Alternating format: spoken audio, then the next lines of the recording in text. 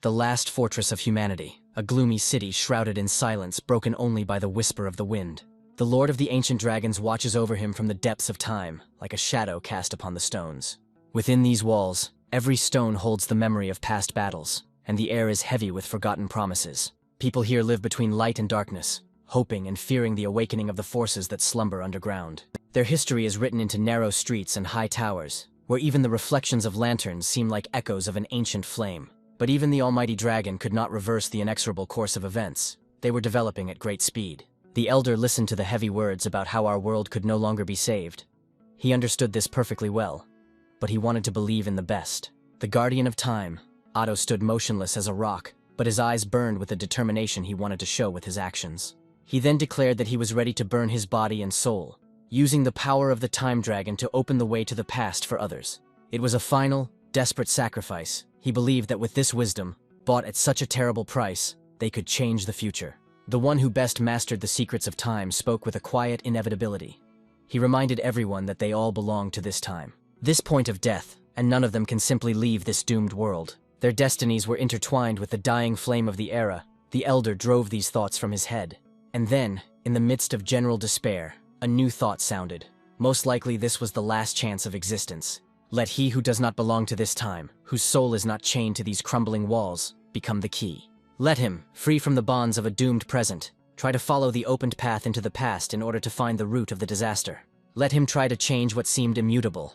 It was a call not for sacrifice, but for liberation, for the search for the only being, for a creature that could try to go beyond the boundaries of its predetermined end. There may still be something waiting for it. And this sentence was pronounced, becoming the last hope.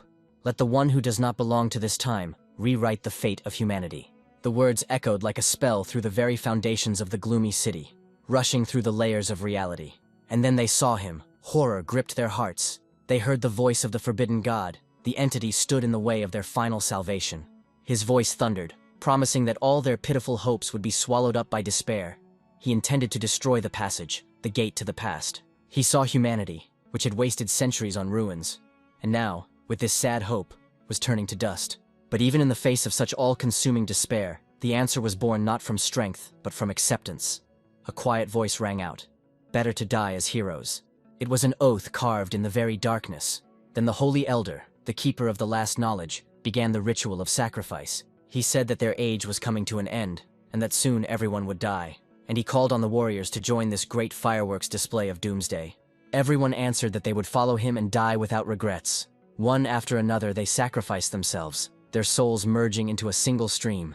At the same time, they continue to say that they, the people of antiquity, are presenting the final gift, the key to the future.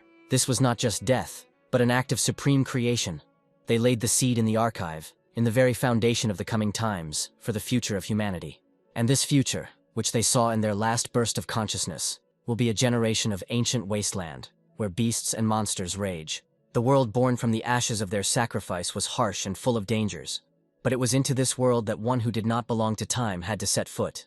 With beast tamers, they fight monsters and obtain the best resources, and they have become the stronghold of the new humanity in the world. But behind the veil of shelter, in deep forests and on scorched plains, many dangerous, bloodthirsty monsters await them.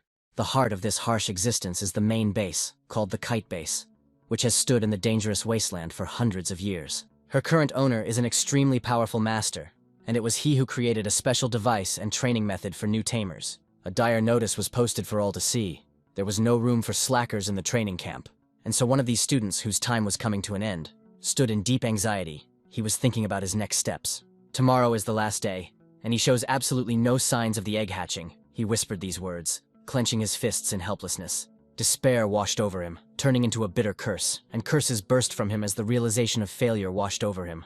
His soul cried out, and he along with it, that all this was very offensive, feeling how the last opportunity was slipping away. Ahead looms only the hard lot of a collector in the deadly wastelands, where there is almost no chance of survival. And at that very moment when despair reached its limit, something unexpected happened. In the darkness of his humble home, next to the silent egg, a strange, flickering light appeared. The young man whispered what it was. At first it was just a weak point, but then it began to grow, taking the form of an unclear symbol. The mysterious energy emanating from the symbol hit the guy so hard that he immediately passed out. His mouth wide open, he fell unconscious to the ground, and his blue egg landed next to him. Something very interesting was apparently going on in the guy's mind. His facial expression was changing every moment. Sometimes he made some strange sounds, frowned deeply, but he had no intention of waking up. This was not surprising, because in his head, in his thinking, a huge beast was now flying. With giant paws, which also had sharp, wide claws, the paw itself was covered with thick scales. It turned out to be a formidable dragon, and at the end, he let out a terrible roar, while his eyes glowed with a bright light, showing his power. Afterwards, he showed his toothy mouth and himself in full growth, with his tamer, who could easily control him, showing off on him. A rude shout and a sharp one brought him out of his stupor. Someone was calling the guy, asking him to finally wake up.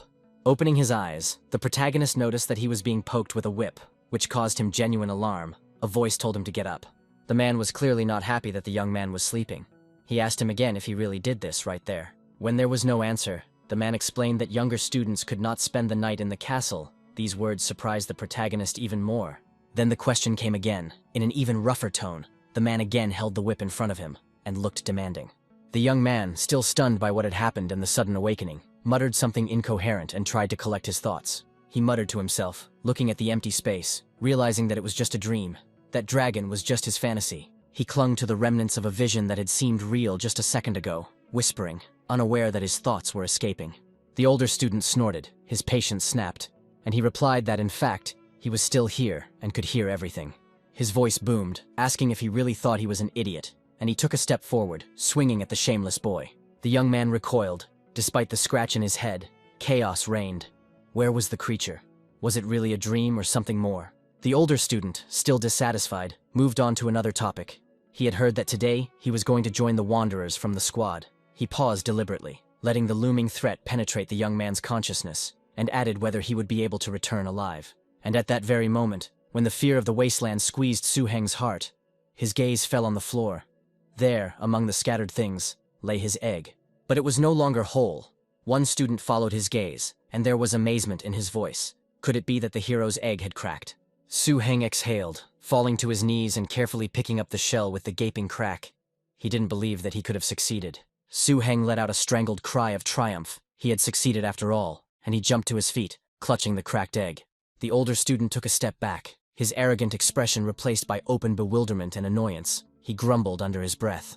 But then, quickly getting his bearings, his face broke into an unnaturally wide smile, and he began babbling that this was all a misunderstanding. Sir Su Heng approached the guy and said that he would definitely inform the head teacher that he had completed his internship and become a master. Suddenly, a female voice was heard. He cut him off, saying that there was no need to report. The guys looked at the girl with bewilderment.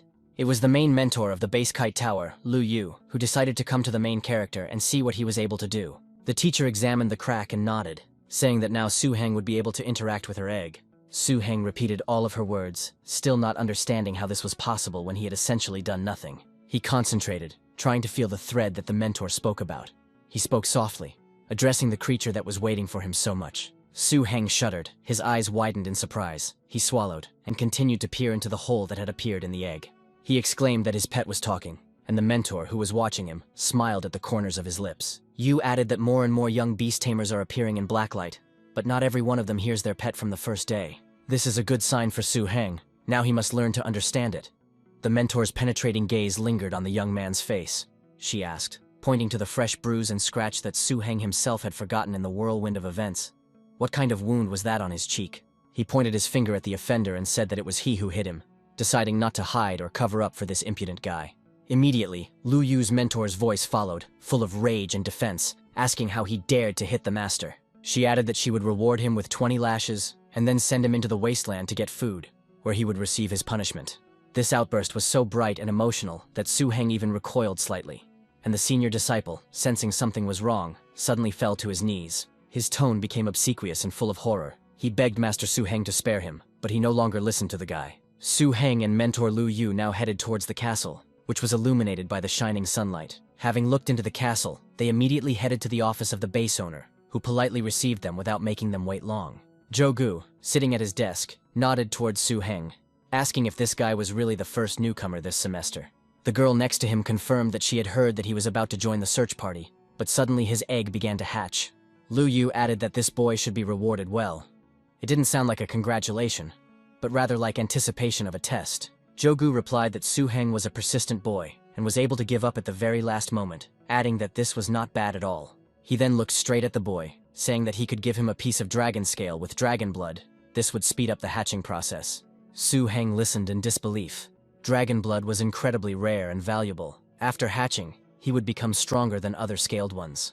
Then the master offered a second option, the opportunity to choose an egg from his collection for a second pet in the future.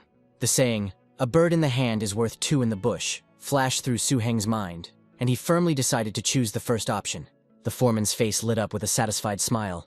He repeated the guy's words to himself. He didn't expect him to make up his mind so quickly. Afterwards, he stood up and said that he would arrange for the dragon scales to be delivered this afternoon, and expressed hope that the boy would not forget this. Su Heng nodded, realizing that he had accepted more than just a gift, but had entered into a complex relationship of duty and expectation with one of the base's influential masters. Besides the castle, Blacklight itself is divided into two zones, the inner and the outer, the inner zone being where the wealthy members of the community lived. The main character's house was located in the outer zone, which was considered bad and dirty, and was where representatives of the lower classes lived. Here stood the main character's house, a plain building made of rough stone and wood, and from inside came the cry of a boy and his sister. Inside, his sister Su Qing tried to explain to the hero that he knew nothing about pain, since he himself had not spent the night at home yesterday. She said that this morning she went to the inner zone to look for Huan, but she couldn't get in and had to wait at the gate. But at that moment there was a knock on the door. A dull, insistent sound interrupted the quarrel, and the boys became wary. The girl sharply asked who was there, still not letting go of her wayward brother's ear, who was looking through one eye to see what was going on. A messenger from the castle stood at the threshold. He greeted the boys. He respectfully said, "Su Heng," emphasizing the address, sir. He handed over everything he had brought to Su Heng, telling them to keep it safe, then bowed and wished them success in their martial arts. With these words, he left, leaving a deathly silence in the house. His sister looked first at the scrolls in her hands, then at Huan's face, and her aggression changed. She realized that before her was no longer a poor student on the verge of exile, but a man who was now taken into account by the castle itself. Su Heng, wiping away her tears, looked at her brother with wide eyes full of surprise and pride, then jumped into his arms. But Su Heng gently interrupted her, placing his hand on her shoulder. He quietly said that he would still live in the outer zone, and there was a sadness in his voice. Their idyll was broken by the messenger standing there, or rather, the boys suddenly remembered his presence. Su Heng exclaimed, catching herself and trying to change the topic, saying that she was going to work, and quickly adjusted her simple clothes. She added that little Huan should behave well, then patted his hand and rushed out the door, throwing him a reassuring smile as she left. Su Heng was left alone with the messenger in the quiet house. He looked at the scroll, and then at the beautifully shimmering gold coins. His status had changed, but the reality of their life in the outer zone remained the same. But now, he had power. Even though this power had not yet manifested, he swore to himself that one day not only he, but also his sister, would live in safety and prosperity.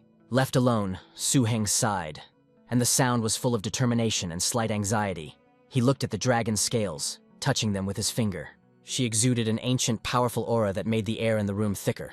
And at that very moment, everything around changed. The scales flashed with a blinding golden light.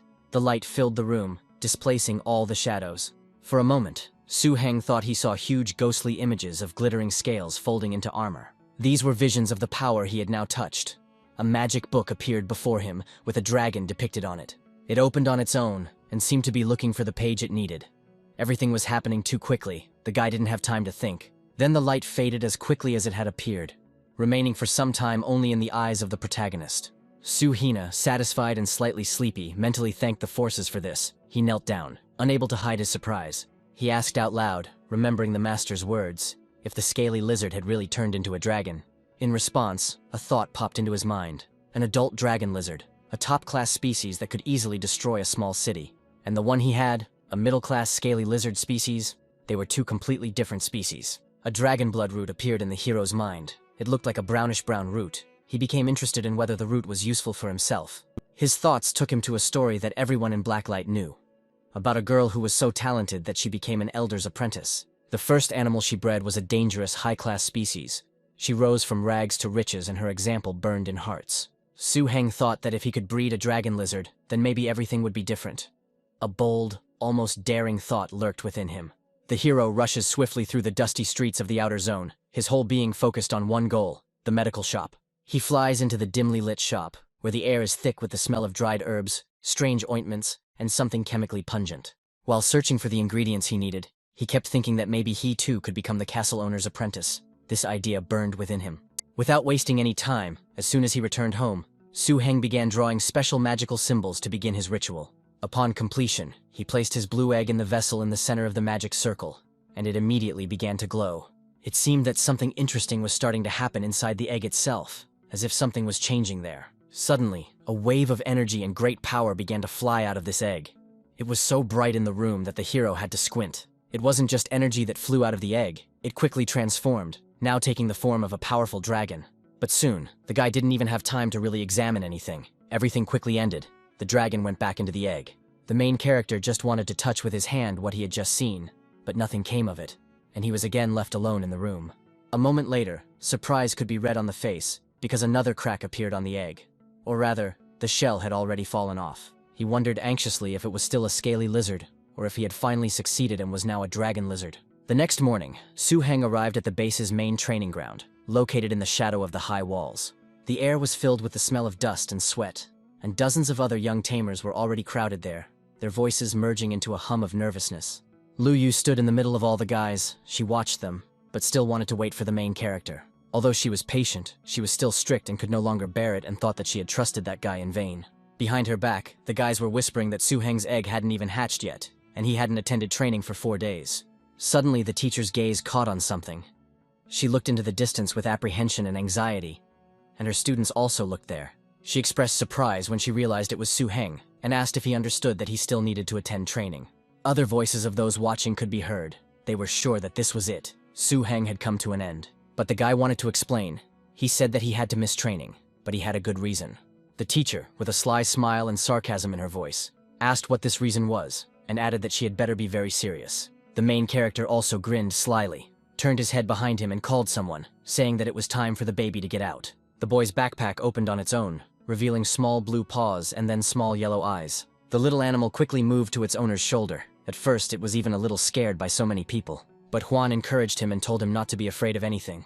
So the little animal looked lovingly at his owner and made an incomprehensible sound. The sight of the small creature on Su Heng's shoulder did not cause affection, but a momentary silence, which then exploded into excited whispers. The other students and mentors froze, staring intently at the unusual creature. The atmosphere on the site became tense to the limit. The experienced mentor, having gathered himself, announced loudly and clearly that before them was a particularly dangerous species, a dragon lizard. Su Heng stood motionless, feeling dozens of gazes on him, full of fear, envy, shock, and distrust. Teacher Lu suddenly moved forward sharply, grabbing Su Heng's hand. She firmly said that they were going to the castle owner. After a long pause, the owner said that it was indeed a dangerous species, and with amazement in his voice, he asked if it was really the boy who hatched it first. Then his face darkened with anger. He turned sharply to one of his assistants, and in a thunderous voice demanded to know what was going on. Who dared to give the hero such an egg? His anger was like thunder rolling through the stone walls of the hall. He ordered that the bureau responsible for egg distribution be notified, so that the culprit could be found and fined 3 months' salary. Then his gaze softened, and he turned to Su Heng, saying that thanks to his hard work all these years, the boy had been able to get through a lot. He assured Su Heng that despite all his past suffering, this was only the beginning of his journey, and expressed confidence that the boy would go far. Su Heng, hearing such words from the castle's owner himself, straightened up to his full height and loudly declared that he would live up to all expectations placed on him. The elder nodded. A shadow of a smile appeared on his face. He was very glad to see such a talented and persistent young man within his walls. Jogu leaned forward a little and asked Su Heng if he wanted what every black-eyed inhabitant dreamed of, the question hanging in the air. And finally, the master spoke words that turned Su Heng's world upside down. He asked directly if the young man wanted to become his disciple. Teacher Lu, who was standing nearby, couldn't help but whisper in surprise, and she addressed the master by his title, expressing her shock. This event was unbelievable. Su Heng, a guy from the very bottom, was just offered the opportunity to rise to the very top. Without a second's hesitation, Su Heng blurted out that of course he really wanted it, his voice trembling and his eyes shining with such a bright light. The master of the castle laughed loudly, and his laughter, full of approval and power, echoed in the stone vaults. He declared that this was good. He also announced that he would be holding a banquet that evening, and explained that all the tamers and their mentors, who would be free from work, would be there. And they celebrated until the evening, until the sounds of music and laughter merged with the approaching twilight.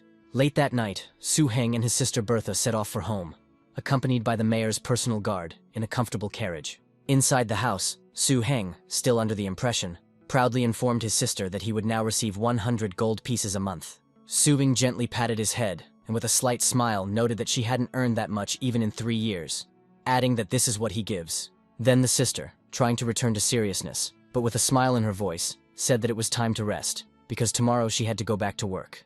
The hero learned that the difference between normal creatures and dangerous species is whether they have innate magical abilities. The ability to handle magic was called magical talent, and this talent was a key factor in determining the strength of a beast. The snake dragon lizard, as one of the most dangerous species, naturally had a special predisposition to the use of magic. Besides the most common fire attack, the other 6 skills of the fire dragon were skills such as dragon sleep.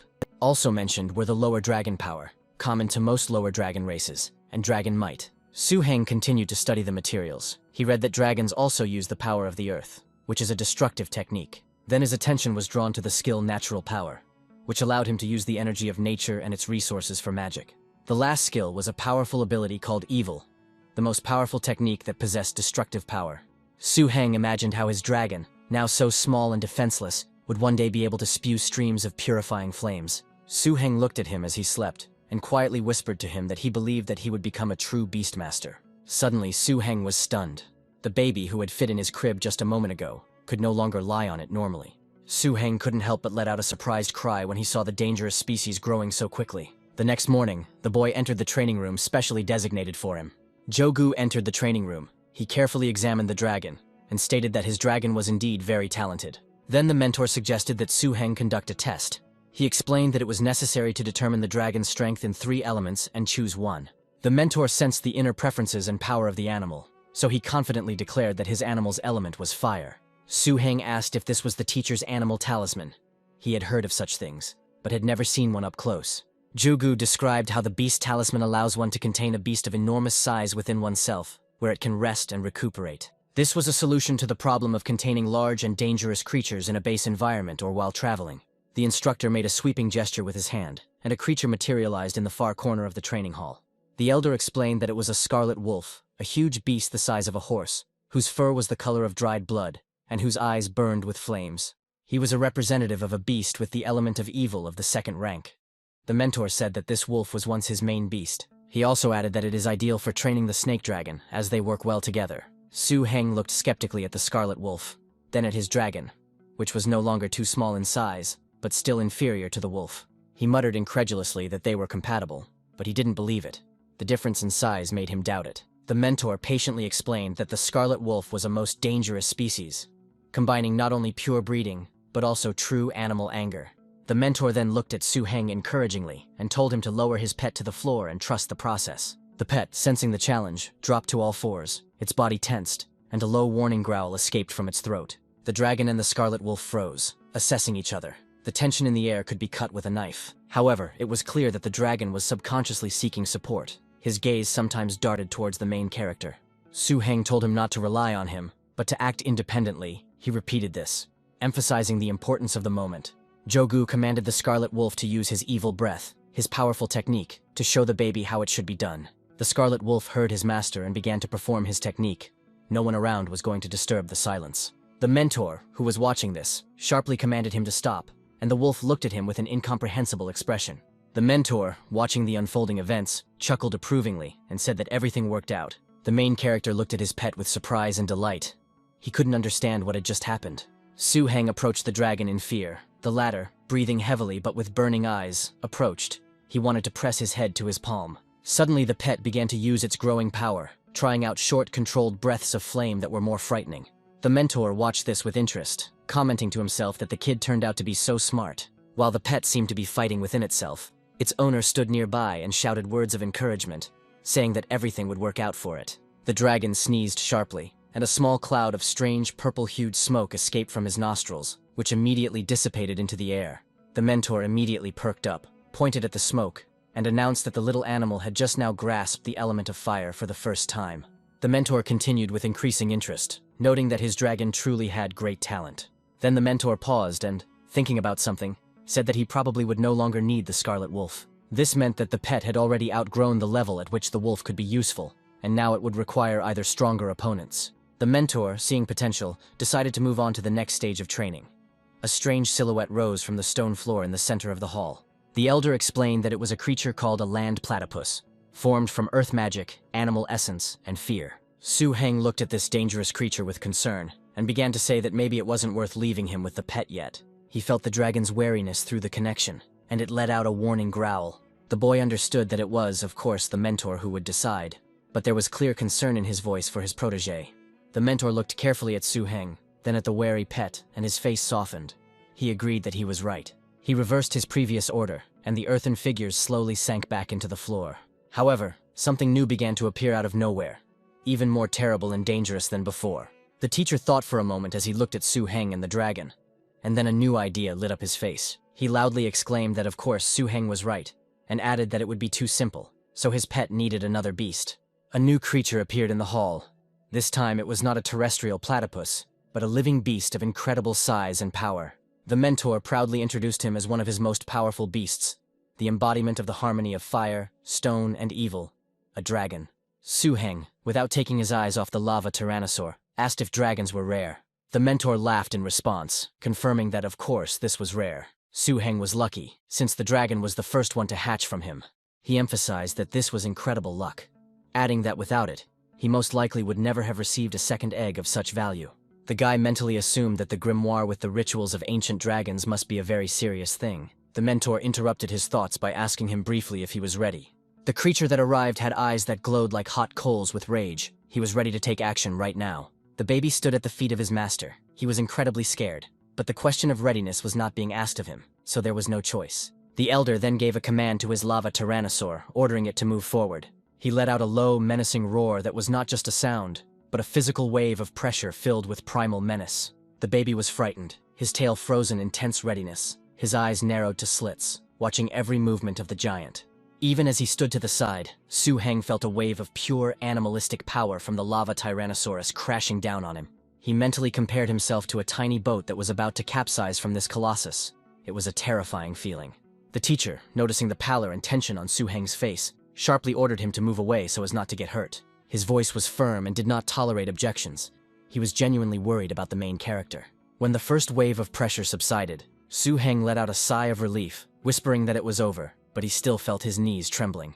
Seeing how the pet, despite its size, steadfastly withstood this pressure, Su Heng whispered how strong it was. The mentor, watching the little dragon's maneuver, nodded approvingly and remarked, turning to Su Heng.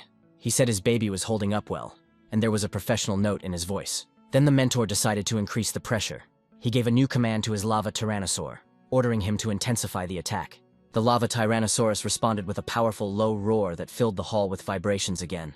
This time he didn't just demonstrate his strength, but began to act more actively, turning his massive head to follow the movements. The dragon, sensing a change in the enemy's tactics, was forced to continue moving, using its agility. Every step the giant took, and every swing of his tail created currents of air and vibrations that were disorienting and threatening. The mentor, seeing that his pet continued to dodge, said that now we'll see if he can withstand this. However, not much time passed, and the mentor smiled broadly and exclaimed with obvious surprise that this was it. He commented that although his pet was still quite weak, he was trying to use the dragon's base strength against the Tyrannosaurus's might. It was an incredibly brave and smart move to use the innate magical protection of dragon blood. He continued, noting that his dragon had a very high level of magical talent, but he didn't know if he could break through his beast's terror. Su Heng watched with bated breath, realizing that it was precisely such trials that tempered a true beastmaster. Suddenly, the mentor seemed to remember something. He looked up from the fight and turned to Su Heng. He asked the young man if he had already used the dragon scales he had sent him, his voice filled with curiosity. Su Heng immediately responded, addressing the master as a teacher, that he had used it as soon as he received it. Jogu looked closely at the pet and noted that it seemed to have absorbed the substance contained in its scales well. He then suggested that perhaps he had even been able to obtain some dragon blood, which would help him increase his talent. The mentor walked over to the shelf and pulled down a thick, tattered leather-bound volume. He handed the book to Su Heng and told him to take it. He began to explain that in this book he had collected the methods and knowledge that Su Heng would now need for his further training. The mentor continued to explain that the book contained techniques that would help him develop his beast. Su Heng bowed with deep gratitude and thanked the teacher for the precious gift. He understood that this was a sign of great trust. After some time, after leaving the castle, Su Heng was finally able to realize his dream by buying his family's old mansion. While his sister Su Qing was at work, Su Huang began cleaning their new, or rather, returned old house. Although he was unable to make the house what it was in his childhood memories, before the ruin, There was a deep sense of relief in his heart. Before telling Su Qing the good news about the house being bought, Su Huang decided to go to her work and pick her up to give her a surprise. He imagined her face lighting up with happiness when she saw their old home return to the family and told the pet that it was time to go. Suddenly, while still approaching his sister's place of work, his hearing caught a strange sound, a sharp bark or roar of some creature. Then, from around the corner of the nearest building, a desperate, terrified scream came from a woman's voice. Su Huang instantly recognized him. His blood ran cold. That voice belonged to his sister. Without thinking about anything other than her safety, Su Huang rushed towards the source of the sound, shouting her name. Bursting into the narrow, dirty alley behind the workshop, Su Huang saw a scene that made his heart clench. His sister was pinned against the wall. In front of her, blocking the exit, stood 3 rough-looking men, and next to them, 2 huge, skinny dogs with wild eyes growled and grinned. One of the men, with an unpleasant grin on his face, said that they just wanted to play with her, and there was an open threat in his voice. The men continued to mock, interrupting Su Qing, and said that if she played with them that evening, his dogs would not play with her.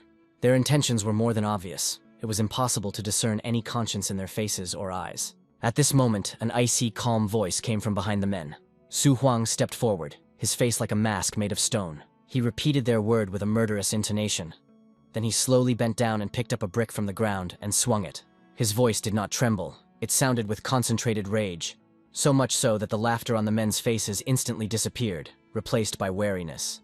The tension in the alley reached its limit. The air was filled with a heavy, almost tangible fear. The gang leader, who had been thundering with rage just a moment ago, froze with his mouth open, his gaze darting to his whining dog. Su Huang felt a cold determination replace the initial trembling in his hands. He took another step forward, and his calm but firm voice broke the oppressive silence. The gang leader, recovering from the shock, muttered something unintelligible, and his hand trembled as he reached for his belt. He told his dog Jack to attack these offenders who dared to hit his Charlie. His voice thundered, full of pride and bloodthirstiness, as if he himself had taken part in this vile attack. The sister asked Su Heng to leave. She didn't want him to get hurt, and although it was clear that he didn't intend to do it, she tried to persuade him. The dog didn't think for long. He rushed at them with a growl. The main character stood like a wall to protect his sister. Another moment and Jack's mouth would close on the guy. The little pet didn't like this at all. He bared his teeth angrily. The bandit's triumph was short-lived. Suddenly a sharp, piercing screech was heard, full of pain and horror. It was Jack the dog howling, his furious growl cut off by Baby's attack, replaced by a plaintive, dying whine. Su Heng, seeing him, was very pleased with his actions. He continued to encourage his pet, saying that he was doing well and it was time to finish the dog. He just detached himself from Jack's body, leaving a bloody stain on it, and his blood also left its mark on the little dragon itself. The gang leader froze, his eyes wide with surprise and impending realization, his cry sounding like a groan of utter defeat. The rage that replaced fear turned out to be blind and helpless. A sharp knife appeared in his hands, pointed straight at the main character. He shouted to his stunned henchmen, urging them not to run, but to pounce and end this once and for all. Then they all rushed towards the boys, screaming, "Die!" and took out their knives, which were lying in their pockets and waiting for their moment. The hero looked at these madmen in amazement, unable to understand why they were sacrificing themselves like that. He decided to use the dragon power skill on his pet, stretched out his hand forward, and loudly shouted these words for the animal. His silhouette, low and collected, seemed to absorb all the darkness of the alley. He stood completely motionless. The gang leader asked out loud, cursing, what was going on? This trio could not pass by the dragon on their offenders. There was an overwhelming fear in his voice that was stronger than any rage, and he immediately offered the only sensible solution, to run away immediately. Suddenly the silence was broken by a new voice, rough and commanding. It turned out to be the security guards, attracted by the noise. One of the gang suggested blaming everything on those standing opposite them. Let the security arrest them, and while they sorted things out, they would have time to escape. The leader proudly declared his connections with the local police, assuring them that all he had to do was ask, and the bastard would be taken away in handcuffs. He was already imagining how the one he called a bastard would end up in a prison cell thanks to his influence. His vanity and cruelty, temporarily suppressed by fear, returned with redoubled force. The most vile part of his plan concerned Su Heng's sister. He muttered, imagining how he would meet Su Qing right in front of her helpless brother, humiliating her as well. This thought, full of sadism and complete impunity, now seemed to him like a sweet poison, eclipsing all previous fears. He continued his vile thoughts, thinking that his dogs could not have died in vain, and that he should benefit from this. However, one of the guards who approached came out. One man. It was the one who recognized the leader of the gang and called coup. He blocked the road, and his simple question about where he was going sounded not like curiosity, but like a quiet command to stop. Seeing a familiar face, the leader was momentarily confused, but then his face distorted again, now with feigned bitterness and the role of a victim. He began his version of events, full of lies and distortions of facts. The guy called himself a victim whose dogs were cruelly and without reason killed. The chief guard's demand to arrest the culprit sounded loud and brazen. He was confident in the guy's words. The other two guards were in shock and anger. One of them started shouting indignantly, "How dare he touch Mr. Ku's dogs?" And then a calm young voice was heard. It was Su Huan. He did not shout or make excuses. He simply showed that very brick. But he did not admit guilt, saying that he had killed the dogs with this brick, adding that if the security guards had any questions, they should ask him. The guard addressed the hero with an angry speech, shouting at him how he dared to kill animals right on the street, saying that he would like it in the cell. The guard's threats hung in the air, meeting neither fear nor response. The guard's attention was distracted by the pet that appeared from behind. Their eyes darted towards him. What they saw made them freeze in place. The little animal was very angry and hissed at the guards. One of the guards breathlessly whispered, "If this guy is really a tamer, that changes the whole point. If a person next to such a beast was a tamer, then all his actions acquired a completely different, undeniable status." And then, to confirm these guesses, something happened that made their hearts clench. The guy handed them a card with the inscription Tamer.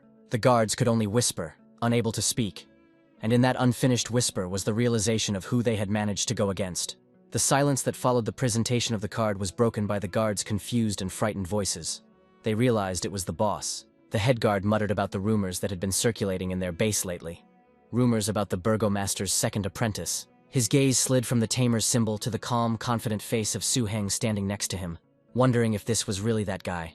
At that very second, he took his pistol and fired into the air, shouting at the same time what kind of impudence was happening here. He turned to Ku Jianyao and asked how he dared to so brazenly and presumptuously arrange this murder of dogs. He shouted at the security to immediately handcuff Ku and his accomplices, and in case of resistance, to shoot them on the spot. This caused the gang leader to suddenly fall silent, his scream cutting off into a short, meaningless cry of surprise and fear.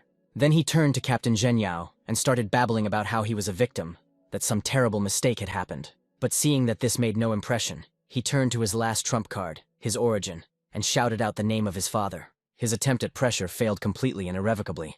The guard's fist turned out to be very heavy. He didn't even bother to hear about his father. He simply stated the fact that the suspect had tried to escape, so let him get beaten with rods. And his subordinates immediately confirmed the order, clearly and without hesitation. There was no pity, no doubt. This trio would get what they deserved. Captain Zhenyao feigned regret over the incident, saying that no one could have known that this scoundrel would set his dogs on him. Su Huang listened to this and dryly remarked that the captain and his men had also arrived just in time, with a hint of subtle irony. Captain Zhenyao fussed, trying to smooth over the impression. He spoke even more respectfully, addressing Mr. Su. Then, wanting to demonstrate his loyalty, he said that if these three fell into his hands, they would either die or flay themselves. The main character only replied that it didn't matter whether this guy died after them or not, but he would still take revenge as soon as he was released. Captain Zhenyao, hearing this, only meekly muttered that he understood everything. He did not argue or offer his services. Mr. Su turned to his sister, who had been anxiously watching what was happening the whole time, and said that it was time to go. And then, taking her hand and simply ignoring the others, Su Huan announced that everything was fine. They were going home. She, still trembling a little but already reassured by his tone, nodded in agreement and whispered, "Okay." Then the guy repeated again that they were going home. These words were simple, bringing her out of the nightmare of the alley back to the reality of home. The captain asked a rhetorical question, summing up what they thought was worse, offending the plantation owner or angering the master tamer. His subordinate didn't even hesitate. His words were simple, bordering on fear. There was nothing to think about. It was better not to anger the tamer. The senior officer gloomily confirmed that he was speaking correctly, calling him a kid and placing his hand on his shoulder. Then another was ordered to find a carriage, while the captain and Lao Dong would wait, and then they would take the three detainees to the cell. The captain continued his sentence, saying that at first they would just keep them there, and then they would see what to do with them. This was their end as a threat. A quiet and unknown disappearance at the behest of those they dared to disturb. Meanwhile, Su Huang and his sister, having already left the gloomy alley, found themselves near their house, and the sister exclaimed that she was very happy. Returning home to familiar safe walls seemed almost unreal to the girl. She said she felt as if she were in a dream. Su Huang, watching her, allowed himself a slight, warm smile, then handed her the house keys, saying only so that his sister wouldn't faint. He reminded Suqing that buying out their old house was just the beginning, and that things would only get better from here on out, and nothing else. Su Bing looked at him, her eyes shining. All fears and doubts seemed to evaporate. She joyfully exclaimed that she believed her brother. She said that only the best awaited them ahead. This phrase did not contain a naive dream, but the confidence of a person who had gone through darkness. The peaceful atmosphere of the house was suddenly broken by a quiet but insistent knock on the door. Su Huang, still alert after the night's events, suddenly opened the door and asked who was there. A calm voice responded, calling the guy forgetful and introducing himself as the Deputy Director of Plantation Management, Go. Su Ging asked again, clarifying his position, and asked why he was here now. Her tone was straightforward. The guest, without any embarrassment, got straight to the point. He explained that he had just received news from the police that Q's son had insulted Mr. Su. He then outlined his plan. He was going to transfer the guilty Ku to the 30th plantation to plow the land. He added that he thought Ku Dingquan, who was at least the leader, would be able to adapt to it. Su Huang listened to Deputy Guo's proposal with a cold, assessing gaze. He was glad that it was being taken into account. A little later, Guo noticed that Mr. Su's sister was a senior agronomist in their plantation system, so he offered her a promotion. Su Huang's sister, Su Qing, was stunned, but she sheepishly retorted that she was completely unsuitable for a higher position. But Deputy Guo immediately dismissed her doubts with insistence, saying that she was Mr. Su Heng's sister, so of course she was suitable. Su Xing, seeing her brother's determination, who silently indicated that consent would be correct, replied that she would be happy to help then. Su Huang said thoughtfully, looking into space, about how it seemed like as you became stronger, more and more privileges appeared. Now the main character was left to do his own thing, following his mentor's instructions and cooking for his little animal. Su Huang tried to persuade the pet, saying that it was very good for him. He would eat, grow, and become stronger, trying to motivate him in this way. The dragon made a dissatisfied sound, but was already ready to give in to persuasion. Su Huang, looking at him, thought. He continued that the food the teacher gave was of very good quality, just right for a young animal, and that this recipe was really important. However, the little animal tried the offered food and clearly didn't like it. Su Huang frowned as he watched this. As Su Huang pondered the problem, he considered the possible causes. His gaze fell on the bowl, and it dawned on him that it might be the ingredients. He recalled that he had blindly followed the recipe, but had not taken into account possible individual reactions or the freshness of the ingredients. But then lines from the book came to his mind, and he confidently exclaimed that this was true, that it was said so in the rituals of the ancient dragons. As soon as the dragon lizards hatch, they immediately eat their own shells, and then may not eat for a long time. At the same time, dragons, snakes, and lizards are quite picky about food. They prefer food in the form of living creatures. Su Huang, with a slight smile of relief and new understanding, said that he thought he understood what the problem was. Having decided to take action, Su Huang stroked the animal encouragingly and announced that he would now go and look for a new recipe for it. Turning to his pet with renewed determination, he assured him that he did not need to limit the animal's food intake, so it needed to eat more and grow faster. Over the next few days, Su Huang meticulously followed the new, more suitable recipe he had found in the ancient dragon rituals. The recipe required fresh, live, or rather, extremely fresh ingredients. Su Huang chose the best, sparing no expense. The results were not long in coming. The pet liked the new diet, ate with appetite, and it seemed to do him good. However, this led to an unexpected and big problem, all because of the satisfied appetite and quality nutrition. After only 5 days, Su Huang, looking at his protege, exclaimed with amazement and slight panic that very little time had passed. A good intention turned into an unexpected challenge, requiring new flexibility and quick adaptation from the young trainer. The problem was not that the animal was sick or refusing to eat, but that it began to grow too quickly, perhaps exceeding all expectations. The beast was no longer a baby, but a full-fledged young dragon. Its size had noticeably increased. Muscles were visible under the skin. The protagonist sighed, saying that although there was no money left, at least his dragon had overcome its childhood stage and entered adulthood. He remembered that night fight in the alley, where his pet had difficulty coping with the dogs, but now it would not have been any trouble for him. The hero began to imagine how his dragon, now full of strength, acts. The beast freezes, its muscles tense, preparing to jump.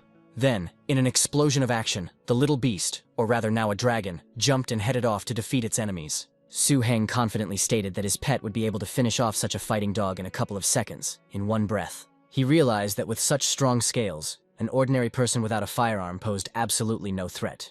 And even the numerical advantage lost its meaning. In his imagination, this group did not represent a well-coordinated detachment, but rather just targets. Su Heng exclaimed in fear. He remembered the important task given to him by his mentor. He needed to find him in the castle now. The boy was still amazed at the speed of change. It was surprising that only 5 days had passed since he had stopped being a cub. Having come to his conclusion, he decided that since this was the case, it was very important to be careful and keep it a secret, so as not to attract unnecessary attention. 10 days flew by in training and watching the dragon's growth stabilize, after which it was time to move on. Su-heng went to fulfill the mentor's request. He stood in front of the massive wooden door in the castle. A familiar, slightly hoarse voice was heard from behind the door, allowing entry. The elder, seeing the student, raised an eyebrow. He said that he had not seen him here for a long time, calling him a kid, and asked if he was really idle. Su-heng, maintaining his respectful manner, began to explain and began to apologize to the teacher, saying that he had worked hard to cultivate the dragon. Then, with a touch of pride, he moved on to the main news. Thanks to his recipe, the dragon had successfully reached adulthood. The teacher's reaction was immediate and much more emotional than Su-heng expected.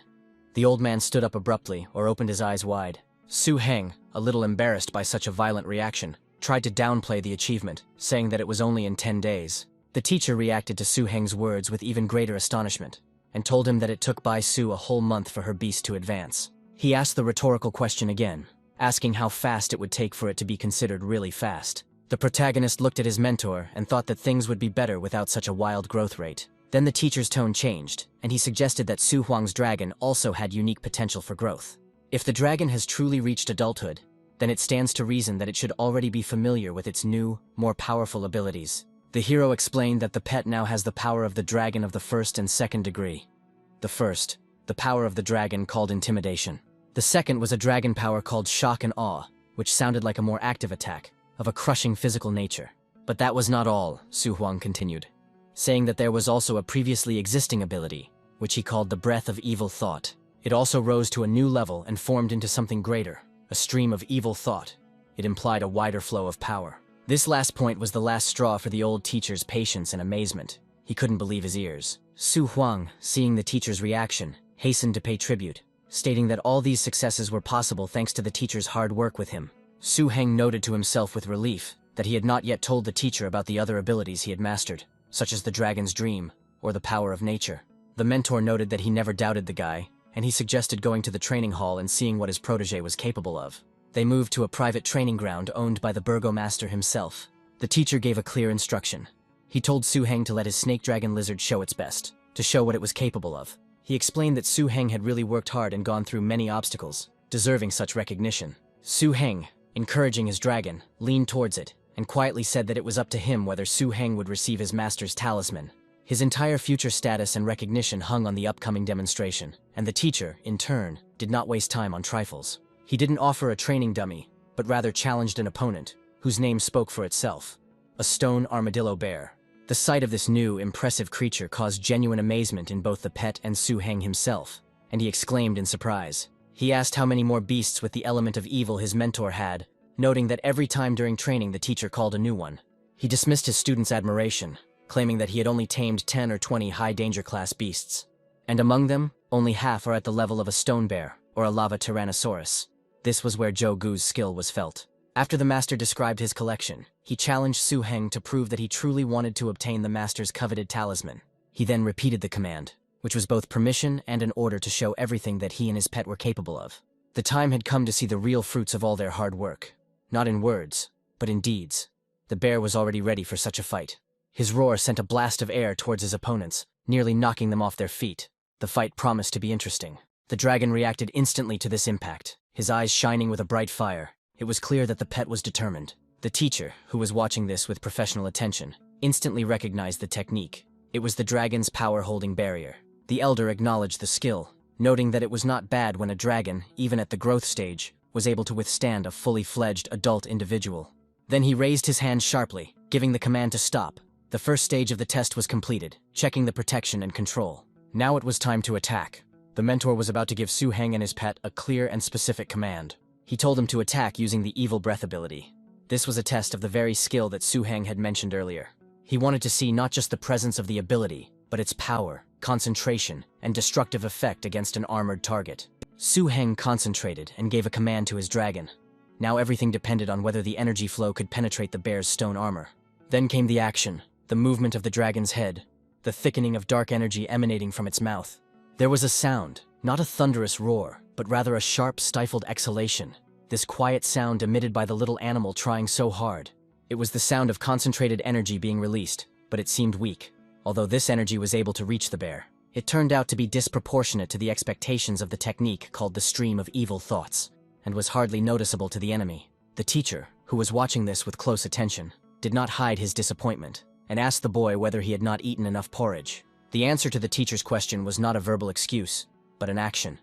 Su Heng realized that a simple technique would not be enough here. He concentrated and gave another command to his dragon, calling out the full and true name of the technique: the stream of evil thoughts, the pearl of evil. The snake dragon, having received the command, changed. He understood his past mistake and knew what his master required of him. If earlier he had only exhaled a weak stream, now his body tensed differently. The air was charged with a different, more menacing tension. It looked like shots of dark, clots of energy that rushed at great speed towards the stone bear. Unlike the scattered stream, these pearls were designed to pierce, concentrating destructive force in one point. The silence that followed the teacher's sarcastic remark was now broken by a display of true, crushing power. The teacher told Su Heng directly that he was a good fellow, admitting that he had not expected such deep study and masterful application of the technique. He noted that Su Heng used the accumulation of dark energy to create not just a stream, but a real series of shots, like bullets. Su Heng, accustomed to his teacher's restraint, responded with embarrassment that he was overpraising him, realizing that in fact there was another technique. The teacher, having heard this, finally confirmed his decision. He declared that he was satisfied with Su Heng's attacks, and that the test had been passed. And then he fulfilled his promise. He handed the main character a ring, that very personal talisman of the master. The old tamer explained that although this ring could not hold as many beasts as his own artifact, it could easily hold 5. Jogu added the explanation that there was enough space inside for 5 animals, and if they squeezed a little, there would even be room for 10. And then the teacher announced his decision. He said that real fights are the best way to increase this experience. Therefore, he decided to send Su Heng to the northern defense area, where there would be a great opportunity to fight dangerous beasts. The teacher gave clear instructions. In 3 days, the boy had to report to military headquarters, inform of his arrival, and they would give him an assignment. He also described the structure of the defense. Behind the high walls of the main base, there were 4 defensive lines guarding the entire perimeter. Each section of the defensive lines consisted of military outposts and many beast tamers that formed a wall. He emphasized that the southern and northern borders were the most dangerous, where encounters with dangerous animal species occurred almost every day. This was where he directed Su Heng. Most of the materials in the city related to dangerous species were the results of hunting in these areas. This meant that this place was not only the front line, but also a source of resources for the entire settlement. And this is not the case regardless of what resources they are, be they alchemy ingredients, crafting parts, or just trophies. Within 3 days of preparation, Su Heng, following the instructions, received an advance payment for his next month's stipend as a tamer. And the hero did not hesitate to spend it. He spent most of this amount on buying ingredients for his dragon's food. He needed ready-made, nutritious, and long-lasting rations to keep the dragon strong in the field. The 4 defensive lines around the base were not simply created as a shield against wild animals. They largely protected the plantations. After all, the area of land suitable for harvesting in the safe zone was limited, and risks had to be taken. Working on these outer plantations was also one of the most dangerous professions, which the base's residents tried to avoid. Ku Dingquan, the same father of the bully they had problems with, was transferred to plantation number 30, and this plantation, as it turned out, was located in the security zone of the northern defensive line, the place where Su Heng was now heading. Su Heng arrived at his destination, the 7th observation point on the northern border, and the officer respectfully pointed to his new post. His arrival did not go unnoticed by the local garrison, and 2 guards watching from their post whispered to each other. One of them noted with surprise that this newcomer was personally brought by the chief of staff, which already spoke of his special status. Realizing that they were seeing the master Tame, the other guard exclaimed, "Why are they waiting then?" and offered to go and help immediately. Both soldiers hurried towards the hero, running up. They turned to him out of breath, respectfully calling him Mr. Su Heng. One of the soldiers asked why the master tamer was carrying his own heavy luggage, and exclaimed that they could not allow him to do that. He introduced himself by giving his last name, Huan, but suggested that they call him simply Brother Huan, an address that immediately eased the tension. However, the protagonist replied that there was no need for such politeness. Since he was older than the guy, he decided that he would call him Huang Ge. Huan began to whine and admitted that it was the first time he had met someone who was not a pompous master tamer, but one who was so simple and accessible. Then Brother Huang took the initiative and urged everyone to quickly finish unloading and hold a feast in honor of Mr. Su's arrival. There were only 29 guard posts on the northern border, and Su Heng now had to report on the situation at the 7th. More than 10 years ago, this very post was blown to smithereens by a passing dangerous species that left no survivors. This place had a tragic history, and now Su Heng had to not only defend it from new threats, but also engage in real combat. The past tragedy hung in the air, a reminder of the cost of error. But at the moment, there was an atmosphere of simple camaraderie. One of the soldiers, probably a cook, proudly offered Su Heng to try his signature dish, even though they didn't have the facilities for such delicacies. The protagonist addressed Huang Gu and everyone present, saying that since they were now comrades in arms, it would be better to call him simply by his first name. Huang, in turn, showed respect. He agreed that the master tamer was a very important person, so he would call him Suge. Su Heng accepted the compromise with a slight smile, acknowledging that everyone could think of the other differently, but the main thing was mutual respect. He then got down to business, asking the practical question that worried him most. How often were dangerous species of animals encountered here? Another soldier explained the situation. Their post was somewhere on the middle line of defense, and the pressure on the defense was less than at the forward posts. To illustrate his point, he showed Su Heng a bunch of dangerous beasts they had caught over the past few days. In the middle and at the end of each month, a military officer and a team from the city would come here. They were responsible for transporting rare resources. Su Heng, after hearing this, agreed that without a tamed beast, such work would indeed be very difficult. And then another soldier, having already gotten used to it, asked Brother Su directly with curiosity what the beast could do. Huan reproachfully asked him if he had become completely insolent, and reminded him that one cannot simply show off tamed animals. However, Su Heng, without letting the argument escalate, instead simply but authoritatively gave the command to his pet to appear as a snake dragon. These words, spoken quietly but clearly, made everyone present freeze. The air seemed to thicken. One of the guards couldn't hold back an exclamation of complete shock and said, "Holy shit, this is the most dangerous species." The serpent dragon, even in its calm state, was the embodiment of a high-class threat, and now it stood among them as an ally. Su Heng, letting the impression subside, calmly confirmed that here was his tamed beast, the snake dragon. The soldier, having recovered from the initial shock, asked with delight whether it was true that his first tamed beast was the most dangerous species. And then, as if answering the unspoken question about his abilities, the dragon revealed itself, emitting a low, vibrating hiss. And at the same time, one of his abilities manifested itself. It was a demonstration of the dragon's power, the shock and awe technique. The beast's owner immediately intervened, shouting sharply towards the dragon, while lightly hitting him on the head for his misbehavior. The main character ordered him not to attack his own people and reproached him for his lack of manners. He didn't want to punish his pet, he was simply raising him. Then he hurried to the frightened soldier, asking if he was okay. He, having come to his senses, babbled that everything was okay with him. But his next sentence, directed at Su Heng, he said that Su Heng's beast was very strong, and the hero himself was an excellent master. Brother Huan, seeing that his comrade was not hurt, allowed himself to laugh and tease the soldier, saying that he almost wet his pants from fear. This altercation eased the tension, and brought the newly reunited comrades closer to the new member of their team and his beast. The feast came to an end. It was getting dark and evening outside. It was noticeably colder, although the voices and laughter of the children could still be heard. After the meal, Su Heng formally introduced himself to all 5 of his new brothers in arms, memorizing their names and faces. Then, following the schedule and advice of his mentor, Su Heng began his personal training. Despite the fatigue from the move and new impressions, he understood that he couldn't relax, so he began to train a new method called Crystal Mind, which consists of 3 stages. The first step was to eliminate all distractions and create a crystalline environment for meditation around you. The second stage involved working with a specific breathing rhythm, where the mind gradually becomes one with the meditative environment. And finally, the third stage, based on the method of the spiritual hammer, can only be applied by achieving unity with the crystalline environment. Su Heng exhaled, assessing his progress, and realized that at this rate, it would take half a year to reach a state of crystal clear mind. He looked at his hands, realizing that they were in line with his teacher's predictions. Progress was steady, but not perfect. His thoughts turned to Bai Su, the same 8th disciple of the teacher.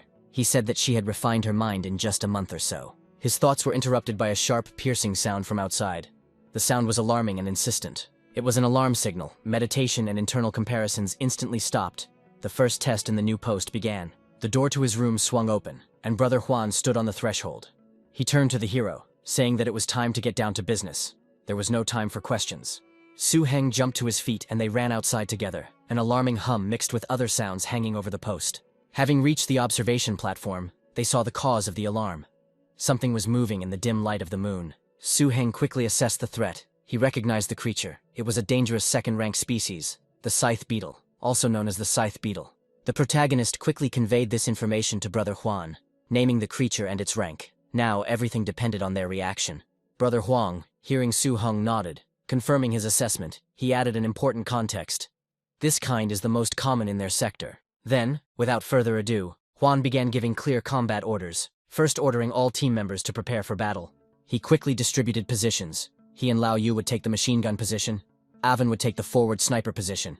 Xiao Hu and Xiao Lu will guard the 5th and 6th rifle posts on the first level, providing cover at the base of the walls. After finishing the distribution, Brother Huang made a rousing appeal to everyone to help Brother Su finish off these brats. In response to his call, the soldiers shouted in unison in agreement and readiness, the sound of their voices creating a tense but collected atmosphere. The battle began with a sharp, loud shot. It was Sniper Avan who opened fire, but the enemy was not so simple. One of the soldiers, observing through binoculars or thanks to his experience, quickly assessed the situation, a characteristic feature of a dangerous species, perception.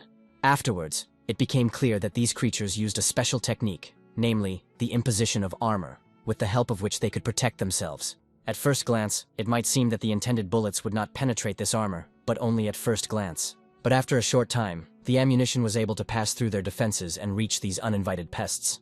A new sound was heard. Several creatures were defeated at the same time. Bullets pierced their bodies, leaving them no chance. Thoughts of 1,000 fallen were left behind. The main thing now was not to break the heads of the enemy, otherwise there would be no reward for this battle. The menacing scythe beetles possessed an innate and insidious ability, an armor overlay, that rendered standard bullets nearly useless. In this sudden silence, born from the roar of misfires, a new solution matured, which came to the main character's mind. The machine gun fire flared up with renewed vigor. A solid lead wall, dull and loud, should have pinned the beetles down, making them freeze for a moment. And that moment was all that was needed. The guy looked at the sniper and tried to control the process. The continuous curtain of fire created by the machine gunner provided an ideal opportunity for the sniper. A flash in the chaos, a single precise shot that must find the weak spot in the armor, that very microscopic crack. Everything froze in anticipation of the result. The air seemed to stop vibrating, holding its breath along with the defenders. Much now depended on this shot. Not just the outcome of the skirmish, but also the belief that these new allies held the key to victory. A sniper's shot broke the silence. A clear, sharp sound that contrasted with the machine gun fire. He was like a cold needle piercing the very depths of darkness, and now all that remained was to watch to see if the armored enemy would finally falter. It paid off. There was a crunch, a quiet but distinct sound of breaking chitin. The armor cracked and it was possible to defeat the creature. The protagonist realized that this was a real battlefield of the northern border. Harsh and merciless. Although the soldiers did not hold the title of Master Tamer, their names were not shrouded in legend. Their strength was born of harsh necessity. But their depth of understanding of the situation and their combat skills, honed in countless battles, were more than enough. This was enough to unite efforts at the right moment and bring down upon the enemy all the necessary coordinated and deadly force. It swept through the ranks of the defenders as one of the creatures turned away from them and began to flee, the instinct for self-preservation overcoming its rage. This moment could not be missed. Huang gave a quick and clear command to Xiao Hu and Su Ge to finish him off together. The answer came immediately. Without hesitation, everyone was ready. And right after that, a decisive voice sounded.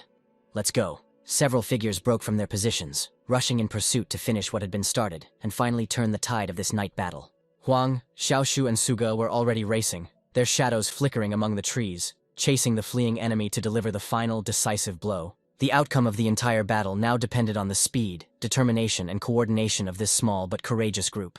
And this group caught up with the fugitive. He stood up, no longer daring to run further, since he understood that it was useless. Any move he made now could go against him.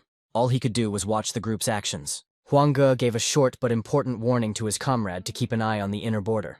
"Everything there is gilded, so you need to be on your guard." The answer was clear and unhesitating. It was already clear that these armored creatures required a special approach and vigilance. The protagonist's attention returned from the chase to their immediate target, the beetle, and he decided to approach it a little closer. A low voice rang out, full of cold curiosity about what would happen to him after the evil attack. The phrase was spoken like a spell.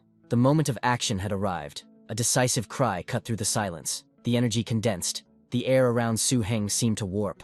Now all that remained was to see if this dark power, or rather the hero's beast, would be able to finish off the ancient creature.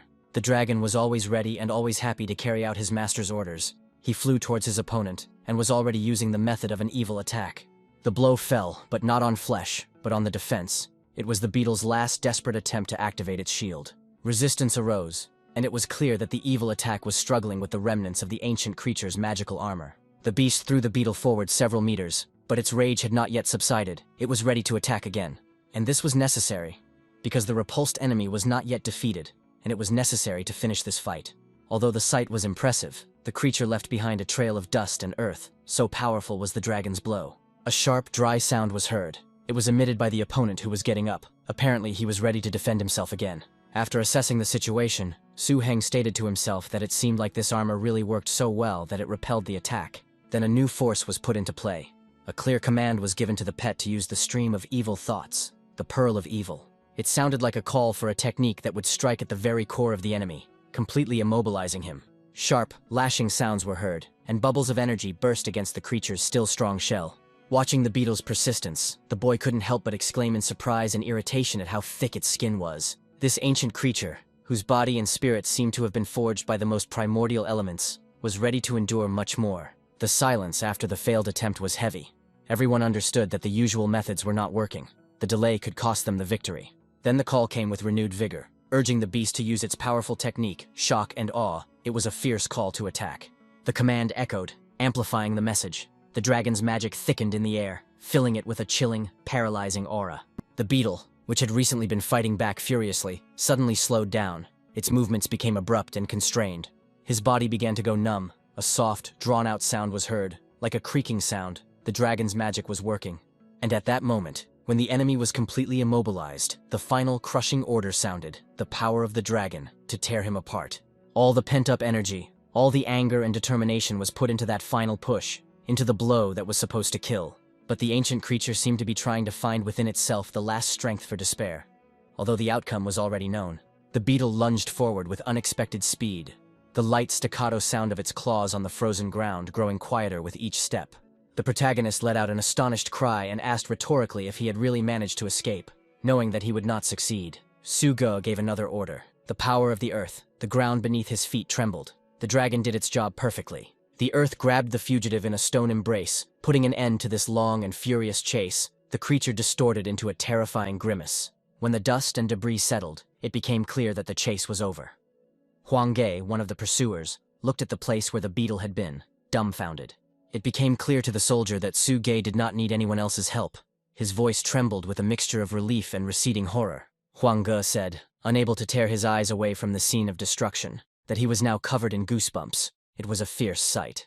Later, recalling this moment, he would again hear in his memory that commanding, low cry that echoed through the forest. Returning back, the soldier told how Su Ge shouted the power of the earth, and how these spears pierced this beetle right from under the ground, like an ordinary pumpkin. Then Huang came up and put his hand on Su Ge's shoulder, saying that he had previously thought that he had simply decided to strike it rich, but he himself was a real nugget. Su Heng, somewhat embarrassed by such directness, only smiled slightly and modestly waved his hand, saying that everyone had tried their best back then. However, the moment of respite was not destined to last. Someone's voice reached them, warning Huang Ge that someone was coming here. The group's attention instantly shifted. Huang Ge muttered something about looking while peering into the distance. Together with the main character, they moved to a place where the access road to the post was visible. They quickly ran to the place and looked down at the road with interest. Soon everything became clear to both guys. A small column of military vehicles approached along the road, raising a light dust. Huang Ge determined that it was a command convoy, but he immediately noted that this was strange, since usually when counting military reserves the command arrives only at noon. So why were they so early? Silence hung in the air like a heavy cloud as the soldiers watched the approaching convoy, a guess flashing through their minds. The convoy pulled up and stopped, leaving behind clouds of dust and sand, and a man began to get out of the central carriage. His posture and armor unmistakably revealed that he was a high-ranking official. This was the commander-in-chief of the Northern Defensive Line, Lu Ling. His very presence here made the soldiers stand at attention, and a loud, forced greeting rang out from the senior post. The commander's gaze slid over the faces and stopped on one. He called him by name, Huang Chengzhu, and said that they had not seen each other for so many years. Huan seemed momentarily speechless, whining and saying he didn't even think anyone remembered his name, adding that he was so flattered. The commander-in-chief waved his hand, removing the formalities, and said that it was less than 10 minutes' drive from the barrier to here. It didn't matter at all. Then his attention turned to the young tamer. He asked how he was doing here, and whether he was getting used to being here. Su Heng, a little embarrassed by the sudden attention, straightened up, saying that he needed to report to the commander-in-chief. Then he, having blurted out a memorized phrase, he met all his fellow soldiers, and I adapted well to life here. Lu Ling laughed, warmly and approvingly, and patted the boy on the head, telling him that there was no need to speak to him so formally. He admitted that the teacher had already told me a couple of times that he had taken on a new, very talented student, and he nodded, confirming his words. Afterwards, his face became more serious. He heard the words of the chief of staff that he did not see him when he came to headquarters. They simply missed each other. A murmur of surprise ran through the soldiers. Could it be that the commander-in-chief had come to this tiny post for Su Heng's sake?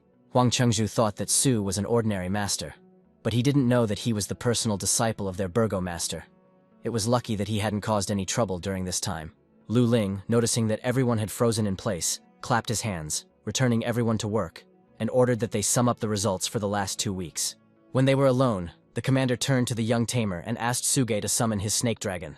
Hearing this, Su Heng couldn't help but let out a slight relieved grin. He had already thought that the mentor had forgotten about him as soon as he left the city. Su Heng gathered his courage and clearly uttered a summons. The air in front of him thickened, and the majestic form of a snake spirit materialized. A low, astonished cry rang out from the commander-in-chief, who was unable to contain his admiration. Lu Ling walked closer, carefully examining the protagonist's incredible dragon that had just arrived. He asked in amazement, but hadn't his dragon hatched just under a month ago? The development of a pet in such a short time seemed incredible. Su Heng, a little embarrassed by the attention, replied that his dragon had grown very quickly since it learned to use dragon magic. Lu Ling, the commander-in-chief, watched silently, and later added that his had grown even more in his time. Then he took a step back, his tone changed, and began to say that the mentor had asked him to find out how well he had honed his dragon fighting skills.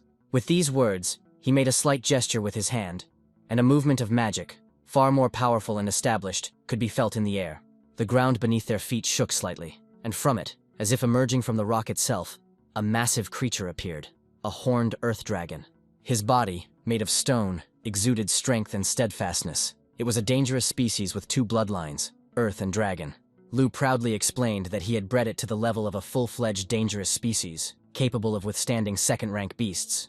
The experienced battle-hardened earth giant versus the fast-growing but still inexperienced snake dragon Su Heng. Lu Ling patted his companion's stone side, noting that this was one of his greatest assets. The test was scheduled. The training fight was supposed to show the true level of skill of the young tamer.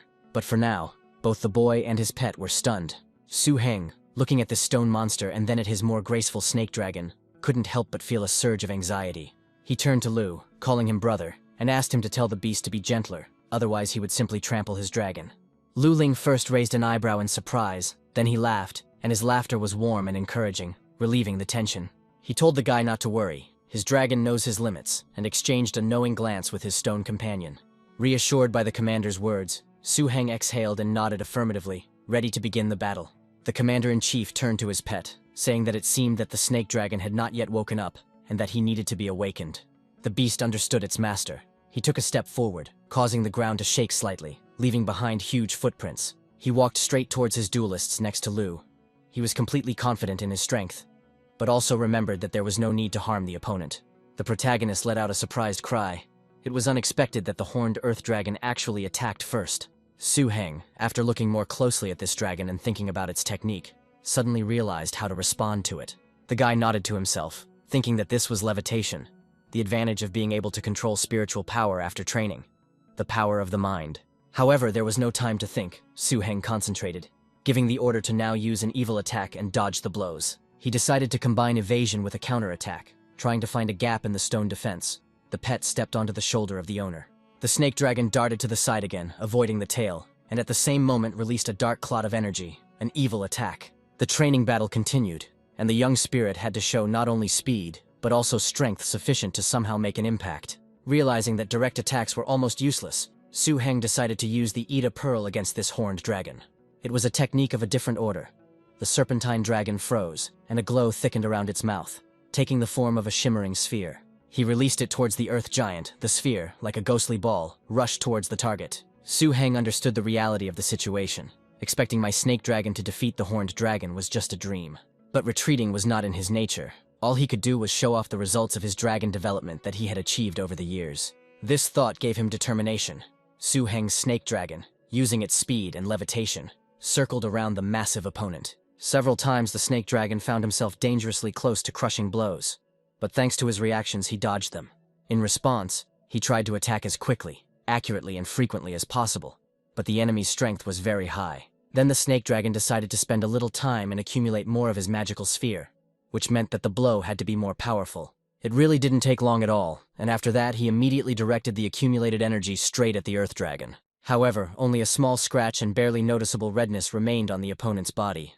Su Heng sensed that his companion's strength was running out, and he knew that exhausting tactics against such an opponent were futile. So he decided to change his approach. He gave a new command, this time aimed not at attack, but at restoration, using the power of the earth. It was a wise tactic. Instead of continuing fruitless attacks, he ordered a temporary retreat to use earthly energy. Su Heng realized that it was time to attack and commanded, gathering all his concentration to use the power of the dragon, the dance of the earth now. It was not just a call to attack, but an announcement of the use of the combination technique they had been practicing. And the earth responded. A low, growing rumble was heard. It was the sound of a rumble. The ground around the horned dragon began to move. The very ground beneath the stone giant's feet began to shake, trying to disrupt his stability. It was a dance of the earth. The earth dragon simply slammed both of its massive front paws onto the ground, and the serpent dragon was thrown back by a wave of powerful energy. Su Heng cried out in worry as he saw his beast struggling to rise, clearly shaken and weakened. Lu Ling laughed. He said that it was a good tactic, but his dragon's strength was already at the 9th level, so his earth dance was no problem for him. Su Heng, still worried about his pet, responded by asking if they hadn't told him to use everything he could. Lu Ling smiled softly again. He didn't mean to offend, it really did look that way, but he just already understood what snake dragons were capable of. His words meant that he saw Su Heng's potential and current level, and his assessment was exactly what the mentor wanted to see. Then he threw his arm in a friendly manner over the hero's shoulder, and said that his snake dragon was developing much faster than his had. Soon after the commander-in-chief's departure, winter arrived, time passed, and the harsh realities of service took over. There was no idol. It was terribly cold at the guard post. The walls were not as high and strong as those at their base, which could provide shelter from the cold. The cold penetrated to the bones. One of the soldiers chattered his teeth. He tried to say that he was very cold, but his words were drowned out by the sound of chattering teeth. Another soldier, watching his torment, replied that he should become a master tamer. He has spiritual cover. He is warm. The silence and cold were broken by a sharp, piercing sound, an alarm bell, immediately followed by a loud, commanding shout. All drowsiness and complaints about the cold instantly evaporated, giving way to a demonstrated readiness. The duty officer reported that guard post number 3 in the northern part had called, and a group of dangerous species had attacked plantation number 25. The commander, Huang Ge, immediately gave orders without wasting a second. Xiao Hu and Su Heng will now go on call from the 3rd post. He appointed 2 of his most effective fighters, including Su Heng, for sorties, while Lao Yu and Awan would remain to guard the house. According to Captain Li, the situation is really serious now, as almost the entire 25th plantation has been completely captured. The situation was worse than expected. Huan continued to report that more than 20 individuals of the dangerous species had entered the territory. All the plantation workers are now locked in the staff quarters, with about a dozen broken guns to fight back with. But it was only a matter of time before the animals got inside. The clock was ticking, and it was a matter of minutes, not hours.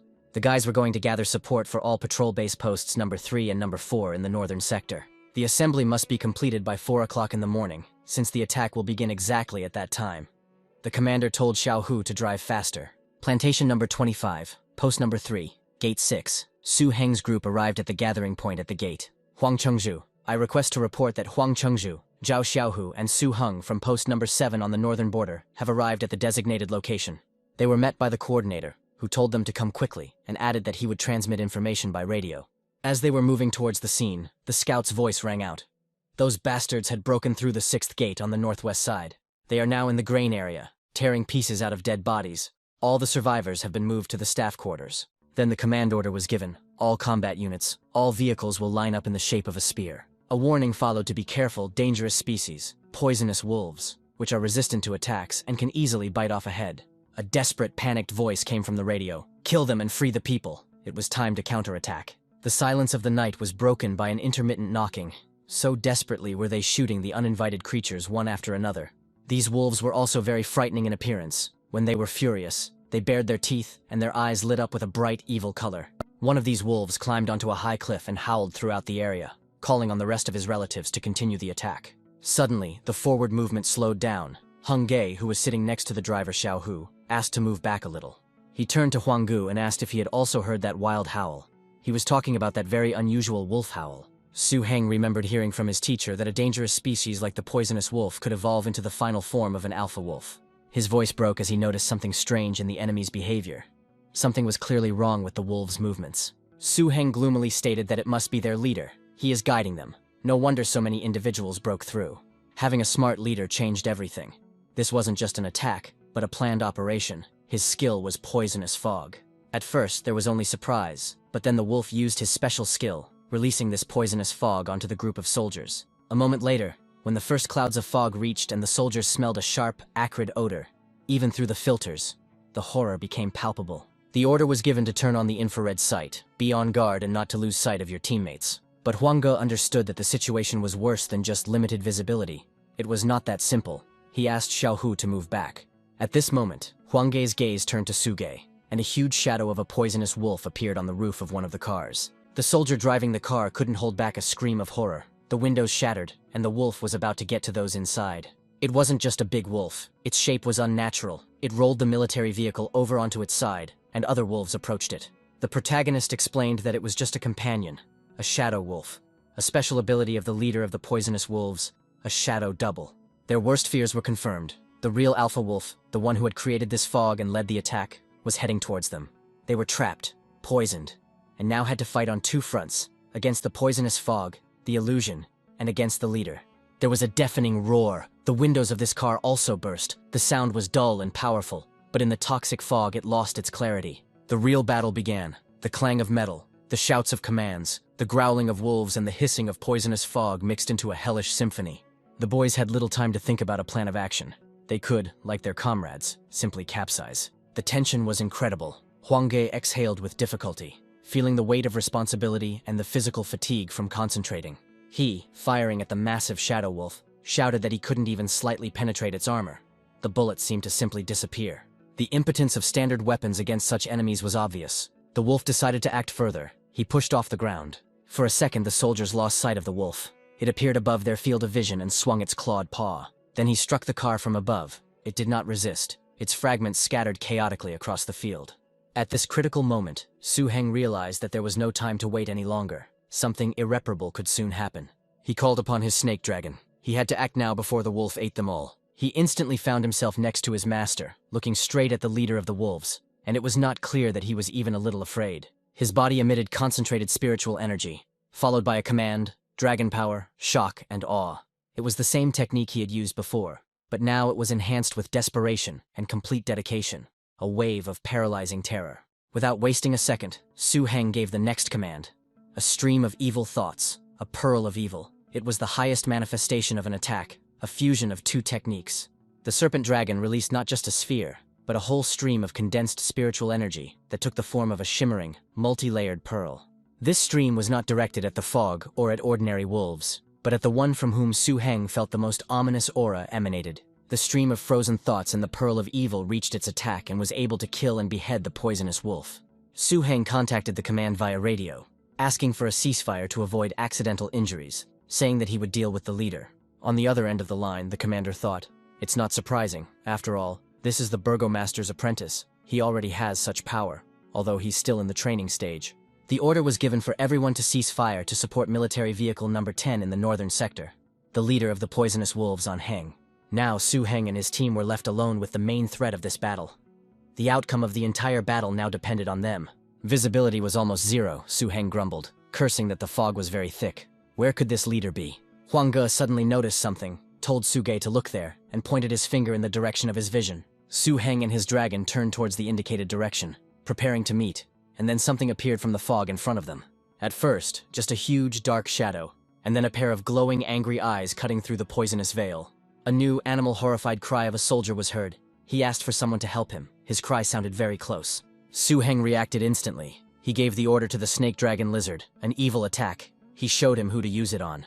The dragon lunged at the wolf, releasing a concentrated clot of dark energy straight into the attacking creature's throat. The attack hit at close range, sending the wolf flying back with a pained yelp and causing him to momentarily lose his bearings.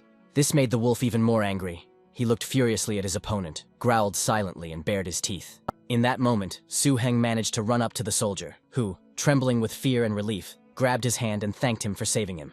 He was even able to laugh at this situation. Simple words full of sincere gratitude momentarily distracted Su Heng from the global task. But there was no time for jokes. The hero abruptly gave up.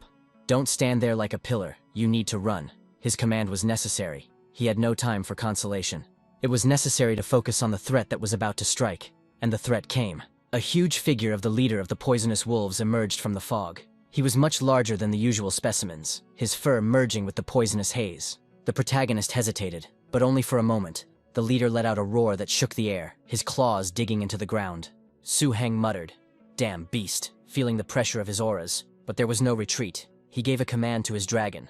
Earth Dance. This time, the Earth Dance was not meant to be just a disorienting technique, but a full-scale attack. The snake dragon began to move. The earth around him erupted into a rage, rocks, soil, and debris rising up in an attempt to bind, wound, and knock down the king of the poisonous creatures.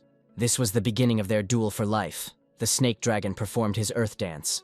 The wolf endured and moved away a short distance. Huang Ge took advantage of this moment, shouted that this was a great opportunity, and ordered Xiaohu to shoot at him. The answer was immediate, followed by a long, concentrated burst of machine gun fire. Tracer bullets streaked across the ground, heading towards the massive target, a distraction meant to force the leader onto the defensive. He recoiled, his concentration broken, as the serpentine dragon, following an unseen command, rushed towards the wolf. And then Su-heng shouted that he knew he would try to escape. He had anticipated the cunning beast's tactics, telling his pet, shock and awe. The serpentine dragon was already in the perfect position to release a wave of paralyzing terror. He focused directly on the leader at the moment of his uncertainty. This attack was supposed to not just slow down, but completely freeze the wolf's will. Gathering all his spiritual power, his body flared with inner light, and he released a concentrated stream of pure spiritual energy. The fog around the leader swirled and began to dissipate. The huge body fell dead to the ground. The duel was over. It was time to return. Huang Ge turned to Su-heng and asked how he was, why he was in a bad mood. He asked with a hint of concern, seeing his silence. Su-heng slowly shook his head and replied that everything was fine. He was just thinking. He paused, collecting his thoughts. Huan said that in the past, master tamers were not usually brought in for invasions of this scale. But if it weren't for him, there would have been more losses. He added that this time the guy really saved them. Then he pointed to an old scar that remained from when he fought to save the plantations. His voice became quieter, remembering that that battle was much more terrible than this one, in which more than 50 people were killed and wounded. He described a nightmare from the past. An armored car was smashed to scrap metal by a huge steel gorilla in its mature form. Everyone in it died. In the end, it was Lord Cao, the then commander-in-chief of the Northern Front, who personally killed the beast and ended that bloody battle. Huan handed Su-heng a flask, telling him to drink a little. It would make him feel better. It was a gesture of camaraderie and support. Su-heng accepted the flask, nodded and thanked, saying that he understood everything. He took a sip, feeling the alcohol, but also the relief that the battle was over. Huang Ge continued. They, ordinary people, live here like floating leaves, without roots or support. Life is fragile, and every day is a struggle. Su-heng listened, realizing that his journey had only just begun. He looked at his comrade, and when he finished, he turned to him. To lighten the gloomy mood, he put his hand on his shoulder and said there was no need to think about such things. It was better to just go home. Huang Ge laughed, his face lit up with warmth again. He accepted the change of topic, saying that when they arrived, they would eat more delicious things. The battle to save the plantation was the first time Su-heng had come face to face with death, and the lives of dozens of people were at stake. He seemed like a true fighter who, after this nightmare, finally understood that only constant effort could help protect those around him. Over the next month, Su-heng began special training for himself and the dragon, in accordance with the rituals of the ancient dragons. He devoted himself entirely to his development, using the knowledge he received from his teacher and the experience he gained in real combat. It was just that one bright day, when Su-heng was deep in training, an old acquaintance of his arrived at the 7th post. The voice was loud and friendly. He greeted the hero, calling him brother. With him was his pet, a super dangerous species, a fiery magical lion. The creature radiated warmth and power, a stark contrast to the cold aura of the serpentine dragon, and the hero wondered if he would be able to ride his dragon. The acquaintance, smiling broadly, quickly ran up to Su-heng, shouting his name and, without formality, calling him a kid. He heard that last time he took part in the battle for the plantation, performed very well on the battlefield, and the commander even praised you. Su-heng turned to his third brother. He remembered how he said that he had to come here every month. A month had already passed since the last visit. The third brother laughed, slightly embarrassed, and replied that it didn't matter. He just had a couple of free days, so he decided to visit him. And now he wanted the guy to summon his snake dragon lizard so that I could train him and make up for lost time. Su-heng hesitated for a moment as he weighed the offer, but eventually said he agreed, intrigued by the opportunity to fight. Then he nodded and determination flashed in his eyes. He began to summon the snake dragon. He made a gesture, and the ring on his finger glowed. The dragon, now larger and more powerful, materialized next to him, ready for a new challenge. The third brother recoiled, his eyes widening in amazement at how quickly he was growing, and asked if the boy had the perfect formula. Su Heng shrugged. His answer was simple and honest. He said that he always used the formula that the teacher gave him. The third brother froze for a moment, then, holding his hand out in front of him, said to put the pet away, because he didn't need to test it anymore. He then conveyed that according to the teacher, once the snake dragon reached the middle stage of growth, its training on the northern front would end. This meant that Su Heng was close to the end of his time on the front lines. His comrades cried, "Could it really be so soon?" They told Brother Su that they couldn't let him go so quickly. They wouldn't be able to sleep anymore if he left now. The protagonist responded with disbelief, pointing his finger behind his back. Maybe he should ask the dragon to sit with them. Then Huangge said that he didn't mean anything by it, and that it was Avon who said it. He decided to shift all the responsibility onto him. Avon said, "So what if he couldn't sleep?" Su Heng laughed, saying that now they wouldn't be able to get away or run away. The next day, an important meeting took place in the Blacklight Training Hall, where the main character, Su Heng, was in such a hurry. Having reached the place, he exhaled, literally falling off his feet from exhaustion. In front of him stood Zhou He's chief manager, Lin Fu, waiting for him. He told Su Heng that he was a good guy. If he could hold out for so long, it meant that he really hadn't been lazy this month. The manager turned to the burgomaster and congratulated him on taking on a good student, although he was not as talented as his first sister. He, in turn, turned to his student. He didn't think that the internship would end so quickly, in just a month. Su Heng, after listening, nodded slowly. He replied simply but sincerely that he had worked hard, using a formal address to address his mentor. The growth and spiritual development of his beast was so vividly felt through cultivation and training. The boy thought about it with excitement. But it's much better than when I sat for 3 years waiting for even the slightest progress from my vein, experiencing failure after failure. He remembered the times of stagnation and disappointment before he met his current teacher. Could such an experience be called difficult? The teacher, after listening to Su Heng, replied that the fact that his snake dragon lizard had been trained to such a high level exceeded expectations. The burgomaster's praise was high and encouraging, and the hero asked if they had already agreed to transfer him to another military post. The answer was unexpected. No. The teacher wants him to take part in the Six Lands tournament next month. He began to explain that the tournament was held once a year, and was a dueling tournament.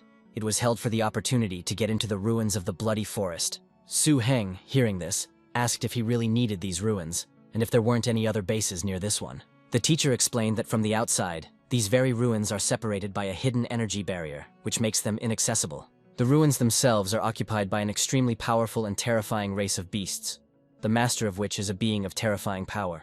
When 6 representatives from each base joined forces and attacked him, the beast was forced to come to an agreement. Su Heng listened and asked, "Since this opportunity to enter the secret lands is rare, it doesn't mean that I will have many strong competitors." The mentor laughed. His laugh was encouraging, and told the boy, calling him a fool, not to worry. He then explained that the area was truly a treasure for new masters like you, and less attractive to true experts. Su Heng, having received the explanation and encouragement, felt a surge of determination. Since the teacher said so, he would definitely try. The teacher added that besides him, 4 more would be competing this time. The tournament would be serious among the 5 selected candidates. Su Heng asked about the place where he would undergo the training that his teacher had just informed him about. The mentor answered simply but meaningfully. In the forest, he winked at the main character, watching his reaction. On the southern section of the defense line, south of the wilderness, there is a large black forest that covers a vast area, the Grizzly Forest. There lived an astonishing number of bears with bodies up to 4 meters long and weighing a ton. These creatures were physically powerful. Sometimes bears appear that amaze with the power of their fight, such that even the masters are afraid of them. They surpass the usual classifications. Su Heng, after hearing this description, asked if the Grizzly Forest was a dangerous place. Although the question was rhetorical, the danger was obvious. The answer was vague. The mentor said that he would understand when he got there. No explanation or consolation followed. Preparing for such a test required not only physical, but also mental focus. Su Heng himself checked his resources. The monetary allowance of 250,000 steel coins was almost used up. He thought about the needs of his growing snake dragon. To maintain its current growth rate, there should be no shortage of food. He realized that moving the advance payment forward each time was not a long-term solution. He needed to find a stable source of income. The protagonist began to think that in fact, tamers have many ways to make money. Pet healer tamers are capable of healing illnesses and wounds, and they earn a good income. It was a path of service that brought in a stable income. Pets associated with vegetation can increase crop yields, also good pay. This was the agricultural path. Aquatic and electric pet tamers also collect resources. They could extract rare materials or provide energy. But it was clear that with the help of the ancient dragon, a more effective method could be found. one that was inaccessible to ordinary tamers. Su Heng went to a bustling trading market known as a gathering place for black lanterns to look for opportunities to make money. Initially, the guy wanted to take advantage of the opportunity, but he didn't find anything the whole day. The market was full of only ordinary goods. And then his attention was drawn to a loud, insistent cry, saying that they were ready to buy black fat at a high price. It was a specific demand that attracted the protagonist, and hope once again settled in his thoughts. Intrigued, Su Heng approached the merchant and asked him directly if he was really buying black fat. The merchant, seeing the potential seller, perked up. He confirmed his plans, then asked a clarifying question whether he had the goods. However, Su Heng replied, no, he just wanted to ask the man why he needed all this at all. The merchant became irritated, saying that he shouldn't care if he had the goods. He would buy them. And if not, then he shouldn't interfere with his business. In the merchant's newspaper, the boy read that 1 milliliter of thick black fat was equal to 83 coins, and 1 liter was already 1,000 times more. These figures shocked Su Heng. He didn't expect that someone would buy black fat at such a high price. It seemed he had found a way to strike it rich. He remembered what the ancient dragon's writings had said. The description came to his mind. The slime from the surface of the black octopus, dark oak resin and thickener are mixed in a ratio of 3 to 1 to 2. Su Heng, inspired by the opportunity, summed up his thoughts.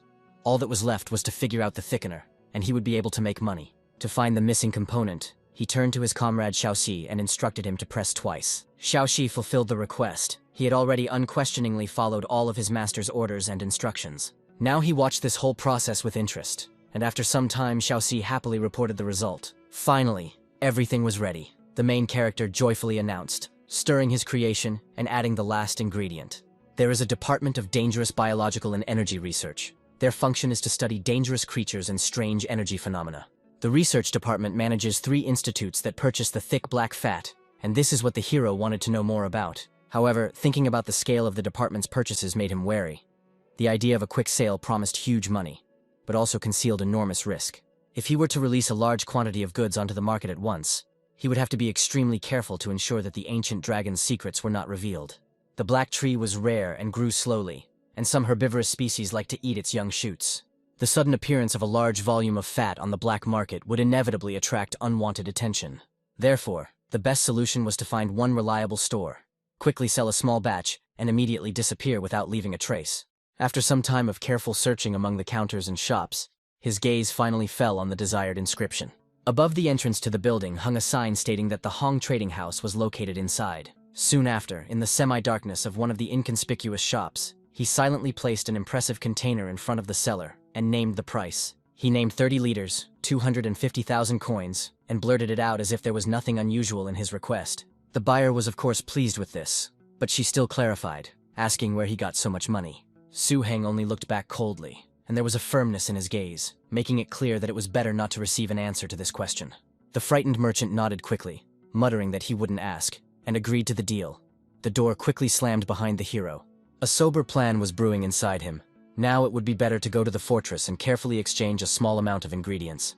His path lay to the fortress, but not only for supplies. There he also decided that he could meet up with his teammates. From one hall of the fortress, voices could be heard, heatedly discussing the imminent reorganization of the team. Among them was Wang Xun. They participated in special training together. He considered Su Heng to be a mediocre person with no talent. Also present was Luo Chong, a tamer from a wealthy family, who controlled a red-scaled dinosaur and a blood wolf. Nearby stood a girl named Rana, the strongest among them, with her controlled beasts, iron magic trees, and sleeping butterflies. Another girl asked if Luo Chong really doubted the master's decision. Even their teacher wouldn't dare disobey, let alone themselves. She added that they were all familiar with Su Heng, but they had to admit that they had underestimated him, because his main pet was a snake dragon lizard. At that moment, the voice of the fortress manager was heard. He informed the protagonist that the owner was still busy, but his comrades had already arrived. He invited him to meet and get acquainted, and he himself, not wanting to disturb the youth, left, leaving the future team alone with each other. There was a brief silence in the hall until it was broken by one of those present, Wang Xun, who looked at the new figure in their circle.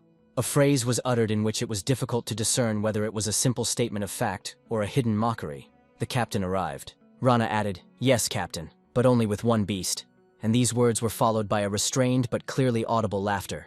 The remark hung in the air, filling the space with awkwardness, and an awkward silence followed. The oppressive atmosphere thickened, like a heavy cloud pressing down on everyone present. No one knew what to say next. The first to break the awkward silence was Lin Yuxin, who took a step forward and addressed Su Heng. who had become a tamer just over a year ago. Lin Yuxin introduced herself politely, explaining that she had only recently become an official tamer and currently only had 2 pets. In response to this, Su Heng calmly stated his name. He explained that he had become a tamer only 2 months ago and now also held this status. Luo Chong involuntarily let out a sigh, admitting to himself that it was cool to achieve this in 2 months and immediately obtain a powerful creature. Su Heng, addressing the guy directly, said simply, but with unshakable confidence, he declared that he was much better than him. Luo Chong exploded at such impudence. How dare he say such a thing? If he thinks he is stronger, then let him prove it right now. Without wasting a second, he immediately summoned his first battle beast, and a massive figure materialized in the hall with a menacing roar. A massive red-scaled dinosaur stood in the way, filling the space with its imposing bulk. Su Heng thought that if you can't crush your opponent, it's better to run into a wall than show weakness. He noted that the dinosaur's development was indeed quite good, but it seemed to be a species that was not of the highest danger level. At this point, Rana intervened, reminding the guy that the meeting was organized by the owner of the castle, and he should think about the consequences of his actions. The protagonist pointed out a much more serious offense. He summoned a beast right in the castle, and he doesn't know what the garrison will do to him for it. Caving in to the pressure of logic and the possible consequences, Luo Chong called his dinosaur back in frustration. He gave Su Heng a venomous warning, saying that he had better not face him in the competition in a month. Su Heng didn't respond to the threats, and he didn't even have the desire to unite with such people to fight for the Black Lanterns. His words hung in the air, describing the gulf of misunderstanding and rejection between him and the others. He did not wait for an answer and left. The door slammed behind him, leaving the group to listen to a ringing silence bordering on an echo from a closed door. The silence that followed his departure was broken by Luo Chong's angry cry, cursing in frustration. However, Wang Shun tried to calm him down, telling him not to worry, since they still had time. The thought of a future confrontation calmed his wounded pride a little, while Su Heng himself, having retired, was thinking about something else. The teacher informed him that they were going into the grizzly forest tomorrow, and this news made him see the situation in a different light. These disgruntled teammates were probably also part of the test prepared for him by the teacher, part of the training plan. So he decided to make full use of this special training in the grizzly forest. As soon as he returned, he would become a worthy captain. The next morning, the soft chirping of birds could be heard outside his house, heralding the beginning of a new day and a dangerous journey. The next morning, an unexpected guest appeared at Su Heng's house, as if he was awkwardly knocking on the wooden door. He introduced himself as the head of the Black Lantern Guard, Zhang Cheng, and said that he would accompany Su Heng to a special training session. An invitation came from the second-floor window of the main character's house. The chief of the guard, along with his escort, looked up. Zhang Cheng entered and laid out a map of the area on the table. Su Heng looked at it carefully and listened to the boss. He showed him the place where their black fire was, then began to explain the geography, running his hand over the map. A small settlement near the grizzly forest was called the Iron Settlement, and there was also a tree settlement nearby. The distance to the Iron Settlement was quite short, making it a convenient point for preparing to enter the danger zone. However, as Zhang Cheng explained, only half of the route was on the repaired road. The rest was quite winding and difficult. In addition, along the way they could encounter various troubles, be it wild animals or unfavorable weather. Su Heng just nodded in response. Accepting this information, he did not delay for long preparations. His answer was, "Let's go straight away." A low rumble was heard. The boys set off. They were, to begin with, heading into the Grey Desert, a vast and lifeless territory. The protagonist understood that the Black Fire was located in the Grey Desert, just like the Iron Village and the Grizzly Forest.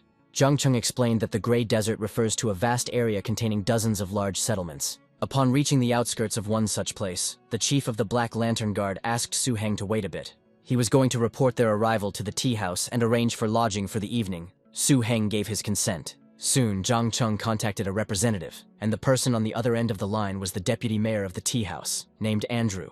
Zhang Cheng introduced himself as the commander of the tactical group of bodyguards from the 1st and 3rd squads. To confirm the legitimacy of Andrew's request, Zhang Cheng began to dictate the last password. There was a distinctive sound, indicating that the verification system had accepted the code, and the gates began to open. Andrew's voice praised Commander Zhang for his good work, confirming the successful identification. Zhang Cheng was acquainted with the deputy mayor, and he addressed him in a friendly tone and introduced Su Heng as an honored guest. He asked to arrange a good place for them to live. Andrew responded readily, assuring that he could rely on him. Later, he invited them to come in. The tea house enchanted them with its beauty and tranquility. Entering the apartments reserved for them in the tea house, Zhang Cheng handed Su Heng a special set of items for taming beasts. Zhang Cheng then introduced another man named Chen Han, who was to become their private on the upcoming expedition. Left alone in the designated room, Su Heng decided to check his new tools and the condition of his main partner. He summoned the snake dragon. The creature appeared in the room, and Su Heng, speaking to it, remarked that it must be hungry. He began to pat him on the face and offered him something to eat, continuing to coo at him sweetly. This sight amazed Private Chen Han and Jiang Cheng. They tried to figure out if this was the animal that Master Su had tamed. Jiang Cheng noticed that Su Heng hadn't even opened the canned food for the beast. Was this monster really going to eat it along with the box? The dragon lizard only lazily glanced at the offered food, and then at the people around him. The boxes, along with their contents, immediately flew up under the influence of the protagonist's pet. He began to swallow them with greedy appetite, despite the stunned faces of the others. Something flashed in his eyes that Chen Han interpreted with horror as obvious contempt. He whispered to himself. But his partner heard it too. It despises us, doesn't it? Feeling both humiliated and frightened. To ease the tension, Jiang Cheng approached Su Heng, and several of his acquaintances from the local guards invited them to have fun together at a bar. Su Heng politely declined the offer of fun, asking his comrades to have a good time without him, and asking them to find a guide for himself. At that moment, a girl appeared.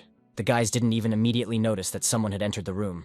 She came into them and asked again, turning to the main character, if he really needed a guide. She apologized for the intrusion, explaining that she had not meant to eavesdrop, but had been sent by Grandpa Andrew to deliver souvenirs. Jiang Han, recognizing her, confirmed that she was indeed Mayor Andrew's granddaughter, and if Su Heng needed a guide, she would be the best choice. Su Heng, seeing this as an opportunity, thanked him for his help and agreed.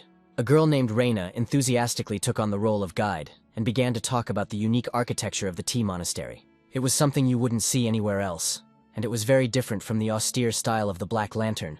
She explained that most of the roofs of the houses here are triangular in shape. The buildings themselves can be square or rectangular, which creates an interesting three-dimensional impression. Traditionally, residents paint the walls of their houses black and brown.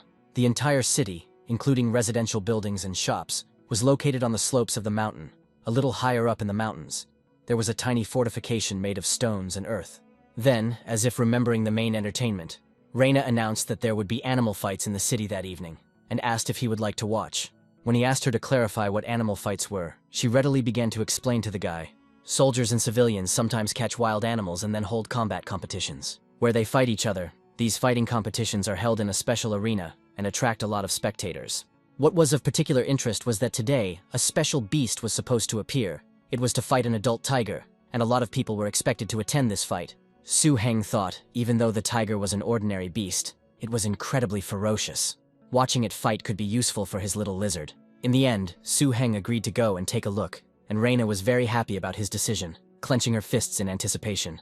As they approached the arena, they went to buy tickets, and the seller immediately started asking Reina if this was her boyfriend, who this cute boy was, and if he was a local. Reina blushed from such direct questions from her familiar aunt. She shyly brushed off her words, calling them nonsense. Still angry and terribly embarrassed, the girl hurriedly led Su Heng further, away from prying eyes. They headed towards the arena, where someone had already called out to Reina. The man offered them good seats. He offered her to sit in one seat, and he was going to sit next to her. Reina politely thanked him for the offer, but declined, citing the fact that it was inconvenient for her today, and promised to do it next time for sure. Then she pulled Su Heng aside again. Su Heng, watching the scene, couldn't help but notice to himself that this little girl seemed to be a real celebrity here. They soon ran into another acquaintance of Reina's, Red, who asked with a grin if she had finally found time to visit him. Reina replied that she had come only to accompany her dear guest, and hinted that he would be better off finding a better place for them. Uncle Red looked closely at Su Heng and noticed something. He recognized him as the same young man that rumors had probably already been circulating about. His gaze fell on the ring on Su Heng's finger, and he whispered to himself, "The ring of the Overlord." This symbol, judging by the reaction, evoked great respect and fear. Uncle Red immediately changed his tone, deciding that it was better not to quarrel with such a person. He greeted Su Heng with a bow and more respect. Offering him the best seats in the arena, Su Heng silently accepted this offer. The ringmaster appeared in the arena, and his loud voice announced the beginning of the show. She announced, to the approving roar of the crowd, that the animal fights were beginning right now. From the arena, the roar of a lively crowd could already be heard, expressing its impatience and excitement, and the growling of animals preparing for battle. The host continued, introducing the first fighter. As everyone expected, the city guard brought them a tiger from the jungle. She described a beast more than 3 meters tall and weighing more than 600 kilograms. A huge tiger was released into the arena, which came out with a menacing roar. Spectators in the stands commented that the tiger seemed to be in excellent shape and was eager to begin the fight, and they also praised the traps created by the top hunter. The crowd began to chant, demanding the start of the main action. They shouted, "When will it start already?" and then their shouts merged into a single roar. The little guide, Reina, also took part in this. She shouted out good luck several times, encouraging the fighters and the animals themselves. The host asked the audience to be patient as she finally decided to introduce today's contestant. At that moment, the girl pointed with her hand towards the open doors from which someone was supposed to come out soon. A cage with something inside, or perhaps someone inside, was rolled out or brought into the arena. It was possible to tell by the way the cage moved. Soon, the lid of the cage fell off, and it became clear that inside was the one the manager had just introduced. The little animal couldn't catch his breath from fear, and from how hard he tried to get out of his cage, and his head was buzzing and spinning from the throw. Suddenly he heard someone's roar behind him and turned around. And from the fact that he saw a tiger, tears of fear flowed from his small eyes. He instantly jumped out of the cage and rushed away from his opponent like a bullet, squealing and crying. He understood that he had no chance against the tiger, but he didn't have the strength to run far. He tripped and fell, lying on the cold floor. He was crying not only from fear and helplessness, but also from shame. All the stands burst into loud laughter.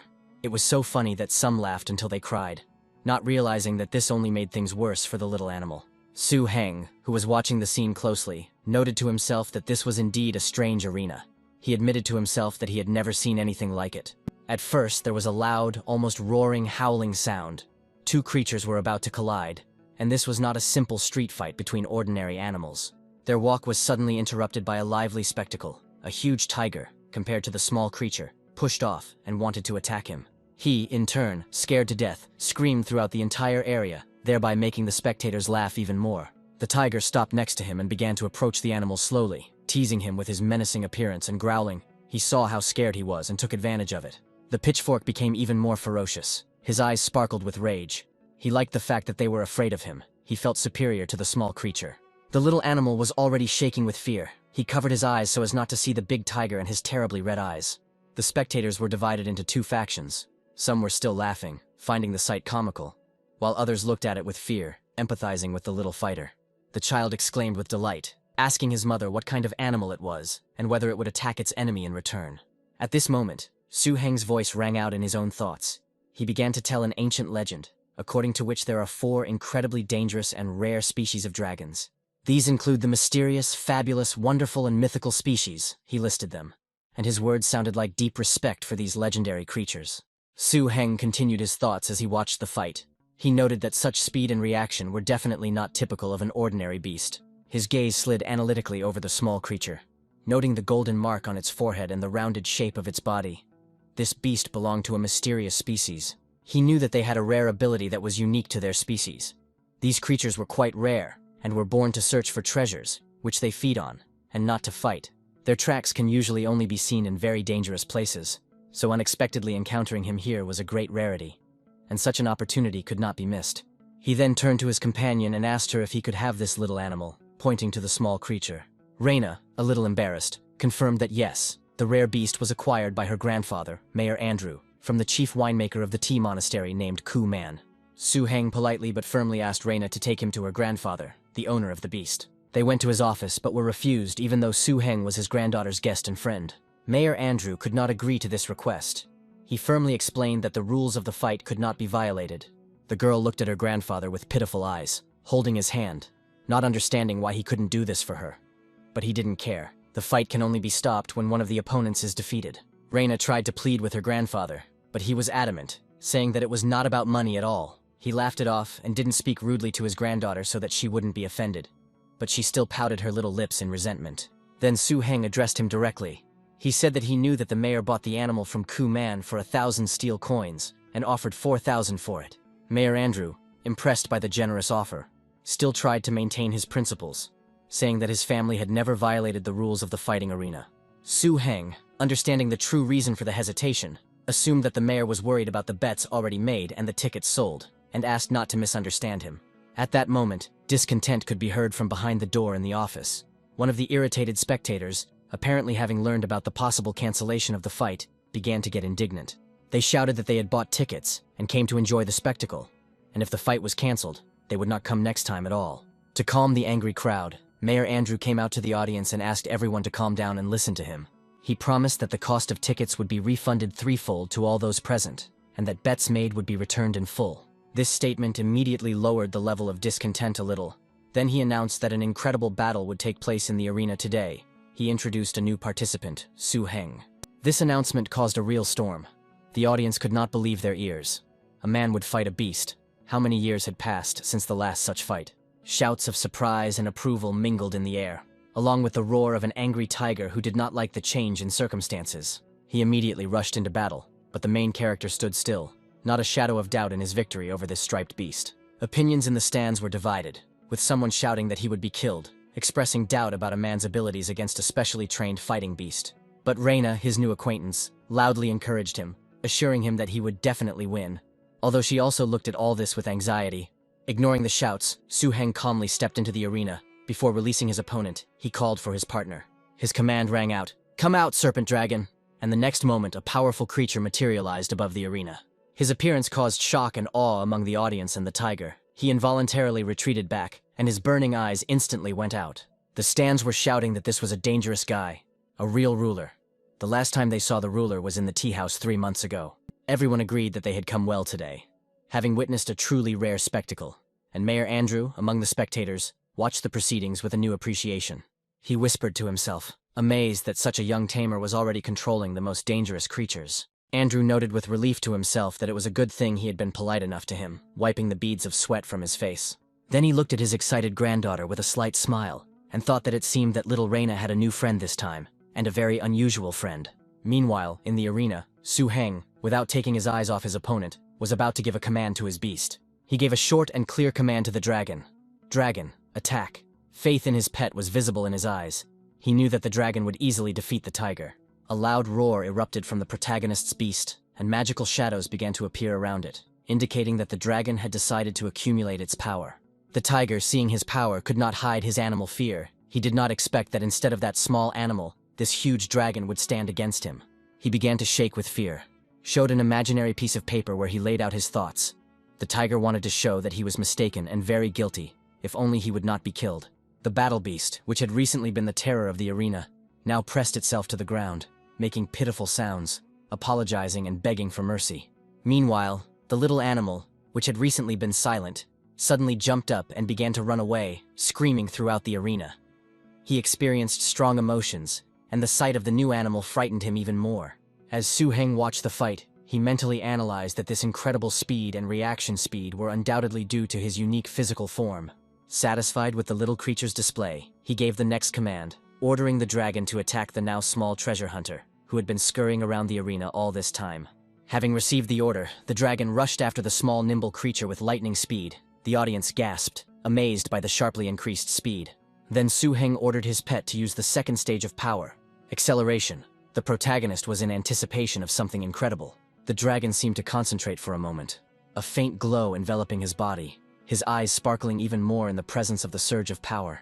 Coming even closer to the small animal, he opened his toothy mouth, from which a loud, terrible sound was emitted, in order to further terrify everyone around.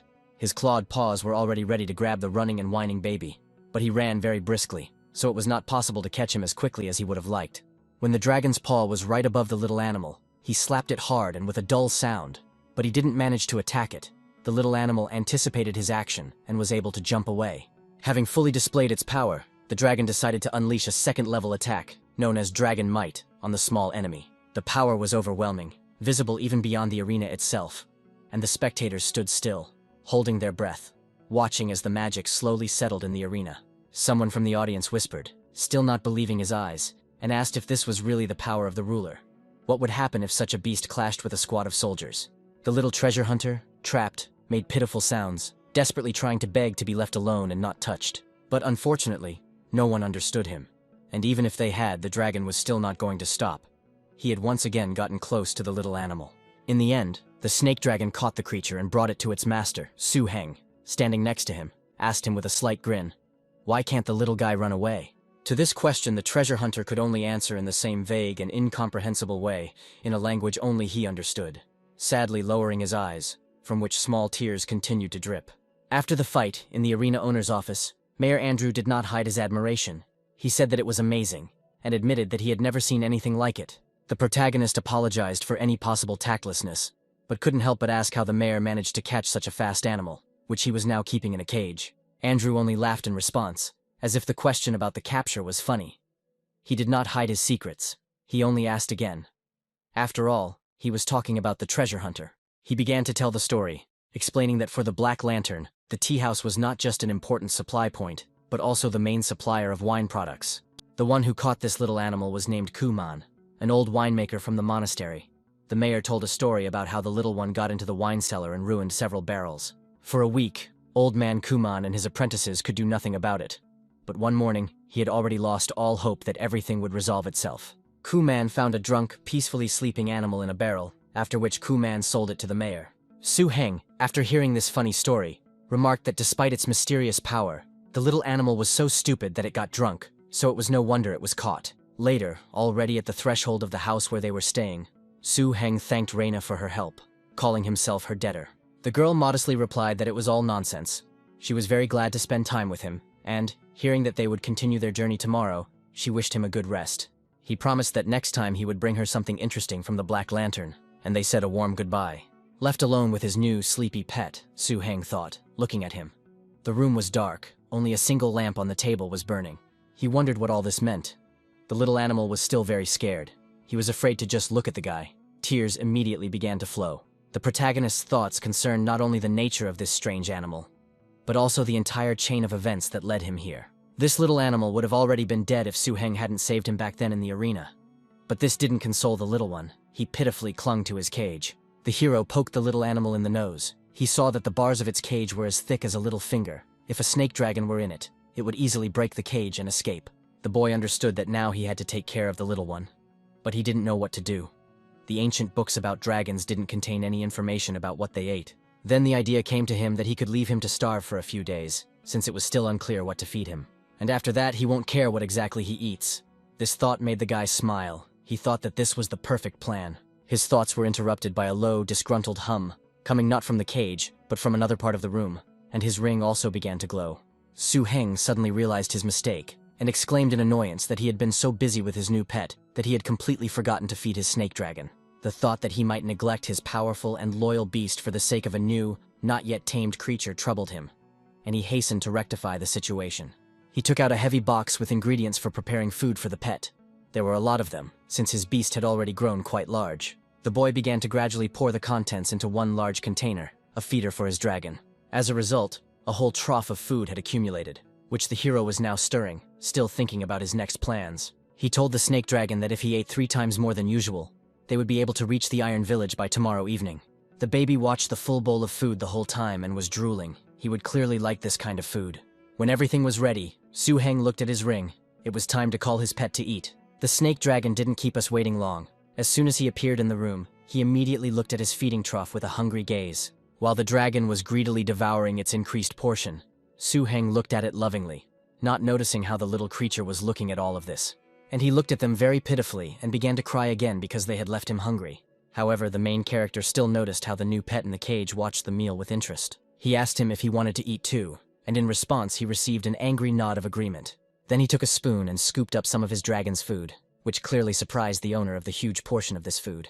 Su Heng handed him some of the food in surprise, and the little treasure hunter sniffed it carefully before starting to eat it with obvious pleasure. He decided not to gobble it all up at once, but to slowly enjoy the food and this joyful moment, which was not given to him as often as he would have liked. Su Heng noted to himself with some surprise that he never thought that a treasure hunter would like the same food as a snake dragon, and the dragon didn't expect this either. This discovery greatly simplified the task. Now he was sure that the little animal would definitely not go hungry on the way, and it could be fed from the general supply of provisions for the dragon. Seeing that the baby had finished eating, Su Heng asked if he wanted more, and suggested that he wait a little to get it, a careful step towards establishing rapport and trust. But as soon as the boy turned around, he realized that he had nothing more to offer the baby, since the dragon had already eaten everything. He then turned to his dragon, who was jealous of his food being shared with another, and explained to him that if necessary, he would have to eat less. But then he saw the dragon's violent negative reaction. He smiled and corrected himself. The hero struck the beast on the forehead, calling the dragon his elder brother, saying that he must now behave appropriately, and reassured him, saying that today they both would not go hungry. The next morning, Su Heng said goodbye to Reina and prepared to set off for the Iron Village. She came to see off the detachment consisting of him, Jiang Cheng, and the guide Chen Han. They set off on their journey. The detachment left the Tea Hermitage and headed towards the Iron Settlement and the Grizzly Forest. This settlement was much larger than the Tea Hermitage and housed a metallurgical plant. Su-heng remembered that there was talk about the village being dependent on the grizzly forest. However, due to the law, Zhang Cheng couldn't say it directly, so he could only wait for Su-heng to arrive and understand everything himself. And indeed, as soon as they entered the Iron Village, one could immediately feel the difference. That's why Su-heng felt the air was thick with smog, and there was a pungent smell of burning steel smelted from coal in it. Zhang Cheng took Su-heng to the center of the village for a management meeting, and it was there that Su-heng finally realized what his companion had been silent about. It turned out that the Iron Settlement, despite its industrial appearance, was a rundown town with a civilian population of 1,000 people and only 150 soldiers. And the reason why the Iron Village could freely extract resources from the neighboring grizzly forest shocked Su-heng. The entire grizzly forest turned out to be the property of his teacher, or rather, the territory of his animal. The teacher was even able to control all the bears to some extent. This information was revealed in the conference room of the management committee, revealing to Su-heng the true extent of his mentor's influence and power. Su-heng mentally admitted to himself that, although he had assumed that the teacher was unusually strong, he had not thought that it was this strong. From the conversation with the management committee, it also became clear that there were 4 overlords in the grizzly forest at that moment. The strongest of them was an old Black Lantern fighter. He was an experienced commander, but the other 3 were not so simple either. Their strength level was higher than that of an experienced fighter. As the committee noted, pets are no less important to them than money and power. And the guy continued to think about this in his room. Realizing all this, Su-heng realized that it would be foolish to simply go into the forest and ask these powerful overlords to recognize his treasure hunter. He turned to the little animal in the cage and asked it if it would like to become his companion. And in response, a joyful and agreeable malu was heard. That was how the pet's words sounded. It sounded like complete approval. The little animal was so happy with this news that it took his breath away, and his heart literally jumped out of his chest. But the baby turned out to be very hungry. Su-heng laughed and told him to forget about it, suggesting that they eat first and then chat some more, his words sounding caring and the beginning of forming a friendly bond. But suddenly, 2 of his own pets made sounds at the same time, but the baby was happy, and the dragon was surprised and touchy. A sudden cry that these 2 must stop all this right now, especially their conversations, they must eat properly together, was heard even outside the walls of the building. Thus, having obtained an interesting and rare beast, Su-heng, who had planned to immediately head to the grizzly forest, ended up deciding to stay for another 3 days. The reason was simple. He needed to find a way to establish a mental connection with the treasure-seeking beast so that it would become his completely. However, the task was not as simple as it seemed at first glance. Every time Su-heng tried to establish a mental connection, he was repelled by the treasure hunter's consciousness. Even after digging through the old Dragon Codex, he couldn't find any relevant records about this species. So Su-heng came up with one, perhaps stupid but direct way. He approached the little animal, promising to take it with him on a treasure hunt, hoping to interest it. But unfortunately, he understood that everything was not so simple, and with a tired sigh he bowed his head. He turned to his new pet with irritation, calling him a little bastard who had been chasing butterflies and bugs all morning like a little child. Finally, Su-heng, having run out of patience, threatened him that if he found out that he was an ordinary animal with no special abilities, he would feed him to the snake dragon. The little animal, instead of being scared, began to jump joyfully and excitedly, making its characteristic sounds. Su-heng, hoping for the best, asked if he had found anything. The animal pointed its small paw at something behind the guy's back. Su turned around and saw an advertisement for a drink called Surabaya Hormone, and exclaimed in surprise and a little annoyance. He asked the little boy in bewilderment if he meant to say that he had caught the scent of treasure here. In response, the animal confirmed this with even greater enthusiasm, producing a new version of its sound. And at this time, Su-heng felt as if some kind of mystical energy was bubbling within his small body. His treasure hunter instincts seemed to have kicked in, but the object of his interest was not the ancient artifact, but the drink. Su-heng, disappointed that the treasure turned out to be a drink, said that he did not want to go there, as it could turn out to be another setup and it would be better to go home. But the little treasure hunter persistently pulled him in the other direction, continuing to scream. Su-heng asked him if he wanted to go there and if he really thought there was treasure there, and the little animal squeaked confidently in response. Then Su-heng asked a logical question. Why should he help him get this treasure? The kid seemed to think about it, making a questioning sound, while also appearing upset by the hero's words. Su-heng, looking at him, suddenly changed his anger to mercy. He stated that, however, he liked to do good deeds, but on the condition that the animal must promise him one thing. The treasure hunter agreed without hesitation. The little animal waved its paws, but in fear, the collar was very much on its mind. Su-heng, finally understanding his true fears, laughed. He said that it would just be a mental link, not subjugation, so that the little beast would not feel enslaved. Hearing this, the baby was clearly delighted and made a series of approving sounds. As a sign that they had reached an agreement, The protagonist extended his fist towards his pet's fist. Su Heng thought about the process in his mind. He understood that without the foundation of attachment, it was impossible to establish a mental connection overnight. If he simply offered it to her, the animal would refuse, so they headed to the place the hunter indicated. The bartender introduced the signature drink, Hormone Surabaya, to the beautiful girl behind the counter, which she ordered. The main character observed this scene with his pet lying on his shoulder as soon as he entered this establishment. The bartender offered this signature drink to the visitors who had just entered, pointing to the glass in the girl's hand. Su Heng politely declined the offer of a drink, saying that he had just come to look around. This behavior, coming into a pub in the middle of the day and just looking around, seemed suspicious to the bartender. He noticed that Su Heng looked like a stranger, perhaps a foreign mercenary, or a relative of one of the soldiers, and decided to observe him. Apparently, in this village, under the control of the Black Lantern, strangers were treated with suspicion. Meanwhile, the little treasure hunter was pointing at his find. Su Heng still skeptically asked who he really was, a treasure hunter or just a trash collector. After all, he was pointing to an old and completely dirty toilet, which did not look like an expensive treasure at all. However, after taking a closer look and thinking about it, the main character came up with the idea that this could be something very interesting and necessary for him. Su Heng gasped, realizing that he was seeing something described in the old Dragon Codex, a shape-shifting stone, a legendary artifact. Su Heng's thoughts were racing, recalling the records from the ancient books.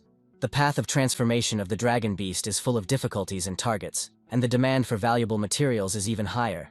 Transformation stones are the main material needed for transformation. He never thought that he would ever encounter something he had never even dreamed of. Turning to his little companion, he warmly thanked him, admitting that he was a real treasure-hunting magician. However, their conversation was interrupted by the bartender's rude voice, who asked what he was doing there, only disturbing the peace of the customers. Su Heng quickly got his bearings and pointed to the stone, asking how much it cost, expressing his desire to buy it. The bartender was surprised that someone wanted to buy this item. He confirmed that the boss found the stone in the ruins of the wilderness. But even after several experts looked at it, they all found it useless except for the curvature. So here it is used as a decoration. The bartender hesitated, saying that if he simply sold it, other buyers might think that their bar lacked style and that it was a very expensive stone. He tried to get rid of it by offering to buy Su Heng something to drink, but Su Heng insistently demanded to know the price. The irritated bartender finally blurted out a huge sum, 10,000 steel coins, saying that if he paid, he could take the stone right away. However, Su Heng, without further ado, took out his wallet, glanced into it with a nonchalant air, and counted his savings. He counted out the required amount, throwing coins on the table, saying that this should be quite enough. The bartender swallowed, shocked to see such a large sum of cash, and could only exhale as he looked at the coins. He turned to look at the suspicious visitors who, like him, thought it was too much. Su Heng coldly reminded the bartender that he had paid even more than the stated price, and now he had to provide the stone. Su Heng's behavior and generosity finally opened the bartender's eyes. He suddenly realized that he was dealing not with a simpleton, but with someone important, which was confirmed by the ring on the guy's finger. He respectfully addressed Su Heng as the Master Tamer, apologizing for not realizing it earlier. He stated that he was confident the stone would be delivered. Su Heng replied that the masters were making every effort to protect it, and expressed the hope that they would not deceive him or anyone else again. The frightened bartender assured that this would never happen again, and the guys kneeling next to him quickly nodded their heads, agreeing with his words. After taking his gem, Su Heng left, slamming the door loudly. Thinking about his luck, he now had the transformation stone. He thought that there were two ways in which a master could tame a beast in a short time, and one of them was connected with this very stone. Another type is when the animal itself agrees or even wants to be tamed by the master. And at this point, the beast-seeking treasure falls into the second category. It clearly did not resist the guy's presence. For 3 days, Su Heng puzzled over how to tame the new beast. They went on a treasure hunt in the tea house and tried all sorts of delicacies. Su Heng even acted as the mother and told the treasure-seeking beast a bedtime story in an attempt to establish an emotional connection. Of course, it's not that simple, but Su Heng used a trick. He deceived the beast, saying that after finding these treasures, he could collect them in one place. Now the little animal treats Su Heng like an angel and can't wait for him to take it in. However, Su Heng trains him like a dog in the training ground in his backyard, combining affection with discipline. To speed up the baby's dependence on him, Su Heng also trained the treasure hunter's speed, setting aside time every day to train the beast. All so that the snake dragon could train him, instilling fear in him and forcing him to move at maximum speed. When the beast was treated too cruelly, Su Heng, like an angel, would intervene and stop the snake dragon's violence, because he could easily order his pet to stop training him so hard. He scolded his dragon, asking why it was making fun of the treasure hunter again, and if it could calm down. The dragon, in response, only asked himself in bewilderment, Wasn't it he himself who told him to chase the little animal? But for the little treasure hunter, this performance worked perfectly. The rescue from the clutches of the snake dragon caused the child to develop a rapid growth in trust and gratitude towards Su Heng. The little animal joyfully rushed to him, seeking protection, and Su Heng consoled him, telling him not to cry, to calm down. He would accept him and listen to him. Thus, Su Heng's plan to establish emotional dependence and strengthen the bond worked like clockwork, and soon they reached the edge of the grizzly forest. Guy Zhangcheng pointed to the river, explaining that if they crossed it, they would pass the outer boundary of the forest and reach the inner one, where someone would be waiting to pick them up. Su Heng thanked him and was ready to set off. He was determined to take further action. They left behind the relative safety of the village and entered the realm of his teacher and dangerous bears, where a real test awaited him. Soon Su Heng met his first guide in the forest. She arrived on her formidable beast, which seemed to appear out of nowhere. It was a woman named He Ju who introduced herself as the master of the grizzly forest, but she suggested calling her sister Chu, calmly descending from her pet, a red fire tiger, which belongs to a particularly dangerous species. The guys greeted her politely and, like soldiers, calling her Ms. Tishu. It was clear how much they respected her. The protagonist simply waved his hand in greeting, addressing her with a slight smile as Miss Tishu. She reported that the burgomaster had already notified them via communicator about his arrival in the forest for a month-long training, and admitted that she had not expected him to show up until today. Su Heng apologized for the forced delay, without going into detail about his adventures in the village and with the treasure hunter. Sister Jiu let the two boys go, saying they could go back, and when asked about their luggage, she simply decided to call on her second pet. She commanded her monkey to come out, touching her magic pendant with her hand, and it instantly lit up. A powerful figure of a silver-backed gibbon appeared in the clearing, and Su Heng immediately realized that it was a very dangerous species. This beast was at least in its full development stage, and from its appearance it was difficult to tell whether its power had broken free from the shackles of the race, and whether it had advanced even further.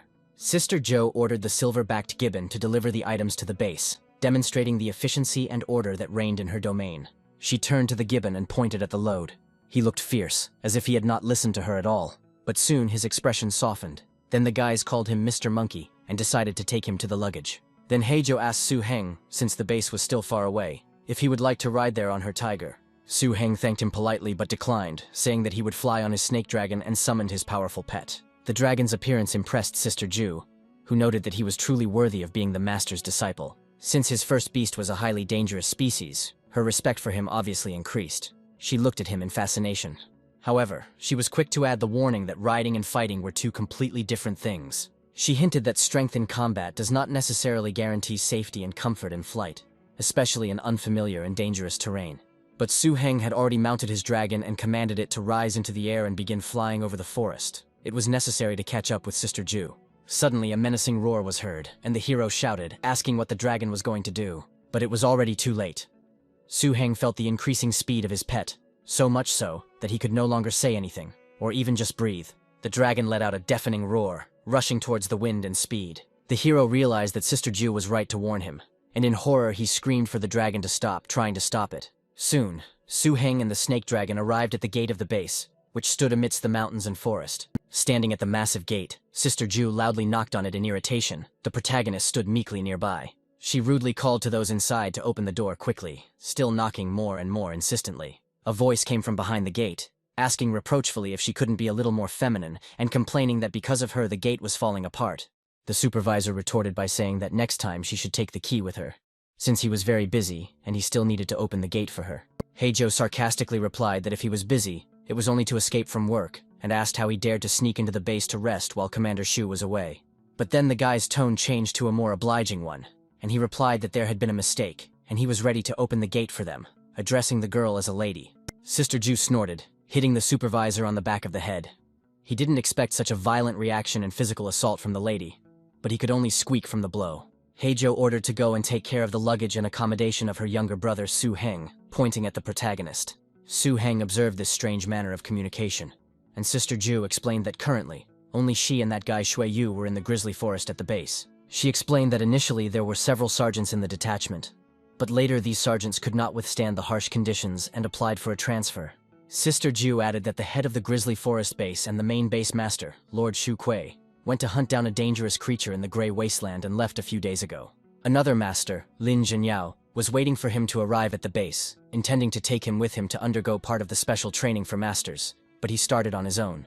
Su-heng sighed and admitted that he himself hadn't expected to be late, considering his adventures with the treasure hunter. Sister Jiu waved her hand, saying that everything was fine, and suggested that they go to her room first. She led him into her room, and Su-heng gasped when he saw the interior decoration, which was quite unusual and impressive. The girl sat down on her bed and just watched the guy with satisfaction while he looked around. She noticed his reaction and asked with a grin if he was really that stupid, and asked the guy to turn around in her direction. Su-heng replied sheepishly that the decor was just a bit unusual, pointing to the wall behind him where animal heads were hanging. Sister Jiu retorted by asking if he thought she was a local maid who did nothing but clean. After she invited him to sit down, patting the spot on the bed next to her with her palm, the hero was shocked and stood in a stupor. Sister Jiu laughed at his reaction and said that she wouldn't tease him, understanding that the decor of her room might be too eccentric for a newcomer. Sister Tiju got down to business, suggesting that before coming here he had not known about the special training program for masters in the Grizzly Forest. She emphasized that special training is not only about honing combat experience, but also the associated benefits, hinting at awards. She then asked him if he knew about energy fruits, to which Su-heng was surprised, and asked if there were energy fruits in this forest. Sister Jiu confirmed that the Grizzly Forest is rich in bear fruits, which are energy fruits, and Blacklight Castle uses them very often. She added that they increase the strength and endurance of dangerous creatures, and are useful for evil beasts and attacking pets, walked over to the curtains and pulled them apart. She continued her explanation further, saying that everything was not as simple as it might seem, pointing with her hand to a map of the area that had been covered up before. She immediately warned that all the trees with this fruit in the Grizzly Forest were occupied by warrior bears who were fiercely defending their territory. But there was a legal way with the help of a token received from the owner of the Grizzly Forest, the Grizzly Chief. The Master Tamer can challenge. After defeating them, you can get the fruit. However, she sternly warned that if anyone not connected with Blacklight Castle dared to steal the fruit, all the grizzlies in the forest would surely attack them. The next day, the snake dragon was already standing in front of the grizzly. It looks like he is ready to accept the challenge, and the snake dragon can try to defeat his opponent. Lin Zhen explained that if he succeeded, the bear fruit from the fruit tree, which was more than 30 years old, would end up in his hands. But Su-heng continued his words.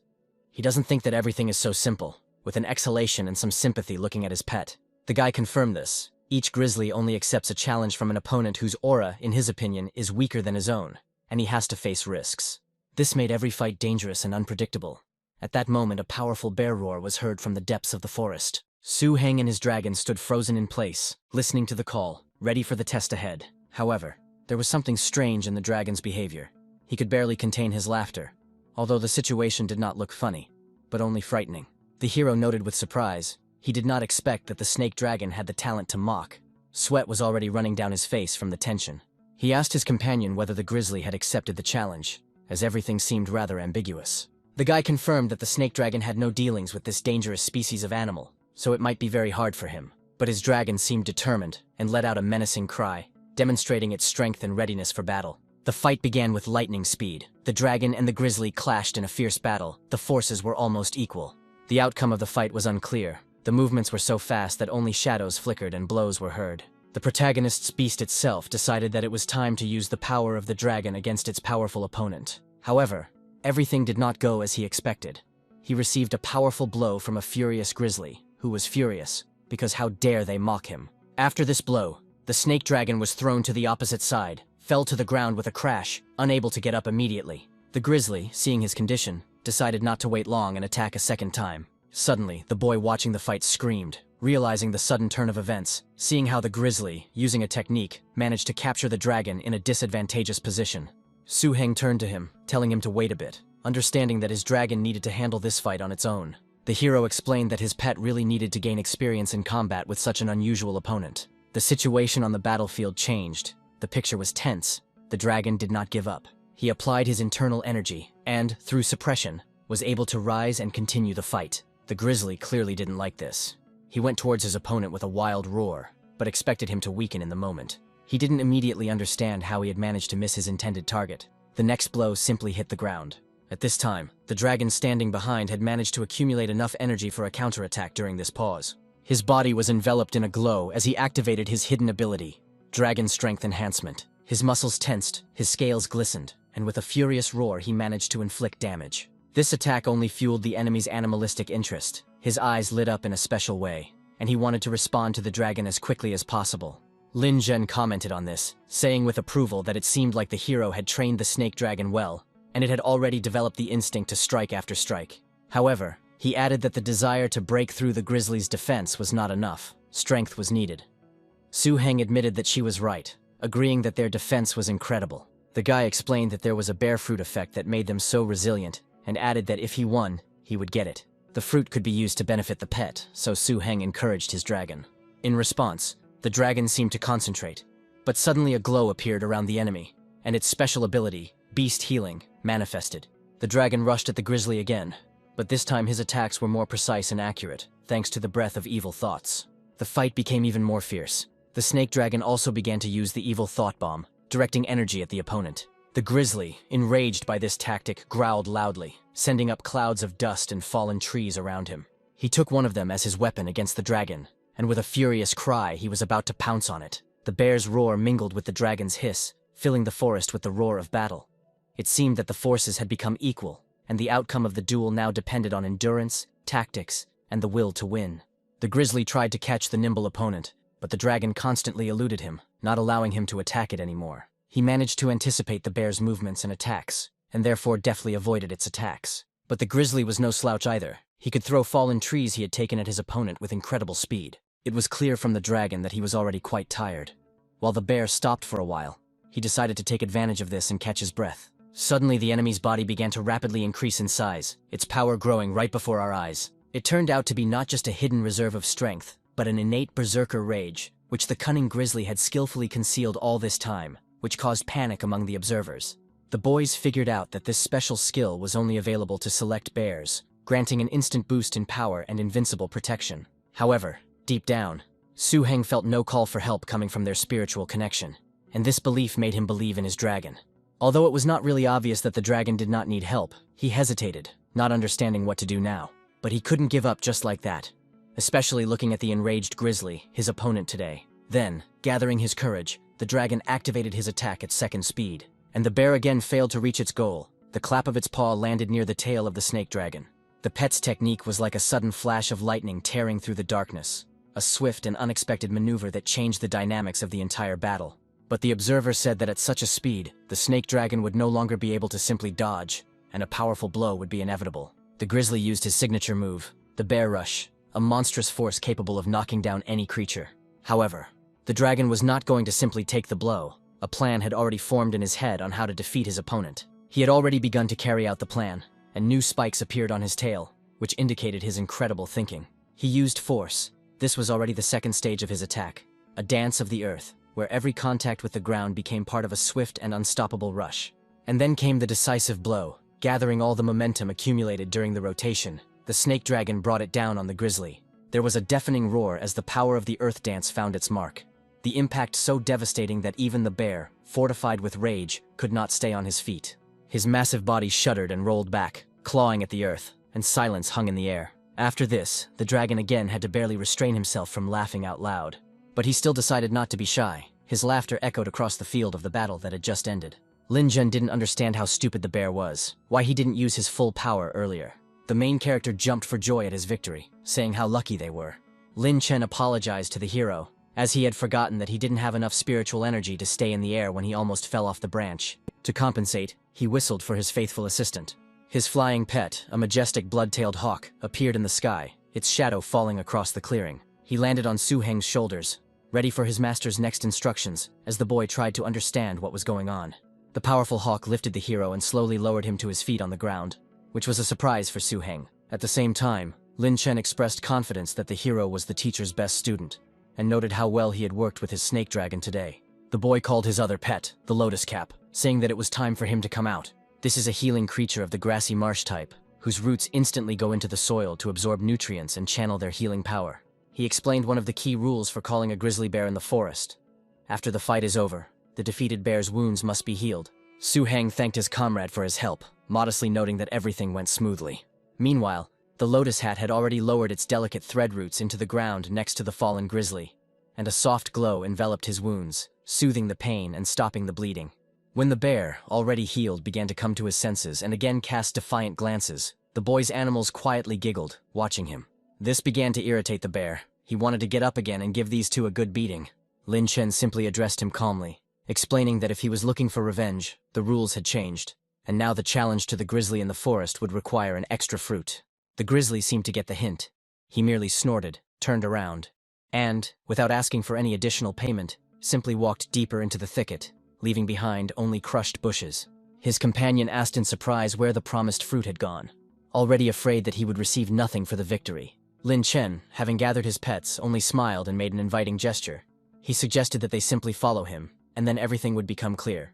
The small group followed the young tamer, leaving behind a clearing bathed in the last rays of the sun and bearing the marks of a recent, fierce battle. Lin Chen led his companion along the quiet forest paths, where the only sound was the babbling brook. Having noticed a bush with those long-awaited fruits, the dragon joyfully spread his wings and ran towards it. The bear was also nearby. He did not want to share his delicacy. He was the first to get to the bush, took one fruit in his mouth. It might have seemed that he wanted to swallow it himself, but no. He carefully placed the fruit next to him on the ground. The snake dragon looked at this picture with great surprise and fear, not daring to come closer. But still, having pulled himself together, he ran up to get his award with lightning speed, and just as quickly ran away in the other direction from the bear, who sat down on the ground, now laughing at his pet. Lin Chen reminded him of something their teacher had probably already told him. Every territorial grizzly bear would grow a small fruit tree. Lin Chen's companion was surprised to see that when he received the fruit in his hands, it was indeed the promised bear fruit, although it turned out to be much smaller than he had imagined. He quickly asked how to use this find, and Lin Chen explained that the pet should simply eat the fruit as soon as possible after collecting it. After all, the mysterious energy contained within it begins to evaporate within a few minutes. He noted with slight envy that he needed to act immediately. The comrade immediately called his snake dragon, inviting him to have a snack. However, the expression on the dragon's face when he saw the fruit was far from delighted. This made his owner indignant, convincing his pet that this was a very good thing. Then he suddenly asked Lin Chen if he had any water, to which Lin Chen only asked in surprise if he was going to cut up his pet later, not understanding why he suddenly needed water. Swinging the bottle of water, Lin Chen poured the water onto the fruit as the protagonist had asked him to. Su Heng ordered the dragon to eat again, and he ate the washed delicacy with gusto, chewing it thoroughly, wanting to taste every part of it. Lin Chen requested that the snake dragon be allowed to absorb the bear fruit right here, and only leave after all the energy had been absorbed, otherwise the loss would be too great. The guy just raised an eyebrow questioningly, scratching the back of his head. Then, instead of answering, his comrade called upon his pets, holding out his hand with a shining ring in front of him.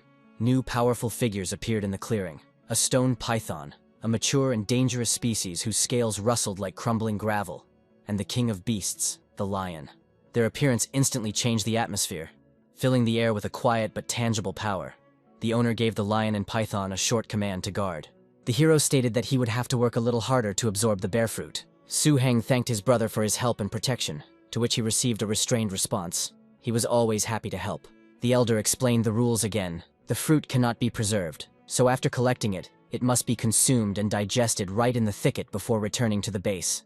If there is no strong enough animal to accompany you, it is best to stay in hidden and safe places such as caves or trees. At this point, the snake dragon, who was being coaxed into eating the fruit, began to show restlessness, hissing softly. Only the protagonist worriedly drew the attention of his comrade Lin Zhen to this. The elder brother patiently explained that the mysterious energy of the fruit transforms the body and cells of a living being at an extraordinary speed.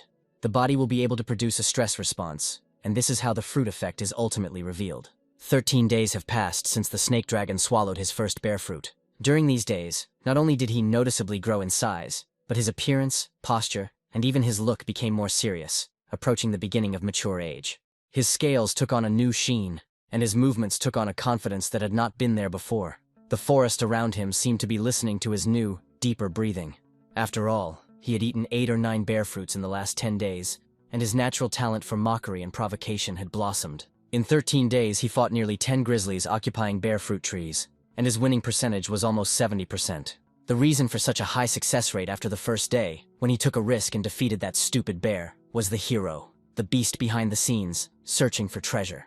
It was he who chose which bears the snake dragon would fight, weeding out those who were too strong or cunning. All this time, Lin Chen himself had only been able to collect 1 bear fruit. The treasure-seeking beast was the real reason why the snake dragon was able to collect so many fruits. Lin Chen hadn't yet guessed about this little secret to success.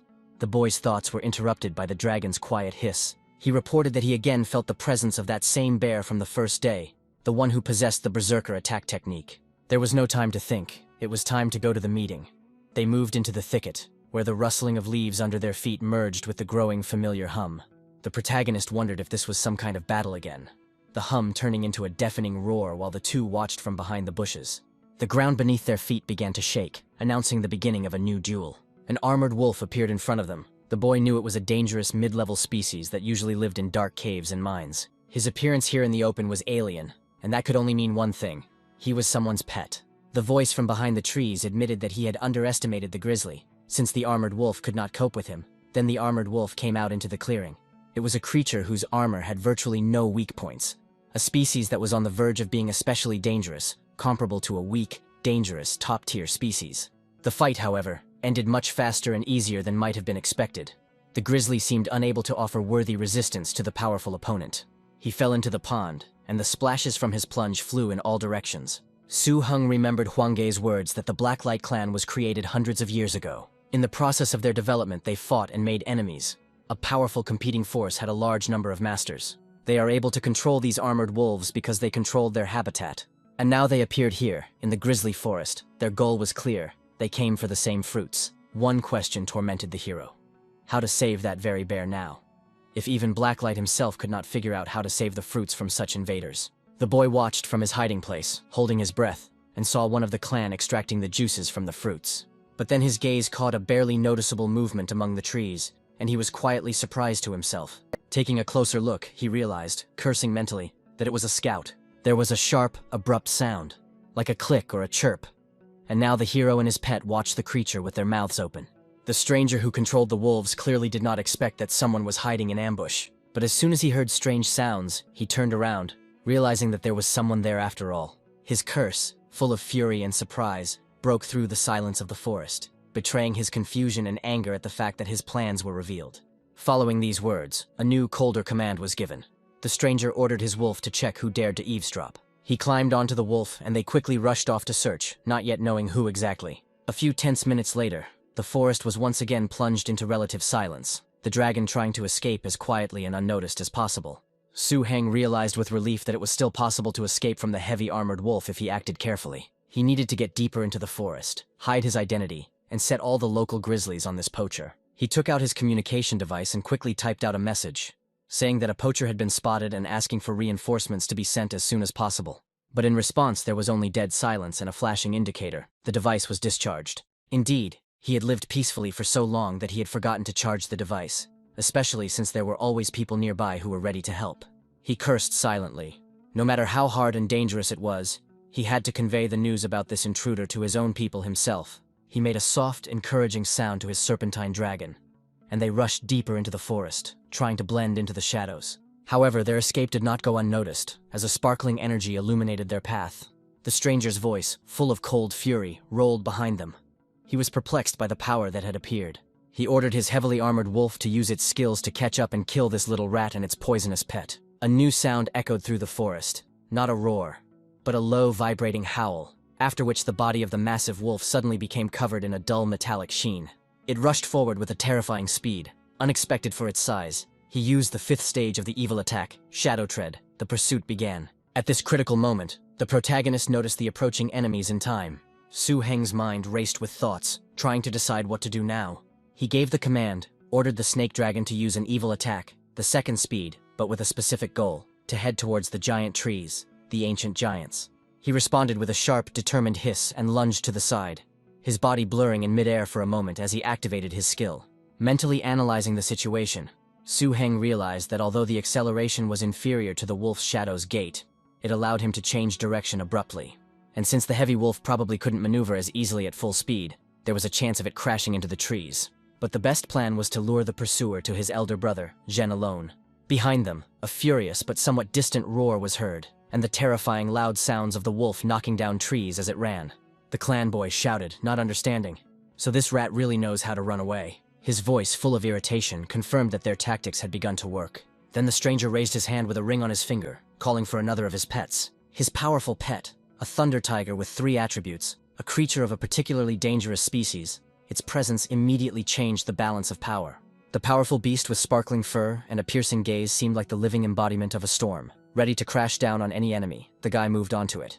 Now, with such support, the chase could continue, until a heavy armored wolf, having broken out of the thicket, froze at the edge of the clearing. However, after a few days, the whole thing also set off on a journey for its owner. He could not abandon him. The air was electrified again, but now with the anticipation of a fight between equals, the tiger was on their tail, activating its attack, the claw. He was able to touch the skin of the protagonist's beast, and a bright light of the most powerful energy flashed over it. The attack left an open wound on the snake dragon, which itched and ached unpleasantly. Su Heng couldn't hide the shock in his voice when he saw the thunder tiger. It was a particularly dangerous species in its prime. His tone changed from pursuing to assessing and clearly concerned. At this rate, even if he doesn't catch up with us, he'll kill us. Then came a new, desperate command to his pet hunter to lead them to the nearest territory of the bear leader. Apparently, he had decided that a direct fight with the thunder tiger was not the best idea. And now his goal was to pit the two powerful creatures against each other in order to escape in the confusion. The hero, realizing the danger of this plan, shouted to his pet that they needed help, and all three of them rushed forward with even greater speed in order to break away from their pursuers. At that moment, he gave a command to his dragon, ordering it not to simply run away, but to use the earth dance to try to stop or at least slow them down. The serpentine dragon responded with a sharp hiss and darted to the side, its body momentarily merging with the uneven ground. Before he emerged in the path of the enemies, he tried to create chaotic vibrations and obstacles under his feet. It worked. The road was barricaded and was able to slow down the violators at least for a while. In response, the stranger desperately commanded his heavily armored wolf to clear the way and break through to the target at any cost. The fight in the open clearing threatened to escalate into a chaotic pursuit throughout the forest, the enemy using the ring enhancement. With the power of this, the wolf was able to break through the rocks and boulders raised from the ground. Now, it was possible to chase further. The road was clear. The guy from the clan hoped that he would still be able to catch up with the guys. Catching the protagonist's gaze, he asked him sarcastically if he really thought he could escape. Using the commotion caused by the dance of the earth and one of his hidden skills, Su Heng and his pets managed to escape and hide in the thick of the forest. Only the rustling of leaves remained near the enemies. The boy stated that the hero had disappeared, and immediately ordered the thunder tiger to find them. The mighty beast let out a low, booming roar and began sniffing the air, trying to pick up a scent. But after a few moments, his demeanor changed. He froze, became wary, and made an indistinct growl, turning his head to the side. The boy asked the thunder tiger with concern what was going on, watching as his pet seemed to have picked up on something much more important. From the cave, fierce eyes glowing brightly red were visible. This someone was clearly not happy with the uninvited guests. The stranger blurted out that it was the leader of the grizzly, and there was alarm in his voice. The leader suddenly jumped out at the violators of his peace with a wild roar, intending to tear them apart right here and now. The guy from the clan still couldn't believe that they could have bumped into him like that. Without thinking, he shouted the only sensible word in this situation, which sounded like an order: run. The protagonist understood perfectly well the reason for the panic. The leader could have called upon the entire pack to attack the intruders. Even if the stranger and his armored wolves were strong, they would not have been able to cope with the combined fury of all the bears in the area. After some thought, Su Heng ordered them to return to base, saying that if they were late, there was no telling how much fruit would be stolen from the grizzly forest. Realizing the scale of the threat, they could no longer afford to waste time chasing one poacher. They had to warn everyone. And without further ado, they rushed back to the clan's stronghold, but suddenly the boy told the dragon to jump faster. His voice even broke a little. He screamed so loudly from surprise. But everything worked out for now. The dragon had very quick reactions and carried out its master's order. After a high jump, the boys landed softly on one of the branches of a tall tree. The stranger's voice, full of annoyance, came from behind the trees as he noticed that they were still alive. He regretted that the little bastard had been lucky enough to escape. Su Heng's tone changed from surprise to fury as he asked how they found him. The enemy responded with disdain, calling him a bastard and explaining that his thunder tiger had a skill, Star Mantle, that allowed it to locate its target. The protagonist cursed, calling this skill fucking. But then he immediately began to think about what he should do. The stranger praised their tactics of holding him back with the help of the bear leader, and then trying to escape and report what happened. But it was easy for the masters to escape from the bear. He stated that he could use a scaly lizard as a pet, showing his advantage in survival. After his words, he gave a short and harsh command to his thunder tiger to kill them. The mighty beast rushed forward, seeing no obstacles in front of him, in order to finally destroy these fugitives. But suddenly something happened that shocked the beast so much that he did not dare to move further towards the main character. Su Heng used his beast's mystical gift, the snake dragon, the evil attack, the second stage of enlightenment. He thought that by using the treasure hunter's mystical gift of illusion, the poacher could mistake the snake dragon for an ordinary scaly lizard. And fortunately, he had managed to prepare a smokescreen in advance from the waste from the release of black fat, which now came in very handy. Thick, acrid smoke instantly enveloped part of the clearing, obscuring them from direct view and disrupting the enemy's aim. The enemy and his beast began to cough from the smoke, and they were briefly lost in space. They only managed to notice that the main character was flying upward on a dragon, but they couldn't do anything right away. Taking advantage of the momentary confusion, Su Heng shouted to his dragon that this was their last chance, and they should leave. But the stranger, having already recovered from the smoke, sarcastically noted that they wanted to escape again, and asked how they would manage it this time. He immediately gave the command to his Thunder Tiger to intercept them and use the technique to strengthen them. He ordered the little killer to be killed first, and then his useless pet. The poacher was satisfied with his strategy. The tiger had already raised its clawed paw over Su Heng. Another moment, and there would be no trace left of the guy. The protagonist cursed, realizing that the situation required taking certain measures, so he resorted to the help of his ring. He shouted out his 6th rank technique, Fire Shield, and with those words, a clot formed above the boy and his pets, protecting them. As soon as the Thunder Tiger touched it, the shield, without distinguishing who was friend or foe, simply cleared its land of all violators at once. In surprise, Su Heng mentally turned to his teacher, asking why he hadn't told him about the ring's protection before, since he had been on the brink of death many times. The opponent, amazed, commented that it was surprising, because this ring contained an ability that was usually only possessed by the highest dangerous species. This ring was first class even among strong masters, and he himself did not even have such a good thing. He asked in amazement who this guy really was. But there was no time for talking. Su Heng shouted at his dragon to run, taking advantage of the confusion. The poacher, seeing them trying to escape again, became furious, not caring who they were. In desperation and anger, he summoned another pet, a Bengal mountain lion. The appearance of a new powerful beast made the hero cry out, "How many beasts does this guy have? You can't mock a person like that." The stranger swore that he would kill them that very day, no matter what, with his sly smile. Suddenly, Su Heng's dragon stopped running, its paws landing on the ground.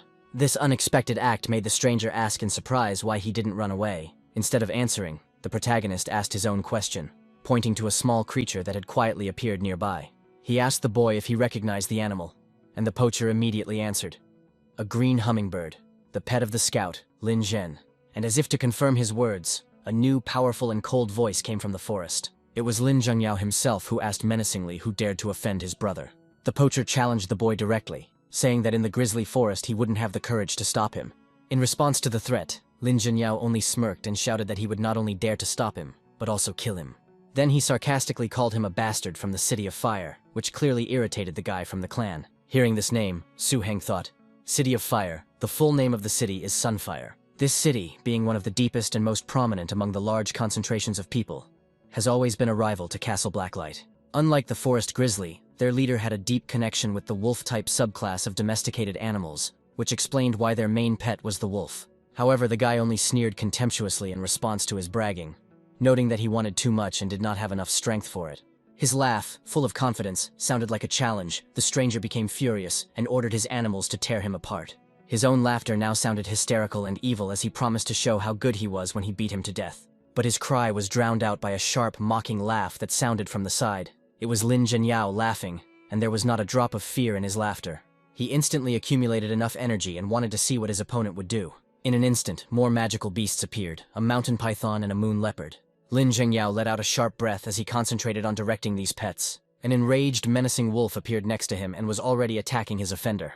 Su Heng was worried about his comrade, so he shouted his name and put his hand forward. He wanted to somehow help him. But suddenly, out of nowhere, a fiery hand appeared and struck the wolf in the face. It was a powerful blow that made even the air freeze. It was made completely covered in fire. From this sudden attack, the wolf fell to the ground, unable to stay on his paws. The poacher recognized the creature, his eyes widening as he realized who he had started the fight with. This is a fiery avatar, possessing poisonous, combat, fire, magic, and light attributes. A creature of an especially dangerous kind. Su Heng realized that when his elder brother first released the python, he also summoned an avatar at the same time, simply by using his stealth magic skills. Just to wait for his moment, this was the real master, the tamer with 5 attributes. But the wolf was not afraid of this creature. He was determined to defeat it. He tried to use and concentrate all his power on the avatar, while his master stood shocked that his wolf dared to take such a step. The stranger, looking at the fire avatar, admitted that Lin Zhen had a rare pet, which explained his insolence. Although their intelligence knew about his pets, he never received information that there was such a rare creature in Blacklight Castle. Hearing this, Lin Zhenyao only coldly stated that since he knew, he had to be killed. However, the clan boy only sneered in response, asking if Lin Zhenyao thought his fire avatar could kill him, and stated that he was just being noticed. Not wanting to lose the initiative, he ordered his heavy wolf to use Shadow Tread, hoping for a surprise attack. But what happened next shocked everyone, even though the wolf tried to please his leader. The fire avatar stood in front of him, waiting for him to start attacking him. The wolf, seeing perfectly well, lunged at the avatar, thinking that with the help of tactics he could easily defeat him. However, Lin Zhen's fire avatar responded with a blow of such incredible power that even Lin Zhenyao himself could not believe his eyes. This blow happened in a matter of seconds, so the wolf would not have had time to react to it. Su Heng wondered how his brother could be so strong. He couldn't imagine that such a thing was even possible. But the intruder, despite his shock, only mockingly asked if Lin Zhenyao thought that this was a strong blow to his heavily armored wolf. His tone suggested that this attack, powerful as it seemed, had failed to inflict decisive damage on his protected pet. In response, Lin Zhenyao commanded his fire avatar to roast him, and the creature rushed forward. He began to accumulate his fiery energy in one hand, in order to be sure to put his opponents in their place. The pursuer again tried to use Shadow Step to dodge and counterattack, but the avatar used an even more powerful move, Firestorm. Sparks flared up around the evil wolf. He used tearing claws, crushing. Another second and these two would collide with each other's most powerful energies, and no one was immune from failure. The fire avatar's attack power was incredibly devastating, and the wolf didn't dare come any closer after that. Even the opponent was forced to admit that this rare pet was worthy of its rarity, as it even had 2 6th-level enlightenment abilities. However, his wolf, although wounded, was still standing on its feet, and the poacher himself was not going to give up. Feeling that time was running out, he summoned his next pet, a fire-scaled beast, also a creature of a particularly dangerous species. Lin Zhengyao asked with disdain if he thought he could deal with some trash by summoning it, but the guy calmly replied that he didn't need to fight him, he just needed to detain him. He admitted that he was exhausted and had expended a lot of energy, and asked someone on the radio if he would like to help him kill a couple of people. The protagonist quietly whispered to his brother, intending to tell him his thoughts on this situation. Lin Zhengyao confirmed his guess, saying that the boy had informed Mr. Shu. Now everything depended on who would arrive first, reinforcements from Blacklight or new enemy forces. Su Heng asked his comrade if he had another plan, and he thought about his words. The opponent, confused, asked him again what he meant, accusing Lin Zhen of asking riddles. But in reality, Lin Zhengyao was simply buying time, knowing that new players would soon appear on the battlefield, and the enemy apparently fell for it. Lin Zhen had the idea that he could delay them a little longer by pointing at his opponents. Following this, Lin Zhang's fire avatar, obeying the command, activated a fiery enlightenment right under the feet of the enemy beasts. The enemy, along with his pets, did not initially realize that this had suddenly happened. In response, the enemy commanded the newly appeared pet to use a fire strike, a fire exit. The fiery, scaly beast obeyed this command and did as it was told, and smoke began to appear and thicken around it. But from this haze, to their surprise, their rival, a snake dragon lizard, appeared. But the guy from the clan quickly understood everything, and angrily asked how the rat could approach them. Su Heng commanded his beast, shouting to use the evil bomb. His comrade meekly awaited the outcome. Next, he decided to use the evil thought bullet, and with this, the dragon created a powerful aura. In parallel with this, the Dance of the Earth was also used, which increased the attack several times. The intruder cursed as he realized he was surrounded. But after the dust from the impact had filled everything, a new figure began to emerge from it. A fighting chimpanzee burst into the clearing, a dangerous sight. He showed with all his guts that he was very powerful. The enemy, sitting on the ground, burst into loud laughter. He was happy about this event. His voice, full of triumph, declared that they were unlucky, because his people had arrived faster. He ordered his companions to get rid of these two as quickly as possible and leave. They could not be allowed to linger until that man arrived. Among the new enemies, the Mantigora stood out, a ferocious species whose power immediately changed the balance of power on the battlefield. Lin Chen screamed desperately, realizing that he hadn't managed to delay the time long enough. Su Heng began to summon his snake dragon, trying to coordinate his defense. But he didn't have time. The attack of the new beast caught up with the dragon. It hit his tail, cutting it into several pieces. The brute roared loudly throughout the area, seeing how he had managed to defeat the first beast of the rivals. Not wanting to stop, he immediately swung for his next maneuver. His shadow was so huge that it covered all the heroes at once. Seeing the fighting chimpanzee heading straight towards his brother, Lin Chen shouted a warning. But the chimpanzee seemed to have been waiting for this moment. He pounced on the avatar, and no one could help him. He met him with his own combat technique, the giant leg. At the critical moment, a red fire tiger appeared in the clearing, and behind it, it instantly threw back the brute. Then the boys saw Zhu Yi and Shui Yu, and the main character exclaimed with relief that they were saved. Zhu Yu, full of rage, shouted at the poachers, "Fools! Do they really think that there is no one in Blacklight?" The poacher leader, seeing Shui Yu, was surprised how he had gotten here from the city so quickly. Zhu Yu coldly replied that if he weren't here, those bastards from the City of Fire would have gotten their way, and he declared that they were finished today. The poacher just chuckled in response, calling Shui Yu an idiot and stating that if he was here, it meant they were prepared. He threatened that it would be better for them not to come, because this secret weapon was intended against Master Shu, but this time, it would bury all 4 of them. He boasted that many masters had died because of him, and even Blacklight's master would be shocked to see him. With these words, he called his most formidable pet, the steel-armed monkey, whose appearance made even the most experienced fighters shudder. The steel-handed monkey turned out to be not just a dangerous species, but a mature individual of a very dangerous species. The situation had become critical again, but there was no panic on Lin Zhen and Jue Yu's faces, only concentration. It was not in vain, because the counterattack turned out to be stronger than their monkey, and threw it back in one go. She flew so far that her opponents couldn't even react to it. Realizing that there was no point in competing with them any longer, everyone turned around at once and began to run away quickly. The protagonist, Su Heng, cursed when he saw their reaction, and he didn't immediately understand what had happened to them. And then Zhu Yi explained that this was one of Master Shu's strongest pets. And as if to confirm his words, the earth behind them heaved, and a new beast appeared on the battlefield, a nightmarish earth dragon. Zhu Yu explained that it was the strongest mature super dangerous species, belonging to the terrorist species. The iron monkey, the poacher's pride and secret weapon, was destroyed by just 2 blows from this monster. Su Heng and the others watched in silent shock, not believing their eyes and wondering if this was really a power of an extremely dangerous kind. The hero was still in shock when he began to fully realize the full power of this force. The poacher leader cried out in horror, realizing that Shu Kai was already here. He recognized that he was the Grandmaster.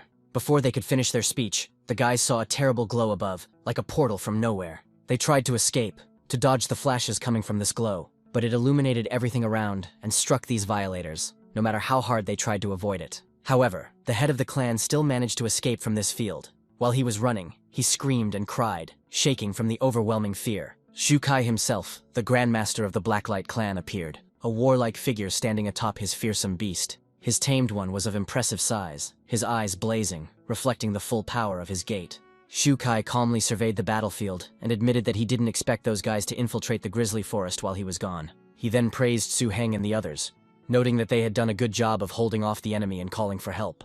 Then his gaze fell on the fallen creature, and his voice became cold and commanding. Lin Zhengyao and Jue Yu were standing over his severed body, no longer able to help him in any way. It was clear that Lin Chen was deeply grieving for him, and he was wondering what to do now. The Grandmaster asked only one question: who did it?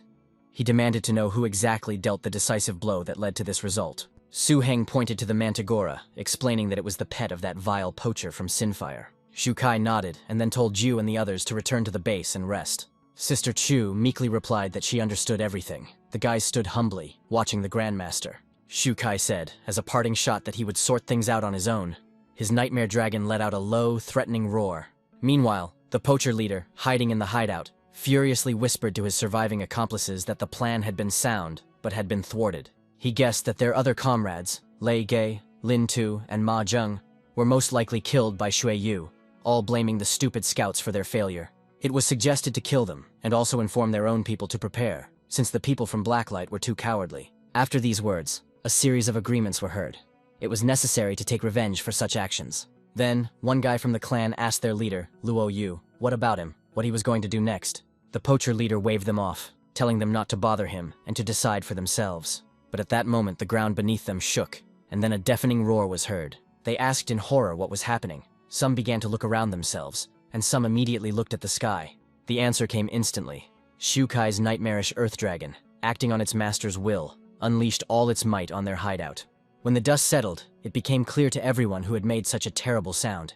As soon as one of them told everyone to run, the rest immediately obeyed him and rushed into the thicket of the forest. Soon everyone returned to the grizzly forest base, where it was calm and light, and they could rest after the eventful events. At the main entrance lay a huge pile of slain rival animals. Shu Kai summed up by saying that most of the invaders had been destroyed, but there were still 2 who were not behind it. The main threat was eliminated, and the forest and its fruits were protected.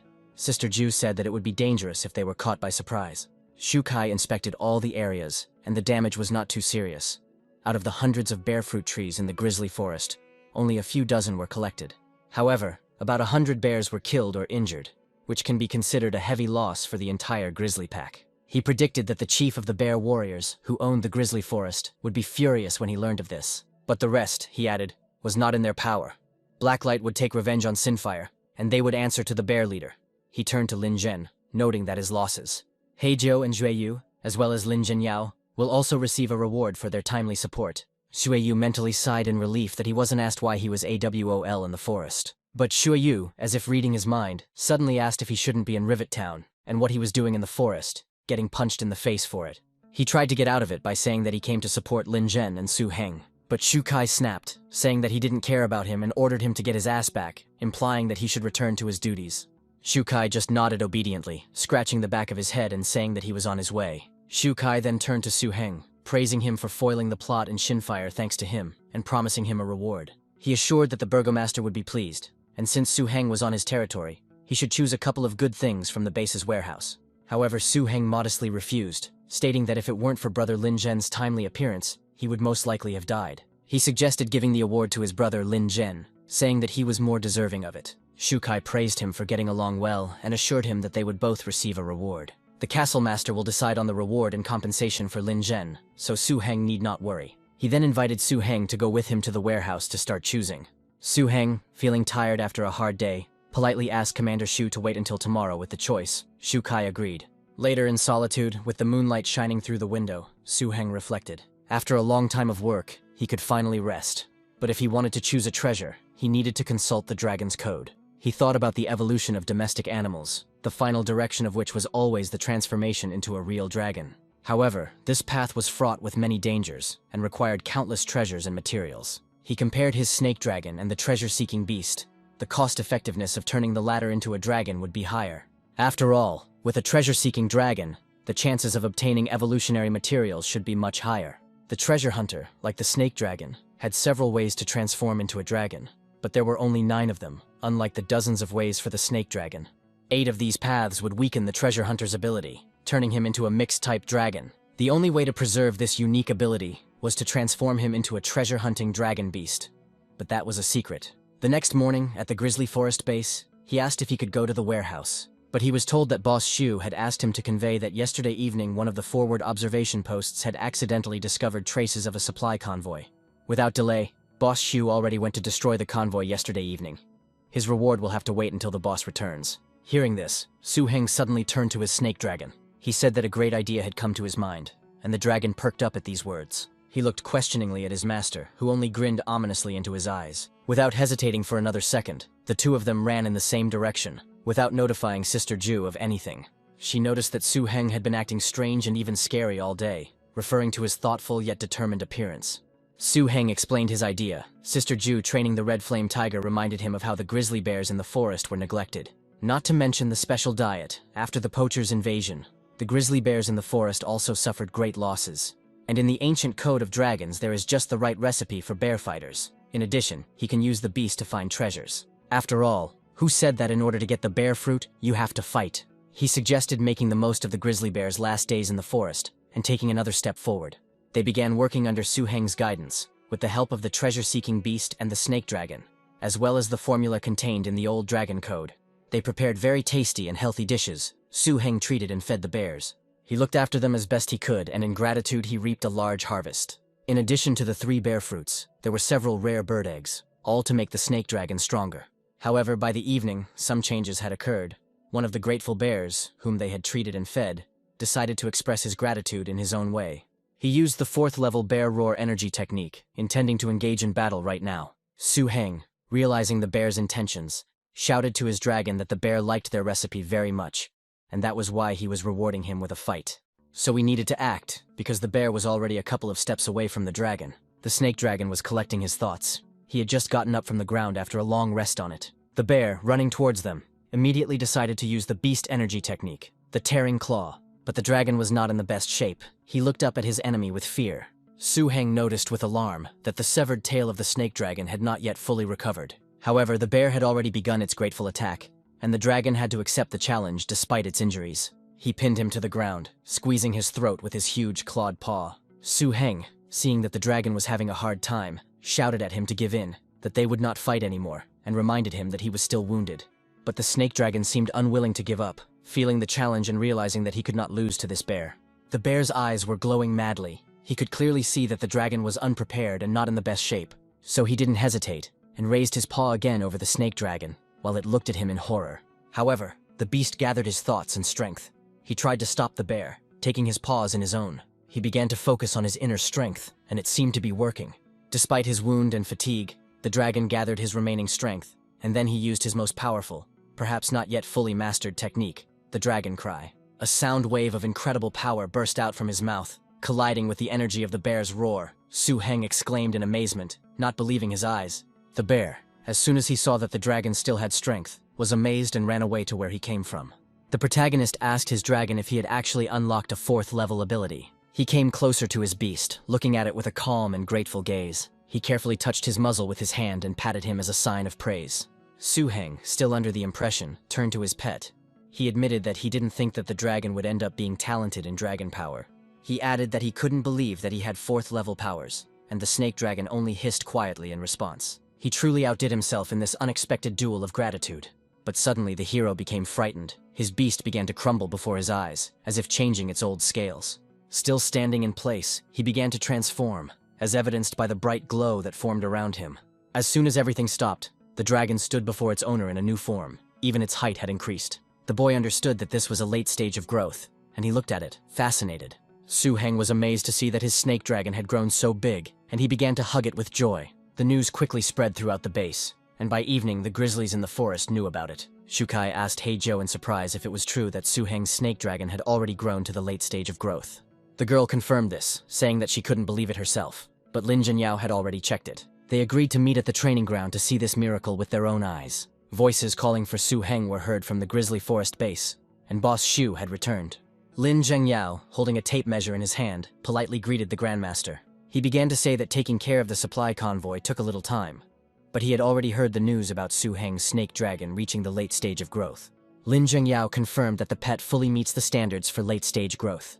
Shu Kai, surprised, admitted that he had simply hoped that Su Heng would become a little stronger, and thought it would be great if his pet entered the late growth stage, but he didn't expect such incredible progress in a month. He praised Su Heng for exceeding the plan.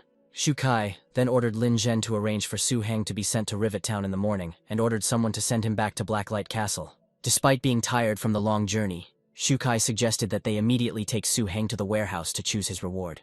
Su Heng, showing concern, noticed that the boss had just returned and suggested that he take a rest and take care of business tomorrow. Shu Kai, however, insisted, stating that any delay until now would be considered a breach of his promise. Since he had promised Su Heng 2 things and was late, he now let him choose one more, and he led him to the Grizzly Forest Base warehouse. The protagonist asked again, just in case, whether he could really choose what he wanted. Inside the vast storage room, Shu Kai said that he would wait for Su Heng to make a choice. He, satisfied with this answer, quickly ran on, saying that this was incredible. He stopped near a pile of gold coins and glittering chests.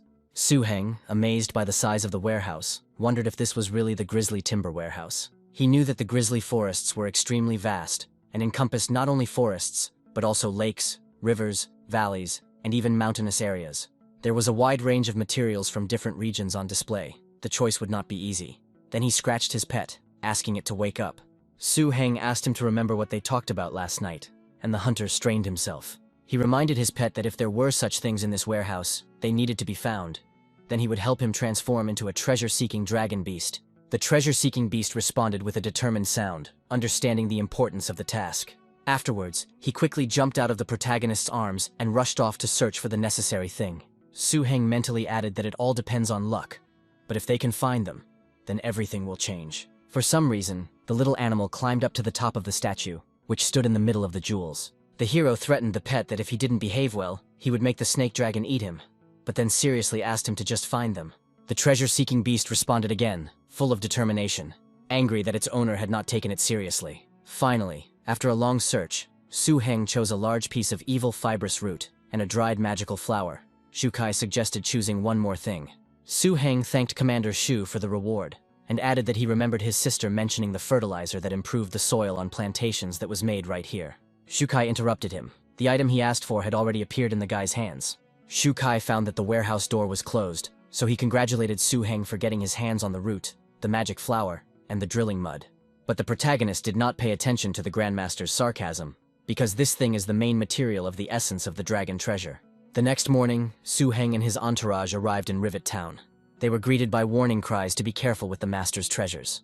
The guys helping were smiling and trying to handle the boxes they were moving carefully.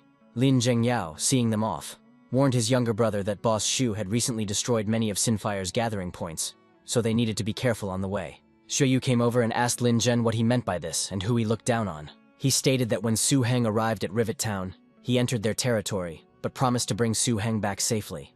Lin Zhengyao agreed, saying that he would return then since Boss Shu had business for him to attend to. He said a warm goodbye to Su Heng, saying that they were always waiting for him in the Grizzly Forest. Su Heng replied that he would definitely return and thanked him for his concern. Zhu Yu, impatient, interrupted their cooing, saying that it was time to go. He ordered that the fire extinguishing systems be checked again, as they would be leaving soon. He added that they needed to be prepared for this trip to get to the meeting point in Blakelat. Everyone humbly responded that they understood everything and were ready to begin implementation. Meanwhile, in the enemy hideout, confirmation came from their informant in Rivet Town. Today, a group of city guards from Rivet Town will escort a big shot to Blacklight Castle. According to the information received, it was this big shot who most likely interfered with their operation. They identified him as the guy with the Firekeeper's ring. The poacher leader said with satisfaction that this was very good, and added that he had also received news that Lin Zhenyao had left the base. This meant that their target would be less protected en route, and the poacher leader gave the order to wait for the convoy. He accompanied that bastard to that valley where they were supposed to set up an ambush. He declared that he would hunt Su Heng down so that he would taste death while watching the approaching cars. He vowed to make Su Heng pay for his brother's death by avenging the one who died in the previous clash. Meanwhile, the leader of the poachers sensed something was wrong. It was as if something had exploded behind him. He looked around suspiciously, wondering out loud what had happened, not realizing that anyone might be nearby. That someone turned out to be Lin Zhenyao. He shouted to him that he could see him in the tree, and that he didn't need to hide.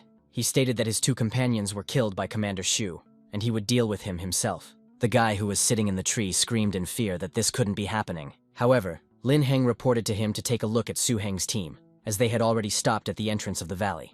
The poacher leader was furious, realizing he had been tricked, and the information used as bait, and vowed to take matters into his own hands. Lin Zhengyao mockingly remarked that the poacher leader was not as brave as he had been in the forest. Shu Kai appeared and explained that he was here solely to protect their master from Blacklight. Otherwise, why would this scumbag be in the crosshairs when the Grandmaster gave the command to attack Lin Zhen? He pointed at the offender, and said that he simply had to avenge his pet. While the battle was beginning, the convoy was calmly heading towards its destination. The protagonist was driving and thinking that judging by the level of damage, it must be a particularly dangerous species. His elder brother Lin Zhenyao told him to leave half an hour later. Meanwhile, Su Heng, hearing the shouts and familiar figures, hurried towards the sound. The door creaked open as the car stopped and the guy started calling for Boss Shu. He thanked him for his protection and promised to repay him if Mr. Su returned to Blacklight Castle in the future. In response, he only turned his head and decided to move on so as not to keep the burgomaster waiting. 2 days later, they finally reached the gloomy walls of Castle Blacklight. Now it was necessary to assess what had changed during their absence, which is what the teacher intended to do. Su Heng firmly stated that he would not allow anyone to gain the upper hand against them, adding that he would not let the elder down. In the center of the hall, under the gloomy vaults of Blacklight Castle, the ominous figure of a serpentine dragon lizard appeared. As soon as the dragon stood on its paws, the teacher rose from his chair and walked towards him. He opened the mouth of the snake dragon, examining it from the inside and also from the outside. A quiet warning came from the protagonist. It was better not to move from the spot. If he gets upset, both will suffer. The teacher began to talk about the enormous losses of his subordinates in the city, destroyed even in places where armored and heavily armored wolves were trained. Even Lin Zhengyao's elder brother was affected by these actions, and the boy asked anxiously whether they would take revenge on the Grizzly Forest again. The answer brought relief. The master of the Grizzly Forest had secretly returned, and now anyone who dared to go there, except for the highest ranks of Sinfire himself, would die. The teacher addressed the hero, saying that this time his successes were a source of deep satisfaction. Not only did he exceed all training requirements, but he also played a key role in the investigation, and was offered the choice of any reward he wanted. Su Heng, instead of a valuable reward for himself, he dared to ask if the master still had the same supreme dragon scale that he had been awarded before. His modest desire to receive another such gift caused surprise. The master expressed bewilderment, because the young man's contribution was great. And then the young man asked no longer for himself, but wanted the reward to go to Lin Zhen. With all sincerity, Su Heng recalled that in the Grizzly Forest, if not for the self-sacrifice of his elder brother. After all, he gave up his main beast to save his life. He would never come back. Having heard this, the master nodded with approval and thought, tapping his finger on his chair. He acknowledged that Lin Zhenyao was truly an outstanding candidate who had reached the peak of his spiritual cultivation, and master would send Lin Zhen a young green flame tiger. This is a rare and dangerous species, similar to the one that the main teacher Lu Yu had. This news was met with admiring cries from the hero. In addition, a villa was prepared for Su Heng himself in the inner fort of the castle. and the master advised him to go to his sister's home and arrange for the move. After all, the Six Lands tournament was about to begin, and there was no time to be distracted. Su-heng bowed with deep gratitude. After receiving a generous reward, the master decided to teach Su-heng an important lesson. He pointed out to the young man his excessive inclination towards moral considerations, which in their world could become a weakness. In the world of masters, the mentor emphasized, strength is held in high esteem, and in battle it is necessary to fight, unconditionally demonstrating one's superiority. He allowed Su-heng to ascend to the second level of his treasury, and choose, in addition to the dragon scale, 2 more items of his choice. Only those with strong spirit survive, and only the strongest have the right to win. Su-heng respectfully replied that he had learned his lesson. On the way home, Master Zhou. His words deeply sank into Su-heng's soul, causing him to ponder for a long time. The incident with Sinfire had already made him realize that he could and should make choices in accordance with his moral principles. These heavy thoughts were interrupted by familiar cheerful laughter coming from the house. My sister was again talking animatedly with someone. Su-heng couldn't help but wonder who his sister was talking to this time, and a slight smile touched his lips, briefly dispelling the gloom of his thoughts. Su-heng's reverie disappeared as soon as he stepped over the threshold of his home. His younger sister rushed towards him, her face lit up with a joyful smile and relief. She cried out, happy that her brother had returned, and in her voice one could hear the anxiety that she had been suppressing for a long time. She immediately confessed, lying on the ground and hugging the guy, that she heard from the guards about the attack on him on the road. Su-heng hastened to calm her down, gently assuring her that everything was fine, and that the incident was already behind her. Then his gaze moved to the guests sitting in the room. He did not know them. Sister introduced them. These are colleagues who came to while away the evening. Lin Mengwang from the General Services Department of the Plantation Administration. Also, Jin Mei Li from the Materials Processing Department of the Resource Management Bureau. Both guests seemed to have come to make acquaintance, and their visit promised a new development of events. However, the young man had already begun to suspect where this was all heading, and with slight annoyance he tried to object to his sister as to what she wanted. But his sister, Su Qin, interrupted him. Her words suddenly harsh, reminding him of their late parents, and that he had to fight for his life. To build a family, create a business, strive for a better life. She declared that she had selected for him the very best, with curvaceous figures, who knew how to cook and run a household. In her opinion, a hard worker like him, always on the go, is probably looking for someone who could take on all the household chores. Su-heng, feeling tired and internally rebellious, tried to gently refuse, citing a desire to rest in his room, even skipping dinner. Despite his rejection of the idea with the bride, Su-heng was unable to completely resist his sister's persistence. The entire dinner passed in an awkward, tense atmosphere. The situation only changed when Su-heng, in order to somehow diffuse the situation, he pulled out his treasure-seeking beast. The funny and diligent creature instantly attracted the attention of all 3 women. He amused them for a while, which distracted them from the awkward topic, allowing everyone to relax a little. But as the evening drew to a close, the sister asked her brother to escort the guests home, and Su-heng obediently agreed. However, Lin Mengwang and Jin Mei Li politely refused, insisting that they did not need an escort since they lived very close by. They literally just need to cross the road and they will already be home. They thanked Su-heng for his hospitality, remarking that they had a good time, and lightly joked about his excessive formality. Su-heng didn't insist for long, and they went outside. But suddenly the protagonist noticed something. Just as the group was about to cross the road, the silence of the night was suddenly pierced by a sharp cry full of alarm. The guy stopped the girls. The creature that suddenly appeared caused surprise and disgust. It resembled a rat, but it was of enormous, unnatural size. The question arose as to how such a monster could have entered here. Su-heng instantly assessed the threat. It was an adult specimen of a low-level but dangerous species, the ferocious storm rats. Lin Mengwan asked in amazement, how could a rat really grow that big? Su-heng speculated that perhaps she had mutated after accidentally eating the corpse of some powerful beast. He then warned the others that these creatures lived in packs, and told them not to come closer. His fears were confirmed when several more of the same huge rats jumped out of the shadows. The main character stood in front of the girls, covering them with his body, while they, frightened, did not know what to do. Su-heng, seeing what was in Jin Mei Li's basket, noted that chicken was their favorite food, and this was clearly bait. Without wasting any time, Su-heng released his pet, a beast already in its final stage. A snake dragon, poisonous and fast, appeared before him, ready to attack. His eyes glittered coldly in the night, directed at the giant rats, who no longer thought the idea of attacking was right. The situation escalated in an instant, and they decided that the best solution now was to run away. Su-heng gave a command to his pet. Before his question sounded rhetorical, do they really think they can escape from the snake dragon? A short, furious storm set in the darkness of the night, and the dragon took off above the ground. He was nimble and deadly, operating with ruthless efficiency. The rats, seeing that they were being chased, turned around in horror, hoping that it would not affect them. But their hopes were killed, as were they themselves, insanely quickly. Less than a minute passed. A fully grown, low-level, dangerous storm rat, which would have given his pet a hard time just a couple of months ago, was now dispatched with astonishing ease. The main character said that today he killed her as easily as he would kill an ordinary chicken. This was a clear indication of the growth of strength of both Su-heng himself and his tamed beast. While he was thinking about this, the guards ran up to them. Stopping, they watched what had happened with amazement. One hesitantly asked if they were already dead. 4 ferocious rats were killed in a matter of seconds, which is worthy of a true master tamer. One of those present assessed the situation. Su-heng, having already analyzed the incident, explained that at this time of year the rats do not have enough food, and recommended asking the security bureau for a blood-tailed cat.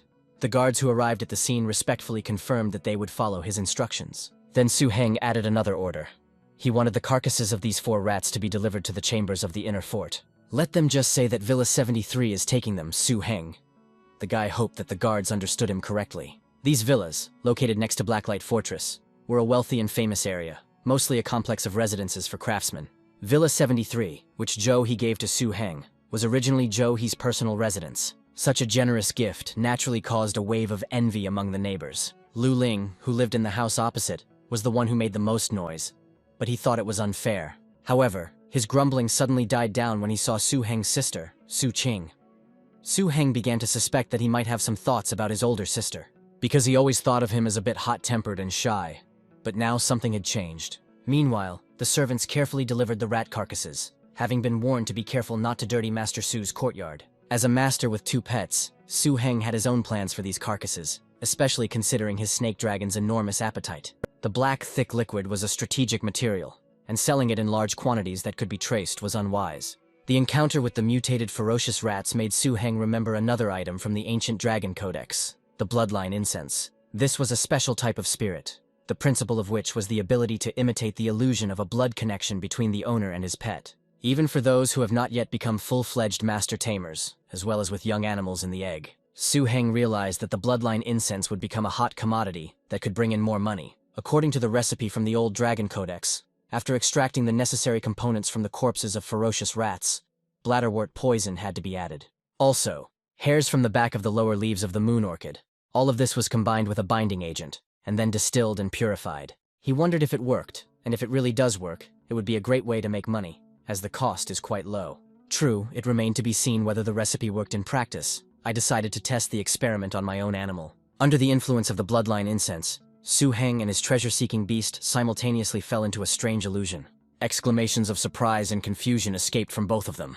In this illusory space, Su-heng seemed to have become an old father to his pet. Su-heng, like the old beast father, took the young treasure-seeking beast with him every day to search, and eventually found a huge mountain of treasure. The beast-seeking treasure was touched to the depths of its soul, filled with feelings it had never experienced in reality. As the incense's effect began to wear off, Su-heng let out a breath of astonishment, his head feeling a little dizzy. He muttered to himself what a strange thing it was as he looked around the room. Now he was in a hurry to complete the next task, to transform the treasure-seeking beast into a dragon so that he could go to the teacher's treasury tomorrow. However, his pet, still under the strong impression of the illusion he had experienced, jumped on him, making pitiful sounds, clearly mistaking him for his father. The next day, Su-heng arrived at the burgomaster's treasury. He was met by the guardian, who told Su-heng that if he didn't come next time, he would find him himself, making it clear that being late was unacceptable. Su-heng quickly apologized to the Grandmaster, explaining that he had been too busy moving in recent days and had simply forgotten. The senior master only laughed, nodding in understanding. He knew there was work to be done, and motioned for the young man to follow him. They stopped at the entrance to the treasury, and Su-heng immediately saw something impressive. It was guarded by a parasitic guardian beast of a particularly dangerous species. A squid crocodile slave, a mystic, a guardian of the double line. Whoever opened the door had to receive verbal consent from the owner, otherwise they risked being eaten in an instant. Compared to this, Chief Shu's treasury was nothing compared to the teacher's treasury. As he walked, the custodian noted that the second floor of the treasury was considered a reserve. He saw for the first time how a boss promised a low-ranking master to take 3 items at once, looked at Su-heng and added that he should not let the burgomaster down. Su-heng responded with a respectful bow and a firm promise, thanking him for such concern. Unlike Chief Shu's chaotic storage, Blacklight's second-floor treasury was a vast and complexly organized space. All the valuables were carefully arranged, and each treasure was kept under a glass cover, which also glowed. Su Heng noted to himself that the Guardian's words were more of a hint not to take too much than a sincere wish. His attention was drawn to the dangerous appearance of the extra security monitor, the Evil Eye, which had an energy skill, a flash of light and shadow.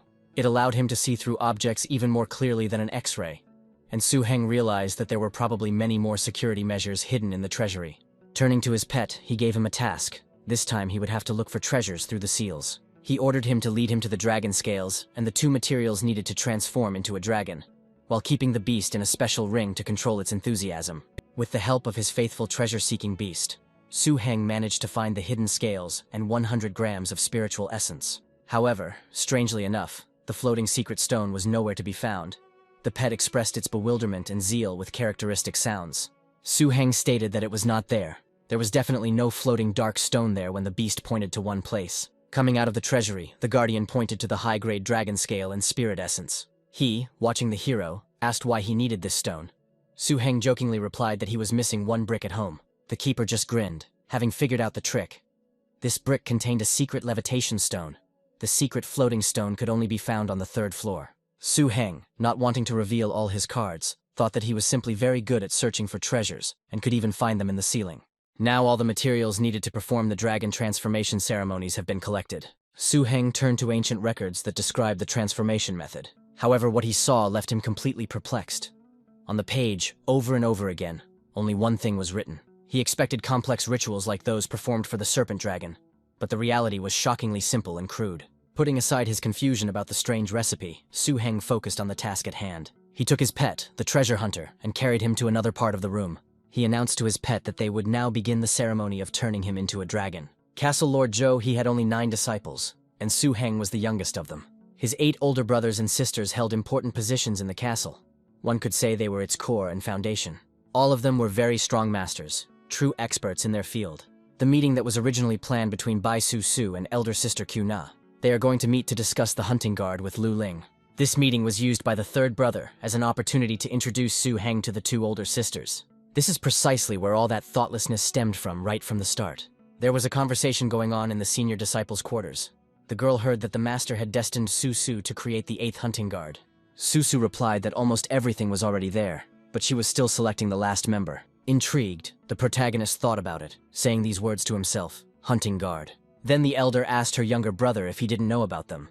Then they explained to him that the hunting guard was a special detachment of Blacklight Castle, existing not only in their settlement, but in others as well. Their task is to track down the young of all kinds of dangerous creatures in the vast wild lands, as well as to search for various materials and treasures. The Hunter's Guard consists of 4 warriors and 10 attendants, and there were 7 such guards within the Blacklight Assembly. They were extremely important, since the selection of masters in Blacklight was done using the beast eggs brought by the guards. During the conversation, the girl suggested that Su Su introduce her to a good newcomer, a girl named Reina, who became a master 2 years ago. She has a mature Ironwood and a mature Sleeping Butterfly, both of which are mid-level dangerous and have combat power. In addition, she recently acquired a young, especially dangerous species of bloodlion. She concluded that this girl had great potential and could possibly become the last member of the team. Su Heng, hearing this description, recognized the familiar details in his mind. Weren't these his teammates from the Six Lands tournament? However, Su Su seemed to hesitate.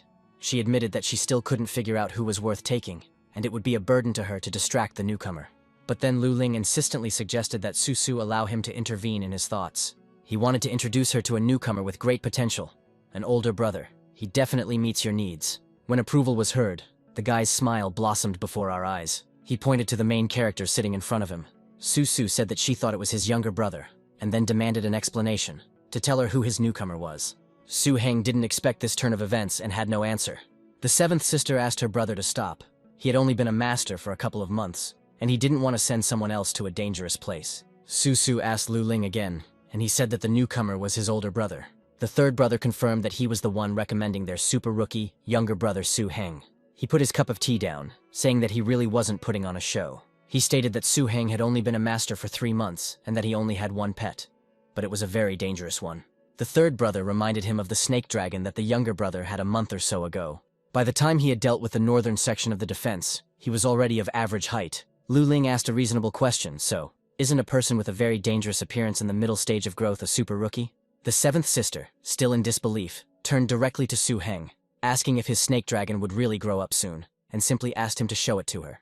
Su Heng obeyed, saying, "Okay," and ordered the snake dragon to come out. The appearance of the pet caused shock, even for its owner. His size and aura were impressive. He didn't realize that he had grown too big.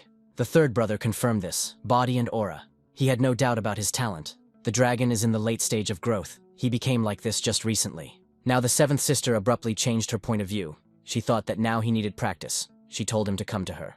However, the third sister, Su, quickly intervened. She had all the hunting guards in full force. She was the only one missing. The seventh sister, admitting defeat, gave in, saying that I would not tease her anymore. He would be hers in the future. But Su Heng, a little taken aback by this quick turn of events, timidly remarked that he felt like he should decide for himself. It turned out that there were a lot of visitors today. Lu Ling noticed and clarified this. Tim, the son of Jolly's father, who also worked in the same pharmacy where the young man tried to sell his new invention, the pedigree incense, came to Su Heng. In preparation for the upcoming Six Lands tournament, Su Heng planned to sell off all his supplies in order to quickly raise his snake dragon to the next level. Su Heng could only send samples to the pharmacy for free, but the result was not very good, and things were at a standstill. But today, Tim came to Su Heng. They stated that they wanted to purchase a large quantity of incense, and wanted to buy more than 10 bottles. Such a sudden and large order after 10 days of fruitless sample trading seemed strange to Su Heng. However, the man hastened to assure him that he was mistaken, and that he would pay in cash. Moreover, he expressed a desire to buy as much as possible. As proof of his intentions, Tim produced several cards, claiming that each of them contained 1,000,000, prepared by his father to pay for the vials. Su Heng couldn't help but wonder why everything had turned out so well now. The man, having confirmed the availability of payment and goods, offered to clearly define the terms of the transaction. He also added that the next time Su Heng had something new, he shouldn't hesitate to contact him. Su Heng thanked him, agreed, and headed towards the exit. The deal was completed, but a small dispute broke out at the pharmacy owned by Tim's father. The father hit his son hard with his fist, asking him not to play the fool and to help him. Tim chided his father, asking why he had told Mr. Su that one of his bottles had been sold, when in fact he had simply been asked to put it on the counter. The young man believed that if they were unable to sell such a rare product, given their many opportunities, they would find themselves in a remote village in the commercial sense. To which the father, an experienced merchant, replied that his son was still too young to understand all the intricacies of business and creating demand. The father began to explain the strategy to his son, pointing out that not only novice masters but even veterans would use this incense to tame new pets. Once this becomes known, the demand for this product will exceed supply. The son tried to object that his father was not a master and could not know for sure whether this remedy would work. But his father abruptly cut him off. He reminded that Su Heng, the burgomaster's genius disciple, was a supreme master and was capable of creating such incense. The son, trying to soften the tone, said that he was simply expressing his opinion and suggested that they discuss the issue calmly, without violence. Meanwhile, a team had already assembled and was standing and waiting for instructions. They were told that the honor of all of Blacklight was at stake in the upcoming tournament. And for Su Heng personally, this was a great opportunity. If he can get a good rating, his career path will become even broader. The girl urged everyone to remember that they are a team. Everyone should help each other and not compete with each other. She asked again if everything she said was clear, and if there were any objections. No one expressed any negative opinions. They responded that everyone understood everything and was ready for the trip. Then the girl ordered everyone to get into the cars, distributing the people among the armored vehicles. Wang Xun and Luo Chong were to ride in the third car, Reina and Lin Yusing in the second, and Su herself announced that she would ride with Su Heng in the first armored car. This distribution caused dissatisfaction in Wang Xun, and he reluctantly got into the car. He asked why they weren't sitting with Mrs. Su, and why Su Heng was getting all the best. However, his comrade calmed him down, noting that Su Heng was probably just shy, and advised him not to get angry. Compared to the expedition into the Grizzly Forest, the tournament of the Six Lands took place much further from Castle Blacklight. However, thanks to good roads, the actual travel time was much shorter and could be covered in about 2 days. And this time, in addition to Blacklight, the tournament also included Red Scorpion City, Lianying Castle, Luansha City, and Luyun City. A serious test and clash with strong rivals from other settlements lay ahead. Although Blacklight Castle was very strong, Su reminded that the other 5 places also had their own specialized techniques, and it was still unclear who would emerge victorious. On the way, the group made a stop. Everyone needed to rest. The third group had to stay awake for the first half of the night and check the fortifications around the camp, while the first and second groups had to prepare food for themselves and their pets. Since the general preparation took some time, it was necessary to prepare more. It was at this moment that something unexpected happened. Suddenly the ring on the guy's hand began to glow, which meant the appearance of a small creature. It was a treasure-seeking beast. Su Heng's pet, he called it, and it appeared. The owner took the little animal and put it in his arms. It looked at him questioningly. The guy saw a dragon scale on it, the same one they took from the treasury, given for the dragon lineage. The spectacle was impressive. The main character became thoughtful. He speculated that by swallowing the secret floating stone, the treasure-seeking beast may have gained the ability to fly. He then gave his pet a big hug, telling him he was damn lucky. The girl clapped her hands, taking command. She reminded everyone that the first thing they needed to do was feed their pets and keep them in good condition for the tournament. She then asked where Su Heng was, as she couldn't find him nearby. What caught her attention was the fact that Su Heng had summoned his beast and seemed to be talking to it. The boy spoke disparagingly of Su Heng and his pet, calling him an ordinary person with a scaly beast of mixed blood.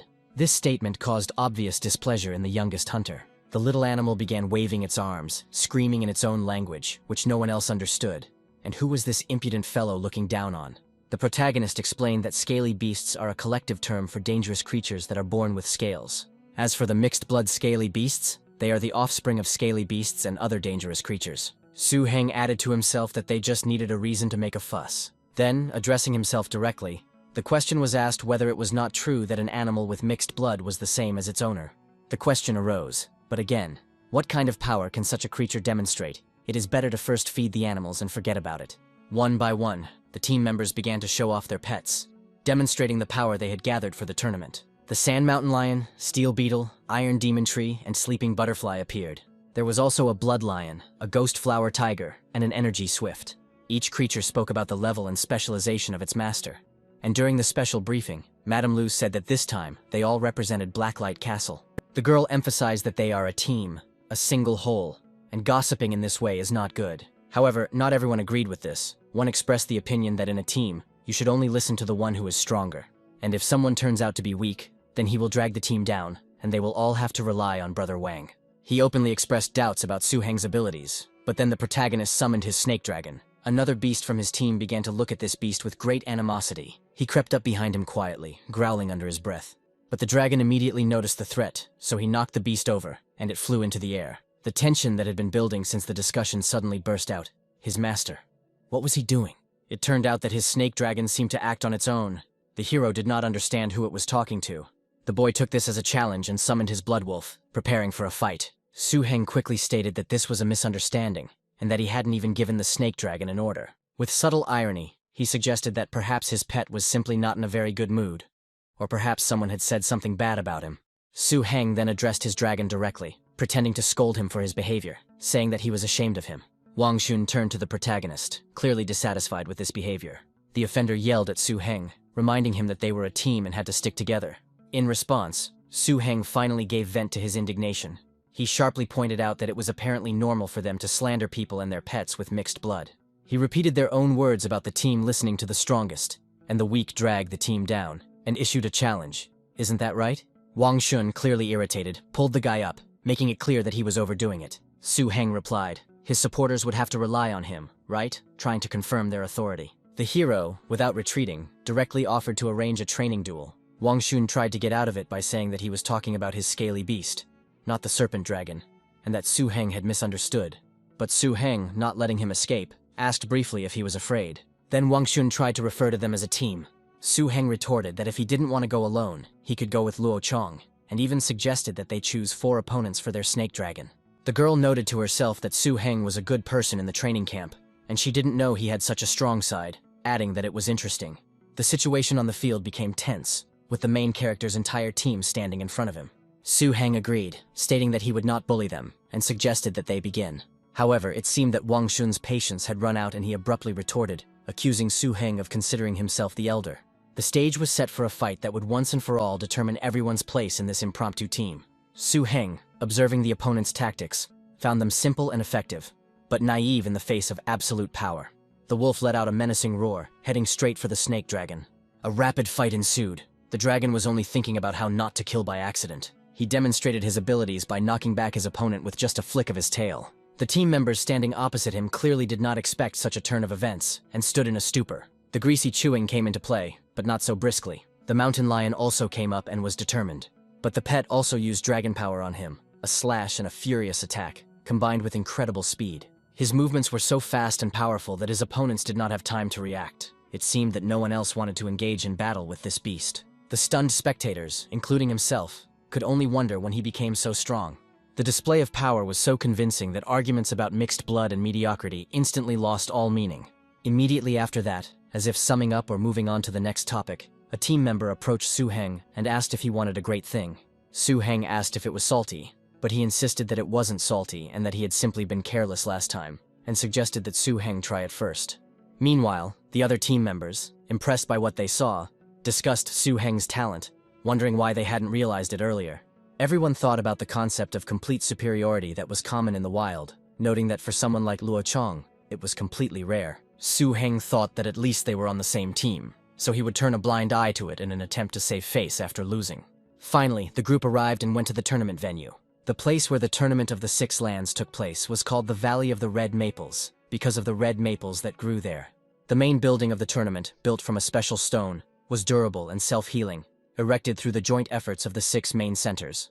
Despite its high cost, it required no maintenance and was uninhabited except during tournaments. The panel of judges for the dueling tournament of the 6 lands included leading masters from all 6 settlements. Therefore, each judge was of a professional level or higher, serving on the one hand the game, and on the other, representing the voice of his gathering place. The tournament was not just a competition, but also an important diplomatic and prestigious event. And upon arriving at the venue, Blacklight's team noticed another group.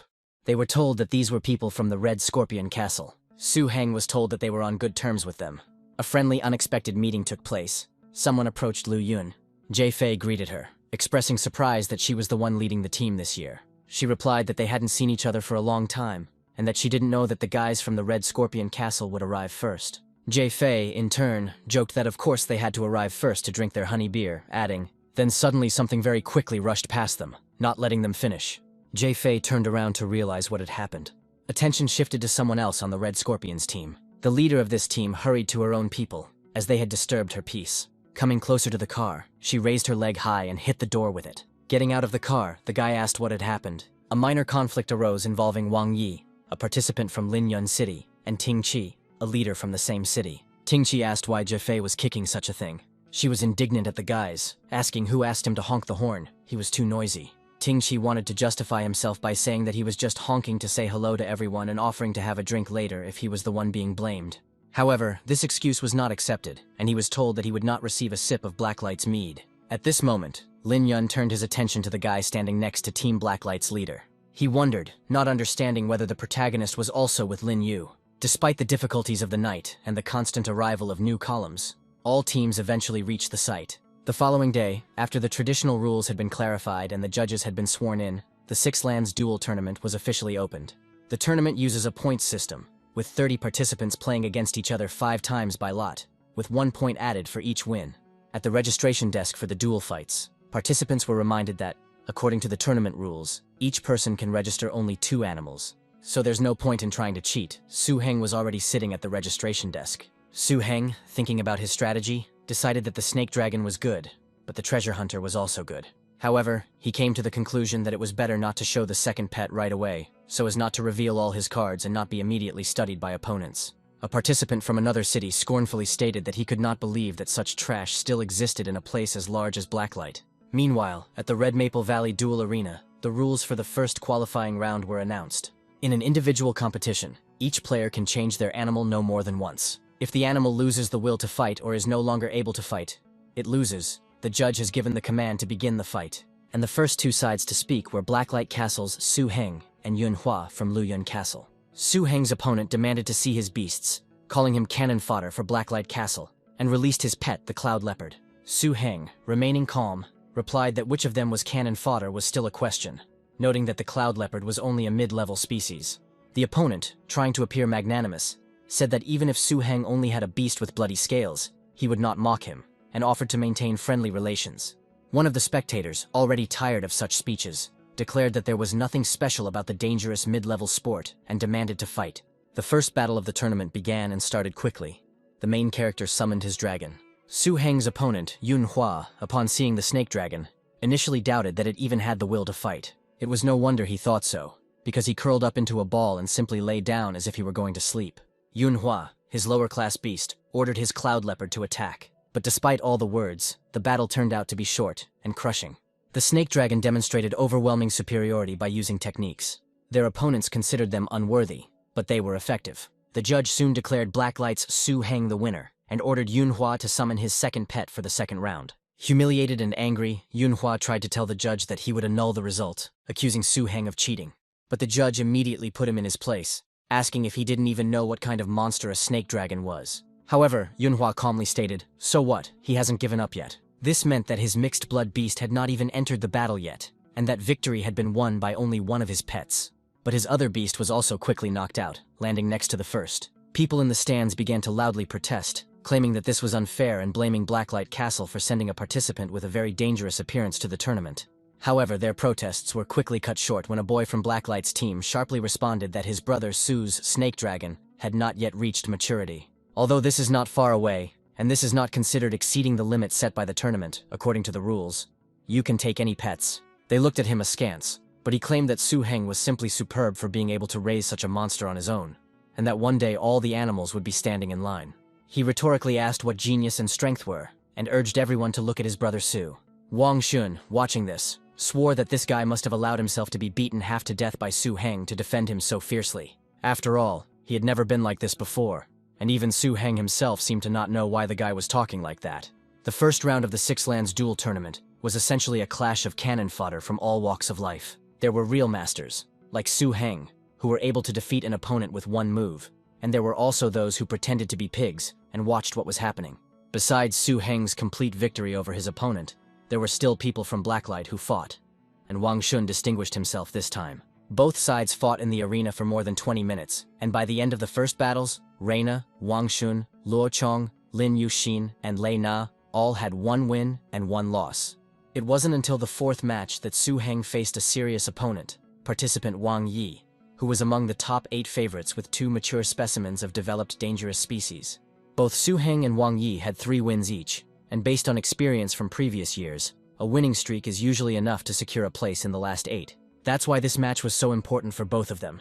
During the intense fight, the black tiger with a steel claw, Wang Yi's pet, was the first to pounce. The snake dragon stood and waited for the right moment. At the critical moment, he used his innate skill, Steel Energy, to strengthen his defense and stop the bleeding at the same time.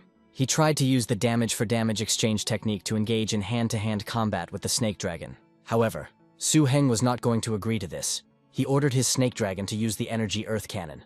This was a new attack that the pet had mastered after entering the late growth stage. It featured high-speed movement and shooting, all due to the use of the increased restorative power of the earth system and thinking bullets. Although she couldn't kill, it was quite difficult to deal with her. This attack allowed the dragon to avoid close combat and continue to suppress the enemy at a distance. The battle reached a critical point, and a thick haze filled the battlefield. When everything cleared, it was clear that the enemy beast was standing behind a fence of ice crystals. But fortunately, the judge arrived in time to prevent possible serious consequences. All the people looked at the arena with fear, and agreed that this was a damn dangerous moment. Finally, the first victory of this round was announced, the victory of Su Heng of Blacklight Castle. The opponent considered that after this fight, the snake dragon must have expended a lot of energy. The second beast he registered, a beast with mixed blood. He reasoned that he would hardly be able to train a very dangerous species at a late stage of growth and take care of another pet in such a short time. Wang Yi, believing in this logic, decided not to waste time and immediately released his second pet for the decisive round. A two-tailed steel beast of dangerous appearance appeared in the arena in front of all the spectators. Su Heng, in turn, ordered his snake dragon to first use an evil thought bomb to slowly restore its strength. It seemed that he planned to continue the fight with the already tired dragon, which gave Wang Yi hope of victory. Wang Yi, confident in himself, declared that the two-tailed steel beast was his true strength and that he would not lose. His pet demonstrated powerful technique, the strength of steel, and a double saw. She was a 4th-level enlightenment, her sinister gaze scanning the area. The spectators gasped, realizing that this was no longer a fight between beginners, but a serious clash using high-level skills. However, Su Heng had his supporters who believed that their boss must have one more trick up his sleeve, and that he must win. The boy clenched his fist, hoping that his words would be true. The opponent gave the order to attack to his second beast, the two-tailed steel beast, and he immediately rushed at the snake dragon, who did not expect that he would get his bearings so quickly. The steel beast was easily able to knock the dragon to the ground, pinning its head to the ground with its clawed paw. Su Heng noted with annoyance that practically nothing worked against his defense, and only the evil beam was able to penetrate it. Seeing that the situation was becoming dangerous, Wang Yi shouted at Su Heng to surrender. He was told that he shouldn't do this, that he was good enough to be in the top 3, and that if they continued to fight like this, things would only get worse. However, Su Heng didn't listen to him. sarcastically agreed with him and said that he could only admit his defeat. Wang Yi was unwavering in his confidence and replied that the boy would soon meet his end. His two-tailed steel beast roared and demonstrated its true power. The steel beast technique, a combat saw that had reached the 4th level of enlightenment, cut through the air with such a ferocious roar that it took the audience's breath away. Suddenly, a barrier appeared between the rivals, protecting the beast. The enemy stated that his forces would not be able to break through such a defense. At this dangerous moment, an alarming voice came from the outside, urging him to admit defeat. And then, as if responding to a silent challenge, a new thought was born. And what if there were more of them? The terrain around was completely and irrevocably changed by a powerful and unexpected surge of force. From the powerful beast, the serpentine dragon, magical rays appeared, which were accompanied by its voice. The spectators shouted that it was incredible. They no longer believed that the dragon could resist in any way. Now the dragon looked at his opponent with a fierce gaze. He had a plan on how to defeat him. But the steel beast stood there, looking him straight in the eyes. And it was clear that he wasn't particularly shocked by this. Time was against him, and Wang Yi was clearly aware of this. His opponent could draw strength from the earth itself at any moment. Delay threatened to negate all advantage. It was necessary to win quickly and decisively. With this thought in mind, he gave the steel beast a sharp command to attack with its spikes. Immediately, the beast's metal body released dozens of sharp steel appendages, trying to pierce the enemy through and through. And at that moment, a great opportunity presented itself. Seizing the moment, Wang Yi ordered the use of the double-tailed steel break technique. His pet, using its powerful tails, delivered a devastating double blow, trying to break through the snake dragon's defense. The tails reached out to the snake dragon to grab it. Then came the command to throw it, and the steel beast, clinging to the enemy with all its metallic mass, threw him with force to the ground. He tried to put an end to the grueling confrontation with one powerful throw. However, the crushing throw was suddenly interrupted. The serpent dragon released its previously hidden reserve of power, and a new 4th-level enlightenment, a technique called the Mighty Dragon's Warhammer, flared up. There was already a desperate cry from Wang Yi, who realized the rapid change, but it was too late. A stunning counterattack, like a blow from a warhammer, fell upon the steel beast. The second victory of this round went to Su Heng, his name ringing out loudly across the arena, marking his entry into the next stage of the tournament. With this victory, the list of 5 participants who have achieved 5 consecutive victories was finally completed. Blacklight Castle, Lianying Castle, Liuyun City, Red Scorpion City, and Chaos Sand City. Each of these cultivation centers sent out their strongest representative. All of them were participants from different gathering places, but unfortunately, Wang Yi from Liuyun was not included in this elite list. Now there were 6 people left among those who had 4 wins and 1 loss. Unfortunately, the remaining participants from Blacklight were not included in the direct entry list, and became mere spectators until the end of the tournament. The finalists met one after another, the winner advancing and the loser eliminated from the competition forever, raising the stakes and heating up the atmosphere to the limit. Luck smiled on Su Heng again when the draw selected him as the first to compete in the quarterfinals. And he was indeed lucky. His opponent turned out to be the weakest of the 8 finalists, Li Fei, a master from Lianying Castle. Just before the battle, Li Fei, having soberly assessed his chances, declared with dignity that he was surrendering, sparing both of them from an exhausting and useless fight for him.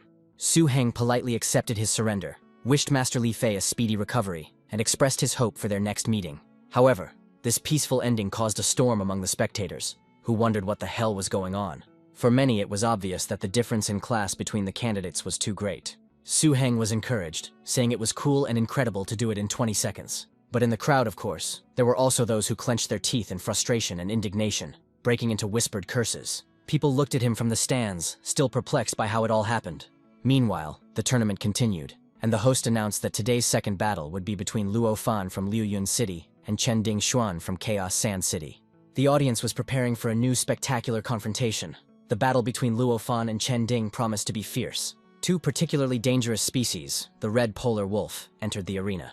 And another beast is Lo Fan, the falcon of the windstream, also appearing were her enemy's beasts, the ferocious golden mantis. The second was a particularly dangerous-looking fire-scaled beast. Their confrontation was fierce. The falcon's beautiful feathers were split. Only thanks to the powerful wind energy was Luo Fan able to win in the first round. However, in the second battle, the windstream falcon did not have time to use up the power of its opponent's next pet, the fire-scaly beast, and was quickly defeated. Then Lo Fan sent her strongest pet, the red polar wolf, into the arena, and the competition turned out to be a truly crushing victory in favor of the wolf. This defeat meant Chen Ding Xuan's unsuccessful exit from the tournament, and his team's official elimination from the fight for a place in the Blood Forest ruins. The third battle of the day pitted Ji Mei from Red Scorpion City against Quan Zheng from Lianying. Even more formidable creatures clashed in the arena. the especially dangerous King Scorpion, along with the less dangerous Blood Scorpion. They were up against a fire monkey, a particularly dangerous species. Alongside him was his supporter, a particularly dangerous type of explosive beast. During the fight, the Blood Scorpion snapped its stinger, intending to conduct a deadly venom training session. But the monkey delivered a crushing counterattack that turned the tide of the fight. In the second battle, Quan Zheng used the explosive beast and tried to strike, but he was confronted by a huge scorpion. Ji Mei successfully advanced to the quarterfinals. Quan Zheng himself was furious at what he considered to be the unfairness of the tournament grid. First, he had to fight Su Heng, a pervert with a particularly dangerous appearance. And now, having made it to the quarterfinals, he immediately met Huo Hong. He said that the people from Liu Yun City were not used to admitting defeat so easily, but what else could one do but give up when faced with such a situation? Here, Huo Hong himself intervened in the situation. Seeing Su Heng, he approached him with a proposal not to draw lots, but simply to fight. He looked at Su Heng with disdain, asking him if he dared to do such a thing. The main character thought, what the hell, why was he staring at him? He wanted to draw lots. Su Heng's teammate asked why they were calling that guy from Lian Yin trash. The argument threatened to escalate into a brawl. The hero tried to reason with his hot-tempered brother, and he tried to explain himself. But there was no need for an explanation anymore. Su Heng hit the guy for such words, and for his actions. But there was nowhere to go. The main character entered the arena. His opponent addressed him, calling him by name. He said that only now did he realize what a worthless person he was when he defeated and humiliated Master Wang Yi. Su Heng replied in a frightened tone that he wanted to explain himself, saying that there was a misunderstanding. But his opponent was already adamant. He coldly interrupted him, saying that there was no need to explain anything. He understood everything. This point of view was immediately picked up by Su Heng's brother, who shouted that there was no need to explain anything. Su Heng would simply win. Huo Hong did not release his main pet, the eagle beast, but instead, the evolutionary form of the fire monkey entered the arena. The move was calculated and cunning, removing his main power and replacing it with a monkey, clearly trying to drain the snake dragon's stamina. For Su Heng, whose pet relied on its connection to the earth to recover, this tactic was especially dangerous. Everyone understood that this battle, permeated with personal animosity and strategic calculations, would be incredibly difficult. The battle began with cold calculation, Huo Hong giving commands with icy calm, satisfied with the chosen tactics. He simply used the fire monkey's agility and speed to wear down the heavier snake dragon. He had another pet in reserve, and he looked ahead with confidence, wondering how his opponent would win today. Huo Hong read his opponent's intentions. He watched the fight in Su Heng's beast. He understood that he wanted to use the 4th level ability, Dragon Hammer, and was trying to sneak up for the finishing blow. The snake dragon tried to act cautiously, as he understood that the enemy was not stupid. The protagonist's opponent was still considering his next decisions. Huo Hong wasn't going to just wait. An idea came to his mind that he could use it now. At the critical moment, Huo Hong commanded the monkey to use the armor. The pet understood the words of its master and rushed at its opponent, using its armor and the fury of flame. However, Su Heng's next attack was swift and unexpected. The serpent dragon, using its power and cunning, managed to carry out a counterattack, the force of which was expressed in the deafening sound of the blow. Huo Hong stated with cold confidence that he had known that his opponent was going to use the hammer to win. The fire monkey's response was a furious and desperate technique, a mad monkey headbutt. The creature, driven by instinct and the will of its master, rushed forward, trying to break the tide of battle with brute force, turning a strategic duel into a head-on collision. The fire monkey rushed forward again, delivering his furious head strike, turning his own head into his strongest weapon. The opponent scornfully rejected the comparison with Wang Yi, making it clear that he was not so easy to wear down. He shouted that Su Heng wouldn't be able to use the dragon hammer while being trapped in such close combat. But a glimmer of understanding flashed in Su Heng's eyes, and he asked a reasonable question. Who said that his attack would be the dragon's warhammer? Then the truth was revealed. This was not the technique everyone expected. Realizing the danger at the last moment, Huo Hong desperately commanded his monkey to run. Instead of a powerful, sweeping blow from the dragon, a concentrated, piercing beam of dark energy burst from the creature's mouth. A rolled evil beam, like a spear, pierced the space between them, and the outcome of the close skirmish, the monkey was cut through by this beam. The opponent remained standing, watching this interesting picture. The first round was won by Blacklight Castle, with Su Heng winning it. But this was only the first fight. Huo Hong, gritting his teeth, swore that this time he would not miss anything.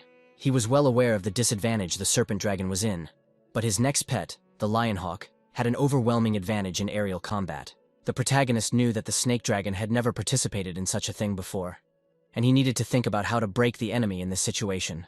However, the first round had hardly drained the snake dragon's strength, and Su Heng's will to fight seemed insane and inexhaustible.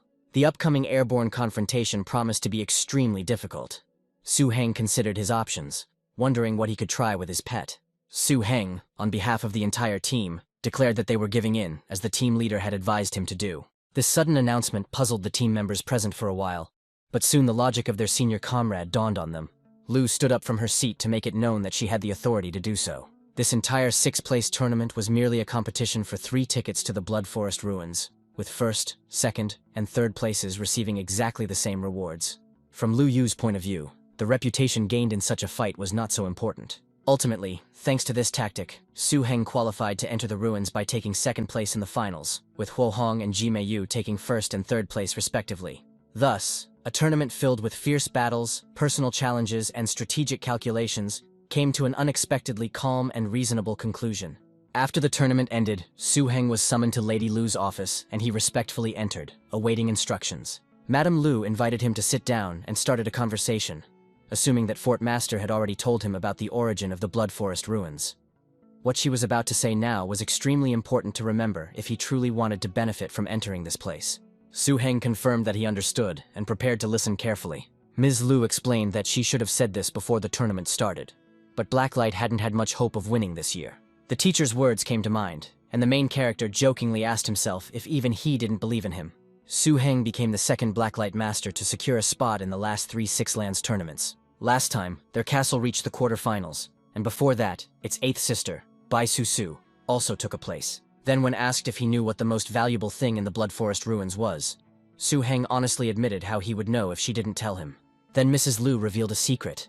The ruins were home to many young animals that were extremely rare in the outside world. In addition, you can find valuable resources there, especially rare materials from the Blood and Dragon systems. Even if you don't use them yourself, you can exchange them with other masters. Hearing this, Su Heng was overjoyed inside. This was great news for him, especially considering that he had a treasure-seeking beast. She then went on to warn that the area explored over the years of tournaments was less than 1/10 of the total area. Ms. Lu emphasized the importance of ensuring security. Over the years, there have been many people who have completely disappeared into the mysteries of the relics and never returned to the surface. At the end of the conversation, Mrs. Lu handed him a certain object, telling him to take it with him before leaving. Su Heng asked in surprise what it was, preparing to receive the key for the upcoming dangerous journey to the Blood Forest ruins. Madame Lu explained that this was an artifact into which the castle master had sealed a trace of the power of his first pet. It was originally intended for the final showdown of the 6 lands, which amazed the boy. In fact, the castle master had left her this secret weapon, and now that Su Heng had managed to break into the ruins, he had better take it with him for extra safety. Soon, the moment came to enter the ruins of the Bloody Forest. The process began. The whole team stood and waited for Lu Yu's command. The girl stood in front of the magic stand, and making sure that everyone was ready, ordered them to begin. She was the first to touch the stand. It began to glow, and the magic circle began to spread. Su Heng felt the colossal mental energy emanating from the great master. She controlled the process, which made him appreciate once again the level of power behind this tournament. There was a feeling of solemnity, an ancient mystery in the air, as if the time had come again when the hidden was about to open its gates. A terrifying head of a creature appeared from the magical glow. One of the powerful patrons, addressing my lord, confirmed that the time had come for the opening of the annual portal. After a short ritual, the gates were opened and everyone was in anticipation. Through the resulting energy tunnel, it was possible to overcome the barrier and reach a secret place. Su Heng and the other chosen ones had 1 month to conduct their research. After this period of time, the Lord of the Blood Forest ruins automatically returned everyone back. The boys had already headed towards the entrance, although they did so very cautiously. Just before the entrance, a powerful being, the guardian of the place, addressed them. It reported that it had marked them with its scent, and the creatures inside would not attack them first, ensuring relative safety at the initial stage. However, it sternly warned that if they were brave or stupid enough to invade the counter zone or go against the established boundaries, even its scent would not help. There live creatures whose strength is not lower than his level, and there they will remain completely defenseless. With this final stern warning, the way into the mysterious and dangerous ruins of the Blood Forest was open. As soon as they entered the ruins, the atmosphere changed to something more wild and primeval. It was clear that one should not behave too noisily, so as not to attract unnecessary attention. But almost immediately their appearance did not go unnoticed. A mighty, bloody Tyrannosaurus Rex emerged from the dense thickets. His appearance caused alarm. He came for them. But what was he going to do? The creature, however, did not show immediate aggression, but instead performed a peculiar and unique ceremony over them. The boys understood that this was connected with the mark that the keeper had spoken about. After that, it announced that everything was done, the scent had been successfully applied, and now they could begin their research. The Tyrannosaurus also reminded that in a month it would take them back along with their findings. Having found herself free to explore, Ji Meiyu made a practical proposal, the sight of which made Huo Hong's eyes widen in admiration. She said, wiping herself from the creature's drool, that each of the gathering places should have its own signs. And why don't they split up? This idea was supported by the others. Huo Huang, still not taking his eyes off the girl, replied that it was a good idea. For Su Heng, this proposal was just what he needed. Since yesterday evening, after meeting Lu Yu, he had been thinking about how to hide his second beast. As soon as he was alone, he immediately released his special pet. Turning to him, he asked if he was sure that the plant they needed grew in this particular place. The pet responded with a dissatisfied grumble, to which Su Heng hastened to assure him that, of course, he believed him, and asked him to lead the way further. Referring to the information he had received from Lu Yu, Su Heng recalled the note that these plants liked shade but needed dry conditions. Armed with this knowledge and guided by his unique pet, he delved into the mysterious ruins of the Blood Forest, beginning his own personal treasure hunt. Su Heng looked around in confusion. The description from the old records spoke of dry conditions, but this place did not match that description at all. Meanwhile, his flying pet, the treasure hunter, who, ever since he learned to fly, clearly preferred soaring on his own to that. It was not easy to hold him, considering his weight was over 50 kilograms. The main character thought about this and did not understand how he could grow up so quickly. Suddenly, the pet made an excited sound and pointed in the direction. Su Heng followed him and gasped in surprise. A completely different terrain opened up before them, dry, rocky, in sharp contrast to the surrounding damp thicket. Led by his guide, Su Heng soon found what he was looking for. The treasure hunter did not let his master down again, despite all the mistrust and doubts from those around him. The kid got closer to his target and then pointed his finger at hers. The main character cried out in surprise. Had he really already found it? According to old blacklight documents, this plant was called shedding grass. However, in the ancient Dragon Codex, it had a much more grandiose name: scaly transformation grass. It was a miracle born from a dragon's scale that fell into a specific environment and absorbed its energy for centuries. It changed color every 10 years and added a leaf every 7 years, and in front of Su Heng was a specimen of the highest quality. However, his triumph was short-lived, as the treasure hunter let out an alarming warning sound. Before he could fully comprehend what he wanted to say, the little boy threw himself at the hero's face out of fear. Su Heng asked him again what he wanted to say. What happened? The boy sensed danger and instantly ordered his snake dragon to hide. He instantly fulfilled the owner's wish, and now the figures of 3 boys were visible from behind the rocks. From the thick thickets of grass where the precious scaly grass grew, an attack burst forth with a roar. The old recording warned that in places where this grass grows thickly, many dragon-kind creatures hide and hunt. They not only live there, but also guard the plant's maturation, so that they can eventually devour it themselves and strengthen their dragon blood. These creatures had no intention of sharing the treasure even with the alien. The protagonist realized that in front of them was a particularly dangerous species, the Uræus toad, an aquatic, lightning-fast, and poisonous creature that had already reached its mature stage. The overwhelming desire to obtain such a plant was obvious to everyone, including the powerful local inhabitants hiding in ambush. It made a loud croaking sound in defiance. It was clear that the toad had noticed the plant and wanted to get it. Almost immediately, another monster, a giant dark deep pond crocodile, also a particularly dangerous species, crawled out of a nearby body of water. The 2 giants, both claiming the scaly grass, immediately engaged in a fierce battle right in front of Su Heng. It was a real battle between especially dangerous species, demonstrating the strength and power of the wild nature of the ruins. At first, the toad seemed to be at a disadvantage due to its limited mobility on land. Su Heng even thought that she wouldn't be able to come out of this situation victorious. The giant dark crocodile looked at her incomprehensibly, as if she dared to fight him.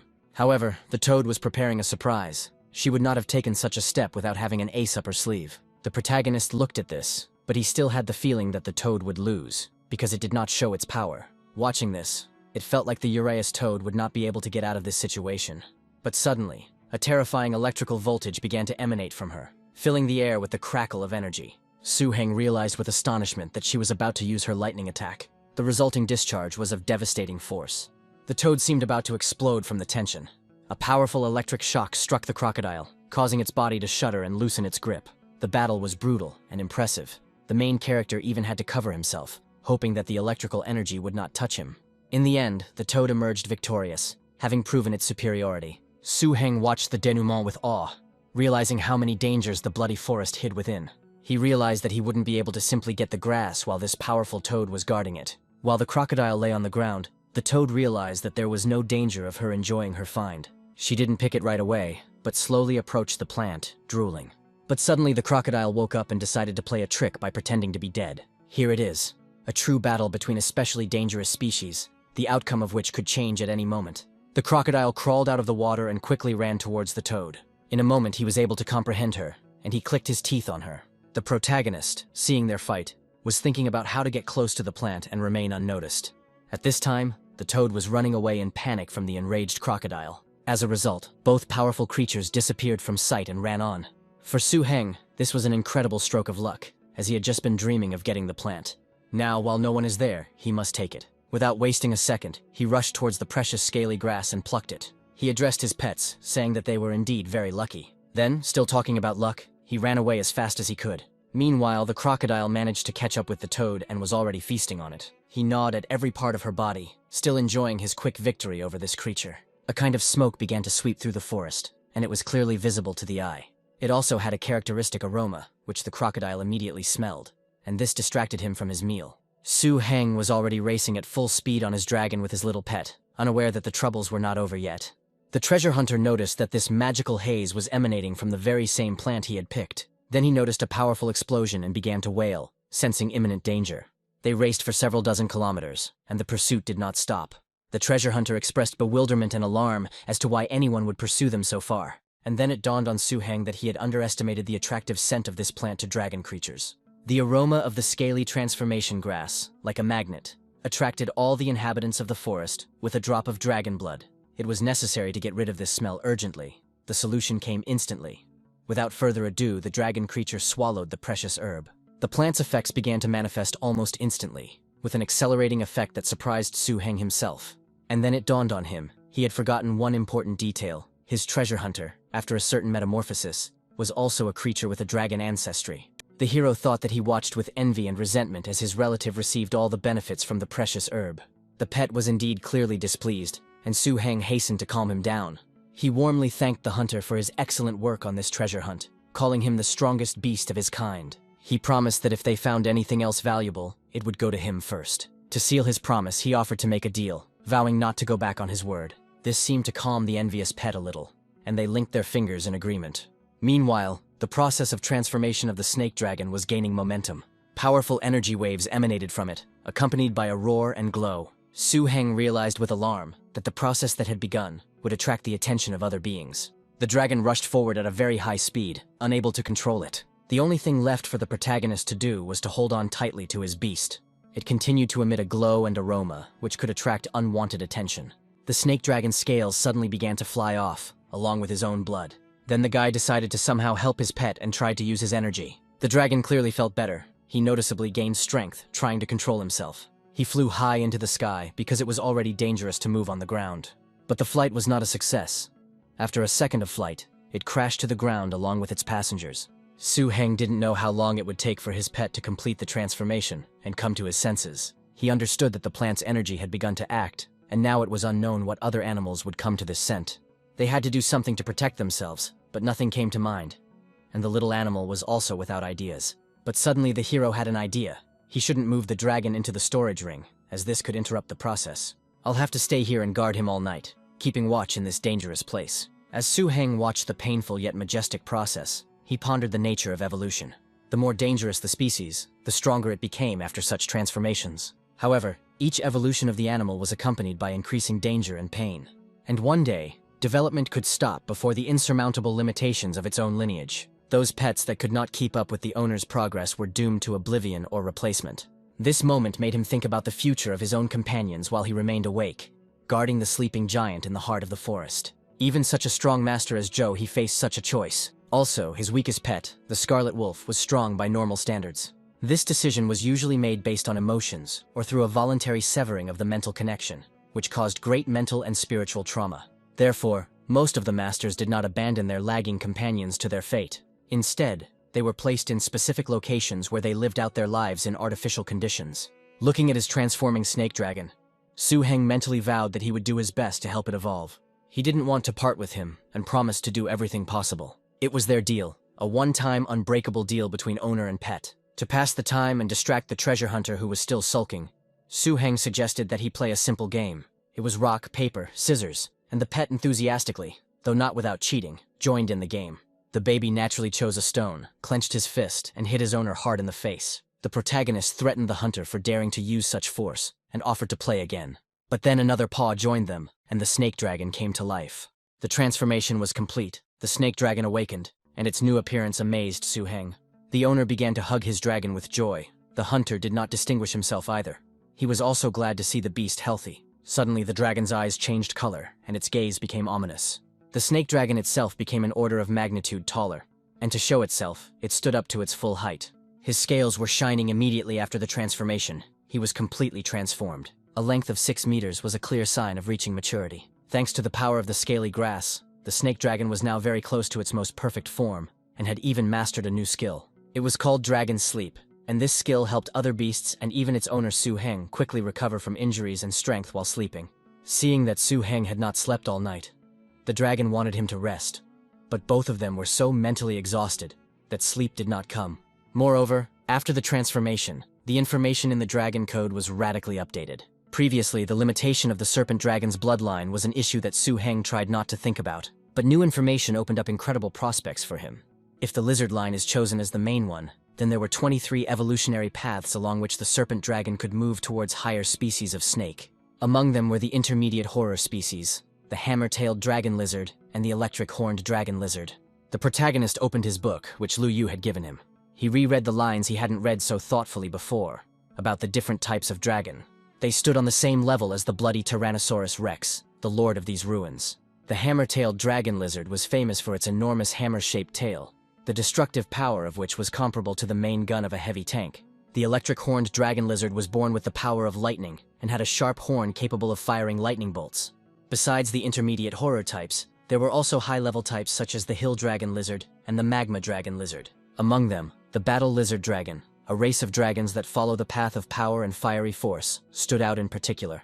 The combat system, the dragon lizard, the high-level, terrifying steel fire system could be called a mobile military fortress. His signature steel fire fusion technique, Metal Flame Storm, could make an enemy fear to live. Su Heng was overwhelmed by the wealth of choice, and didn't even know which of all of this would be the best decision. However, an alternative path has opened up, and perhaps the protagonist won't have to puzzle over the choice. Inside the ruins of the Bloody Forest, the Serpentine Dragon ran towards new targets. If he chooses the Snake Dragon as his main bloodline, he will have 37 evolutionary paths. Among them were such intermediate species as the Mist Dragon, Storm Dragon, Ice Dragon, Frost Dragon, and others. The Mist Dragon Snake, for example, was a fearsome species with a system of mist and water, capable of flying in the clouds and being invisible there. However, Su Heng considered this ability too flashy and the value not very high, and continued searching. There were a total of 11 ways to transform into a high-level dragon snake lineage terror, but he would lack the talent of the evil system, which would weaken his core strength.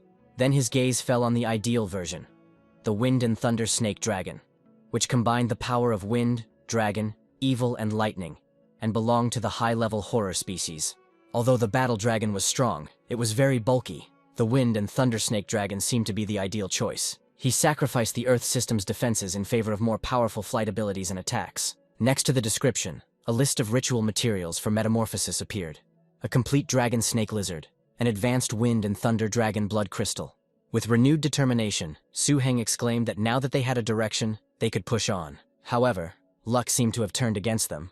On the Tonkin Plain, where they had entered, they had not encountered anything of value in the last 3 days. According to the map that Madame Lu gave, they were already on the border of unexplored danger zones. Su Heng ordered the treasure hunter to combine his thoughts.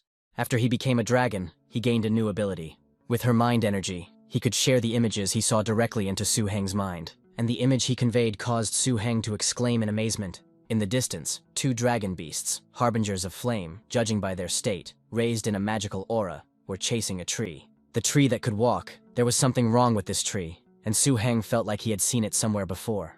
A mysterious running tree and a chase between 2 fire dragons promised new dangers and perhaps new opportunities in this unexplored zone. Su Heng immediately remembered where he knew this tree from.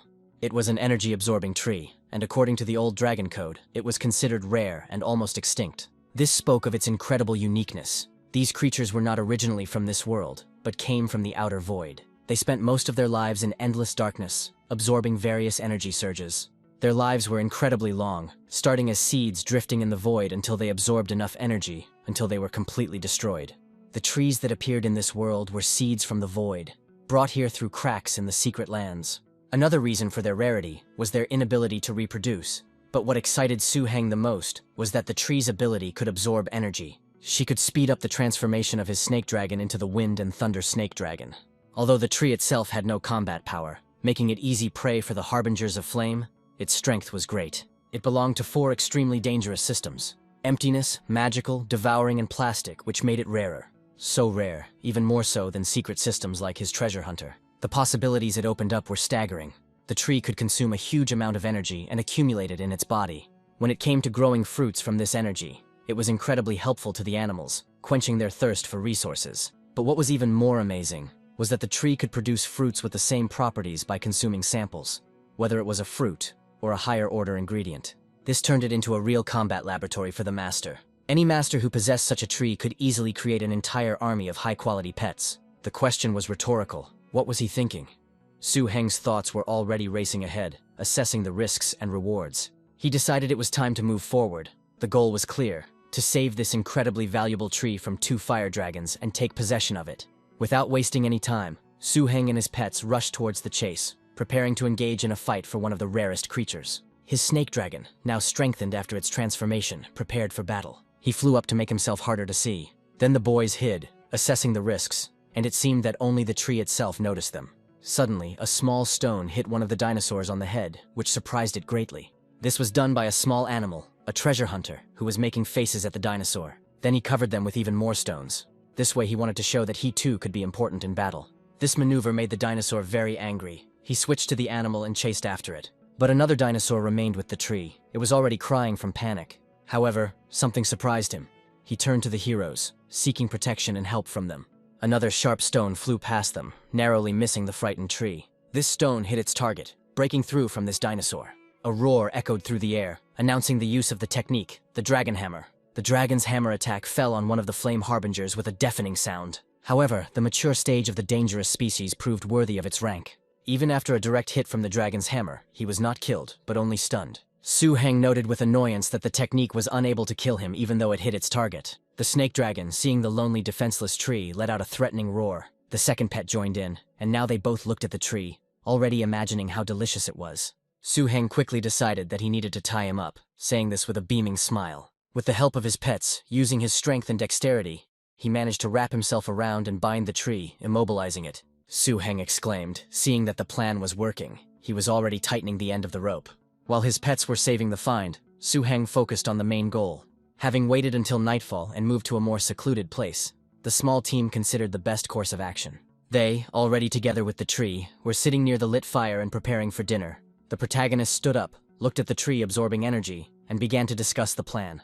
If the pact is successfully concluded, his snake dragon and the treasure hunter will not have to worry about food and resources. The moment his mental energy connected with the tree, a strange image appeared in his head. He saw the tree itself. It presented itself as a tree in the mountains, absorbing energy. The tree grew happy and carefree, just walking and enjoying life. He was an ordinary lonely tree, hiding from the scorching sun with sunglasses. It also seemed very cheerful, in clothes and accessories, singing their songs. But when it was looking for a new place to live, it became the target of an attack and was caught red-handed. The tree was panicked, scared, and helpless, especially when they grabbed it and tried to carry it away. But she was even more frightened when the pets looked at him with appetite. Su Heng was surprised to think that this tree was so hipster. It thought in images and emotions. To win its trust, Su Heng offered the tree food, high-quality treasure hunter food. He explained that if the tree liked it, it would be able to eat such food and change the dragon. The hero offered that if he became his pet, he would receive everything he needed. Then he turned to his animals, saying that they would have no dinner. This tree had eaten everything, seeing how his pets looked at the depleted supplies. This was his plan. The animals immediately ran to the tree and began to scold him for such an act. Su Heng wasn't sure if this approach would work, but he continued to wait on the sidelines. But suddenly it dawned on him. His eyes sparkled with the new thought that had come to him. He brought the incense bloodline, saying, how could he forget about it, the artifact given by Madame Lu? He opened the flask with the contents, and its aroma spread throughout the area. He decided it smelled great and just needed to be used, hoping that the scent of this special item would help calm and attract the capricious tree. Su Heng used the bloodline incense, and its fragrance enveloped the tree. Instantly, both Su Heng and the energy-absorbing tree were caught in the powerful illusion created by the artifact. Su Heng felt his consciousness transforming, as if he himself had become a mature tree floating in the endless emptiness of outer space. In this illusion, he, like a large tree, one day came across a multicolored seed, the very seed of an unripe tree that absorbs energy. He decided to take root on the void meteorite and care for this seed as a father. And the tree, in turn, instantly began to consider him family, experiencing the warmest emotions. In this shared space of illusion, Su-heng approached the tree with a proposal to negotiate. And the answer he received was unexpected and touching. The tree mentally called him Papa. This caught Su-heng off guard, but also melted the ice. The energy-absorbing tree also seemed to have become attached to it in its final growth phase. The mental energy output from this contract was so great that Su-heng reached a new stage of spirit. A light appeared in his eyes, matching the light between him and the tree. This meant stabilization of the level of spiritual cultivation and the ability to produce vision. This undoubtedly enhanced the reputation of the young genius, as well as his animals. The guy sat on the ground for a while, trying to digest the situation. He then immediately asked his new pet a practical question. Could it reproduce the food it had just eaten with its current strength? The tree readily demonstrated its abilities by easily creating a copy of the food. The boy found himself holding a pair of multicolored apples that shimmered beautifully in the moonlight. The little treasure hunter assessed the situation and quickly jumped up a tree for food. Su-heng was delighted, saying, "Great, he made the right investment." It turned out that the tree was already 1,200 years old. Copying food was easy for it, although, as it noted, it was tasteless. But its true power lay elsewhere. It could create energy fruits from the ruins of the blood forest. This tree told everything about itself, as always in its usual manner. It immediately offered Master Su-heng one apple to try, saying that it was healthy. The tree produced two fruits, one steel-colored, the other light blue, like ice cream. Su-heng immediately recognized them from the descriptions in Madame Lu's manual and the old codex. The iron marrow fruit looked like a round iron ball. It was a real energy fruit. According to Blacklight's notes, there was a huge forest with such fruits in the ruins of the blood forest. However, in that forest lived a very dangerous species, the steel-armored hammerhorn rhinoceros, which had reached enormous sizes. Now, with a new pet capable of creating these valuable resources and knowledge of their location, new opportunities opened up for Su-heng. He immediately tested the iron marrow fruit on his snake dragon. The minimal effect of using the fruit was that after taking it, a strong film formed on the surface of the animal's skin. Indeed, after consuming the fruit, the dragon's defenses underwent clear changes. The tree, realizing that it needed more fruit, strained itself and created several more. To test the new possibilities, Su-heng invited the treasure hunter to play a game, basically throwing their dragon. After the impact, it became clear that the ironbone fruit was indeed charged with a powerful effect. However, it was clear that the tree had already spent a lot of energy on this. The protagonist stated that the fruits were truly incredible, although he did not expect such an effect. The snake dragon lizard stood up on its two paws and roared, demonstrating its newfound power. Su-heng noted with admiration that the dragon had changed greatly. Its defense was at the level of a mature individual. Unexpectedly for everyone, the snake dragon was the first to reach a level of maturity in terms of defense. This discovery gave Su-heng a new thought. Could the tree itself become a dragon? It turned out that yes, according to the code, a tree that absorbed energy could turn into a dragon. There were 3 evolutionary paths, the highest terrifying species capable of creating dragon blades and attack beasts from wood. The third direction is turning into a real dragon, although without much protection. But the most attractive was the second path, the supreme terrifying species, the energy-absorbing wood dragon, a secondary beast similar to a dragon. His ability to produce energy fruits was doubled, while his energy consumption was halved. Inspired by these discoveries, the protagonist decided to follow the principle of not going empty-handed. After checking the codex, Su-heng instructed the treasure hunter to search for the materials needed to transform the tree into a dragon. However, after running across all the plains, they still found nothing. So Su-heng changed his route and headed towards the Black Tombs forest. This place was much more dangerous than the plain. Most of the grass there was an eerie dark red, almost black color, and the whole forest was dark and gloomy. The danger came from the large and complex insect population, but it was a place he had to visit, because according to Blacklight's predecessors, quite a few terrifying-looking beasts were buried there. Some people even collected a treasure there, the dragon crash flower, which could only grow on the corpse of a terrifying-looking dragon. The reason was simple. With the help of the energy-absorbing tree, his snake dragon had finally successfully entered the mature stage. Now he possessed the 4th-level skill, Dragon Force Compressed Ranged Attack and Dragon Spirit Roar. Therefore, the main character, the young master, believed that they had the right to go deeper. However, as soon as they entered the forest, the first strange thing awaited them, which horrified the guy. According to the documents Ms. Lu provided, there should have been a shallow stream here, but instead they found only a dry riverbed. Why is there a cliff here? Su-heng thought puzzledly. realizing that the map might be out of date or something in the forest itself might have changed. The stream had completely dried up and turned into a deep ravine, more than 10 meters deep, a fact that made Su-heng wonder whether they should go further. Half of the time given for research has already passed, and the search has been fruitless. In the end, he decided that they would go, but they would be more careful. The road ahead was dangerous, but the protagonist was not going to stop, commanding his dragon to continue on. Having listened to its master, the dragon began its flight into the terrible territory. But they didn't notice the warning sign, inner territory of the blood forest, entry prohibited. When they met Su-heng's first enemies, it made them very wary. It should have been less than half a day's journey to this zone, but they had already encountered more high-level dangerous species here than they had in the entire previous week they had spent together. Moreover, the terrain did not correspond at all to the map, which indicated that serious changes had occurred. Having just noticed the evolved green boa constrictor, the boy, very frightened, quickly grabbed his hunter. The main character shouted to another of his pets, a snake dragon, to quickly go to them, worrying about him. It was a mature individual using powerful technology. It was called the Wave Evil Attack, the Flying Slash, and it was very risky to go against. Su-heng quickly commanded his snake dragon that it might be a mature specimen, knowing that he needed to be careful. The green boa constrictor looked at the protagonist and his pets with brightly glowing eyes, sticking out its long tongue and hissing demonstratively. Seeing that a direct fight could be risky, he ordered his pet to go deeper into the forest, into the thicket, to where a larger and perhaps less maneuverable enemy would not be able to easily penetrate. The plan worked. The boa constrictor tried to break through a small crack in the rock, but due to its size, nothing worked. He became very angry at this situation and hissed, unable to do anything else. The green boa did not pursue them and seemed to retreat. Now Su-heng understood that such a concentration of dangerous creatures indicated the proximity of something important. The hero thought with bitter irony that now they could be sure that they were on the right path. He understood that if they returned the same way, they would surely encounter that python again. But then the little pet's behavior changed dramatically, and he began to point forward excitedly. Su-heng realized with astonishment that this meant that the treasure they had been searching for over half a month and could not find was right in front of them. With the help of the energy-absorbing tree, the treasure hunter finally entered the mid-growth phase. After all the dangers and detours, the goal seemed to be just around the next bend in the gloomy Black Tombs forest. Su-heng felt as if a ferocious beast was constantly roaring in his ears, growing into a heavy rumble in the silence of the gloomy forest. The oppressive silence around them was deceptive, because it was precisely because of this terrible pressure that they did not encounter other dangerous species along the way. He asked his treasure hunter companion how close they were to their destination as they began to take off on the dragon. The little dragon only cried out anxiously that the dragon's strength here was terrifying, and because of the monstrous pressure, he was practically unable to fly. Su-heng felt terrified at the thought that this entire area could be the territory of a certain, or even an entire group, of dragon-level creatures. They were approaching a cave hidden within the forest of Black Tombs, and facing a possible higher species of being, death could await them.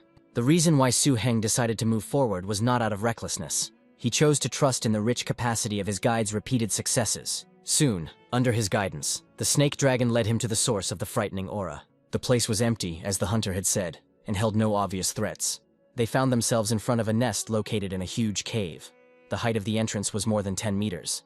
The vaults inside exceeded 20, resembling the lair of a giant dragon. The entire space was strewn with piles of bones. The nest was truly enormous, which the protagonist immediately noticed. And in the midst of this nightmare they saw him, what they had been looking for so long.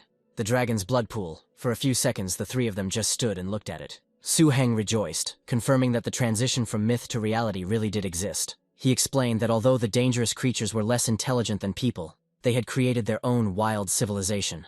This pool was part of it, a special tool for feeding offspring, created by powerful dragon-like creatures. The method of its creation was barbaric and bloody, requiring the essence and life force of many draconic creatures. Without wasting a second, Su-heng ordered his beasts not to stand still, but to drink quickly. After all, it was that very treasure of the dragon, not understanding why the animals did not listen to him. But soon the pets were joyfully rejoicing and licking their lips, realizing that this would give them strength. They quickly perked up and rushed closer to their owner. Then they landed and started drinking from this bloody lake. But the process of absorbing the powerful blood seemed too slow. Then the tree came to the rescue again, absorbing energy, coming to the forefront. Suddenly the tree wondered why he had been called here, but he quickly understood everything.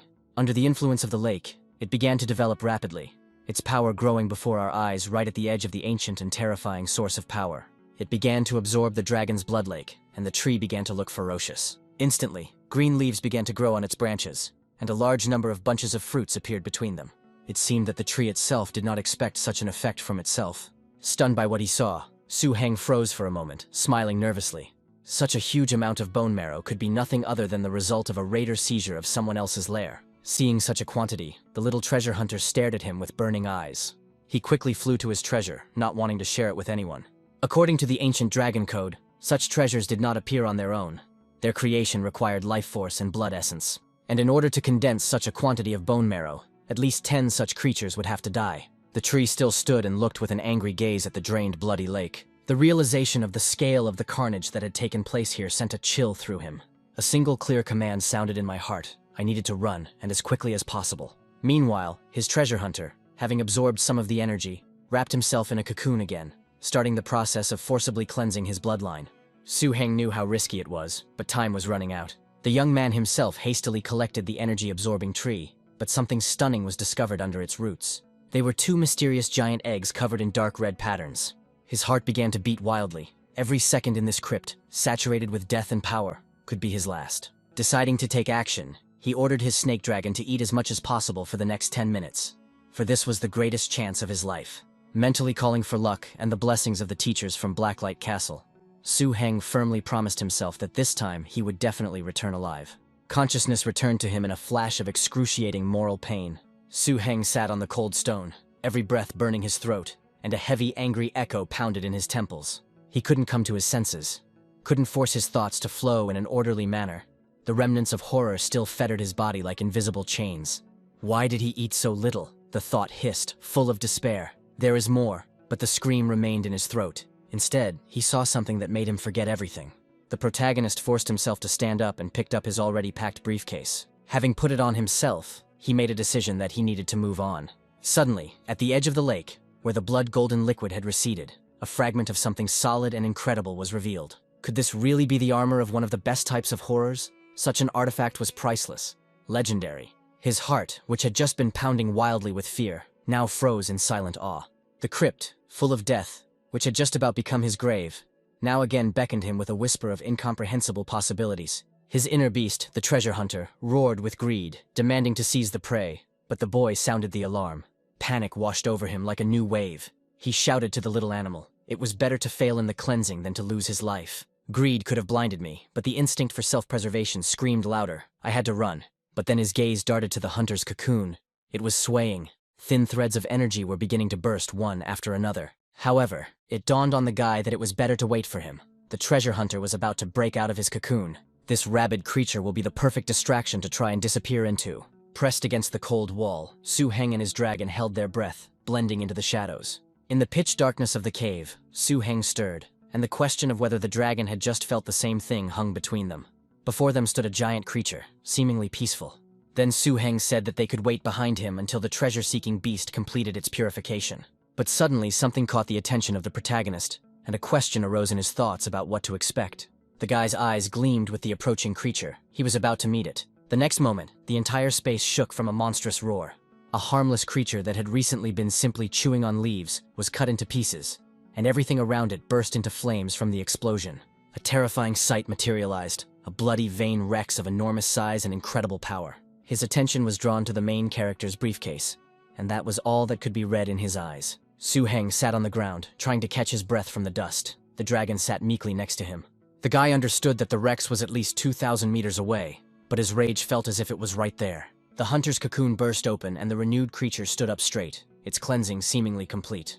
There was nothing to worry about now. Su Heng's confidence was heard. He asked the hunter again if he had finished everything. He didn't answer him, because everything was clear anyway, and there was no time for sorting things out. Su Heng had already shouted only one thing. It was time to leave here immediately. For some time, the boys flew calmly, only looking around, expecting an attack. They waited for a reason. The bloody Rex began to launch a powerful attack from its mouth at them.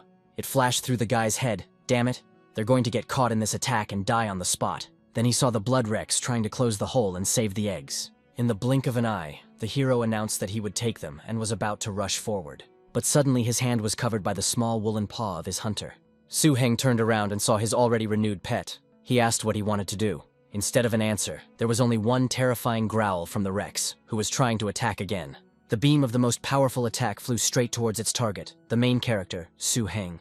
His fiery and bloody balls were already rushing at incredible speed towards the main character.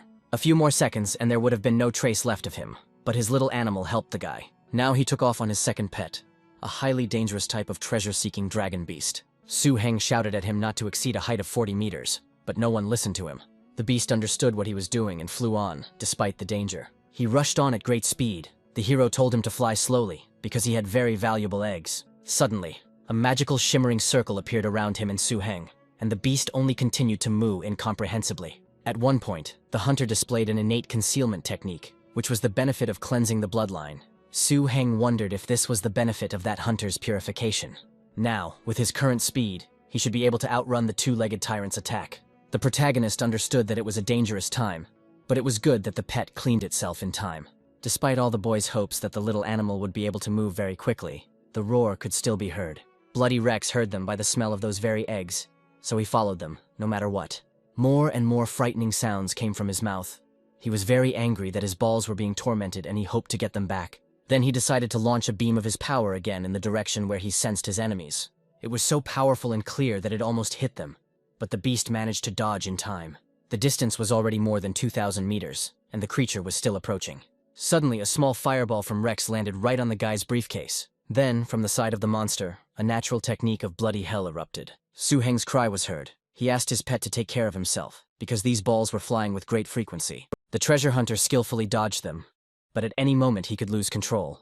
In response, another innate ability, Godspeed, was activated. Now the hunter, together with his passenger, rushed at an even higher speed, straight away from their pursuer. He himself was apparently shocked at how quickly they disappeared from his sight. He let out a last desperate roar, not knowing what to do now. Meanwhile, the pet had already calmed down and was flying at a moderate pace. The treasure hunter would receive a reward for this escape, Su Heng promised him in his mind. But he added that next time they wouldn't dare to fly until it learned to break. Upon landing, he summoned his massive serpentine dragon while the hunter recovered. The hero asked the snake dragon to look after them while he took a break. Su Heng slept through the night, restoring his strength with the help of the tree's fruits. And now his hunter could rightfully be called a treasure-seeking dragon. According to the ancient code, such creatures are born with 3 talents: treasure hunting, treasure summoning, and mystical premonition. It is significantly superior to the others, making the dragon excellent at petty theft. Treasure summoning, on the other hand, can awaken certain special treasures to come out of their hidden state. As for the mystical presence, it initially surpasses the previous ability. Furthermore, after cleansing his bloodline, he gained the mystical skill of dragon soul transformation, allowing him to collect the souls of dead dragons for his own purposes. It is similar to the ghosts from ancient texts, but it is a new way of using mental energy. Somewhere nearby, near a pond, a crocodile was devouring magical creatures. He swallowed them one after another, looking greedily at the rest. Suddenly he saw that the plant that had recently been growing next to him had disappeared from under his nose. He threatened the thieves with his fist, unable to contain his anger at the loss. Now with such a companion, Su Heng felt like a tiger with wings. The herb they were originally looking for seemed like just an appetizer after their adventures. It was time to leave the bloody ruins, but he remembered the rule that forbade carrying young pets without a spiritual connection with the tamer. He knew that if it was a terrifying species, then he couldn't just tame them with his powers and the incense of his bloodline. His thoughts on how to tame the horrific species were interrupted by the sight of his creatures simply absorbing energy. He turned to them reproachfully, asking if they could help him carry the eggs, since they were like energy fruits. The dragon naturally did not agree with him. He looked hungrily at the fruits that were tasty to him. But the main character didn't understand, so they just wanted to eat everything. Su Heng's thought was simple, he thought while looking at his magic tree. It was born from the experience of a past failure, and of course, it was based on the unique abilities of his snake dragon. These predators had a special digestive system, which was to absorb and process prey into pure energy, which became the key to smuggling huge eggs. Although his snake is the size of a small truck, it would be too easy to notice a full stomach. So Su Heng came up with the idea of placing the dragon in a storage ring. But the main problem was the destructive gastric juice, which could digest even steel. Here, a frozen jelly-like fruit that Su Heng had noticed long ago came to the rescue. Its juice, mixed with dragon bone marrow, could create the perfect protective layer on the eggs. This plan would not have worked if it weren't for the energy-absorbing tree, which has accumulated incredible resources over the past decade. Now, by coating the eggs with this incredibly valuable juice and the unique mushroom from the ruins, Su Heng was confident that he would preserve his prey. Frozen jelly fruit juice makes a great cover, even if it's unprocessed. Many people called frozen jelly fruit an excellent remedy. However, almost no one used it directly. It was an unaffordable luxury, incredibly valuable and rare. The work required the help of the energy-absorbing tree, and Su Heng felt as if his own body had been squeezed dry. The main character stretched out his hands to the tree that absorbed energy. It was clearly under tension. Having completed his plan, Su Heng was satisfied with his work. With a full basket in his hands, he walked and laughed. The boy was in a good enough mood to sing a song, while the tree stood there, having lost all its energy. Su Heng began to pour the magic apple juice onto the eggs. Now, with the frozen jelly fruit, he was sure that he would save those 2 eggs. A decisive, excellent flashed through his mind. Now he looked at these 2 eggs. He knew exactly what he needed to do next. At this time, his dragon was quietly licking his lips, seeing these delicious. Then the main character looked at him. The snake dragon's eyes were already glowing. Quietly commanding his snake dragon, he ordered it to swallow carefully, without biting, reminding it that it would be bad if it broke them. After the boy threw the eggs to the dragon, it immediately swallowed them. But it seemed that this was not enough for the snake dragon. He licked his lips in anticipation. Han immediately warned him, saying that they were not for him and would still be needed. The next morning, time was up for the 3 little people. The guard ordered that everything they found be taken out to be checked for contraband. He also promised to take them out if everything was okay. The 3 guys stood meekly and listened to him. Su Heng watched with relief as his companions received a short, "Come on." He heard the same thing when his second companion approached the guard with his things. Finally, it was his turn. The main character was a little tense. However, his own kite seemed to weigh a little more than usual, and the guard muttered disapprovingly. He moved closer to Su Heng's bags, trying to figure out what could be in there. At this time, his 2 companions, standing to the side, thought to themselves that they would not let him through. But the guard pronounced the verdict that, although he had collected a lot, he could still pass. Silent indignation at such injustice began to boil inside the other 2 boys. While the plan was working well, the protagonist reassured himself, laughing quietly. But then the guard demanded that all pets be summoned, including those tamed here. "Calm down," Su Heng commanded himself, preparing for the most dangerous part of the test. At first, the guard noted the bloody moon demon wolf with approval. He also approved of the bloodthirsty bat girls. But then everyone's gaze fell on Su Heng and his snake dragon lizard. The guy muttered with envy that he was strangely not up to the standards. The guard approached upon hearing this remark, looking at his animals with interest. Su Heng mentally sighed with relief. It was good that he had an energy-absorbing tree that would attract attention. The guard, glancing sideways at the ugly plant, reluctantly let it pass, and it passed by. The tree burst into tears because the guard himself insulted it so much, calling it ugly. But the main character didn't pay attention to this. He was glad that they didn't notice the eggs inside the dragon. However, as soon as they left the inspection area, the guard still noticed something strange about the dragon. His stomach felt very full, and as if there was something forbidden in it. Reality hit him with renewed vigor, and he shouted loudly, asking what was in his stomach. Su Heng, realizing that he could be exposed and now had nowhere to go, sighed in fear. The guard felt that inside the dragon beat a powerful living heart, a child of their race. This discovery made him very angry. He let out an ominous roar, full of rage. He thought about the talisman from the master, but immediately discarded the thought. Of course, he would be able to block the attack of the bloody Tyrannosaurus Rex. Holding the talisman in his hand behind his back, he was still pondering this thought. However, then there will still be no way to get out of the ruins. How dare these treacherous humans steal their cubs in such a way? Flashed through the Tyrannosaurus's mind with anger. Suddenly he felt something familiar and froze, listening to his inner instinct. His gut told him that this looked like that guy. The Tyrannosaurs themselves were very experienced, and the leader of the blood Tyrannosaurs had between 20 and 30 heads in the group. In the ruins of the Blood Forest, the Tyrannosaurus Rex clan is extremely powerful, and as a result of the evolution of the most dangerous of them, only 2 remain. Although their race had not yet transformed, their power had already broken through the racial shackles. One of them could even compare with the whole flock. Even visually it could be assessed. The second was the old patriarch of the tribe, fair and kind. But not long ago, the bloody Tyrannosaurus Rex, the most powerful warrior, dissatisfied with his position, challenged the patriarch. He used underhanded tricks in the battle and seriously wounded the old leader. As a result, he was driven out of the territory, occupying a remote area of the forest. Then he was driven out of the pack even by cattle, and hunting dragons like a madman, built a blood pool to raise offspring. Moreover, the method itself had long been prohibited by the demon lord, but this did not frighten the Tyrannosaurus. The guard's mind continued to work. Each bloody Tyrannosaurus could only claim the post of patriarch once in a lifetime. Although that guy had already been defeated, his descendants, after being purified by blood, could grow up and become new leaders. The guard felt a little strange and wondered if this guy was trying to trick him. But then another thought came to his mind. Let this man take the offspring of that bastard. Then perhaps the offspring will turn against their creator. He once again went over this in his head and made a decision. He said that he checked everything. There was only food in the dragon's stomach and allowed them to get out and pass. He and Su Heng looked at each other, pointing their fingers up and smiling at each other. The protagonist's companion, upon leaving, wondered with surprise when these two had managed to get to know each other so well. But then the guy next to her remembered that he had to leave a note to tell his people. Almost immediately, a portal back to their usual world opened for the boys, which meant that the adventures here were over. One by one, they began to enter this magical portal and emerge onto a land free of ancient creatures. The protagonist stopped to catch his breath after such a journey, and then someone called out to him. It was Boss Shu. Su Heng happily asked if he had really come here to meet him. The boss didn't answer his rhetorical question, only telling him to follow him. The matter was urgent. Su Heng's first thought was whether the bastards from Sinfire had caused trouble again. But Boss Shu replied negatively. This time it was a wave of disaster. Although Su Heng had never encountered her in his short life, he recalled Blacklight's rumors that had been passed down from generation to generation.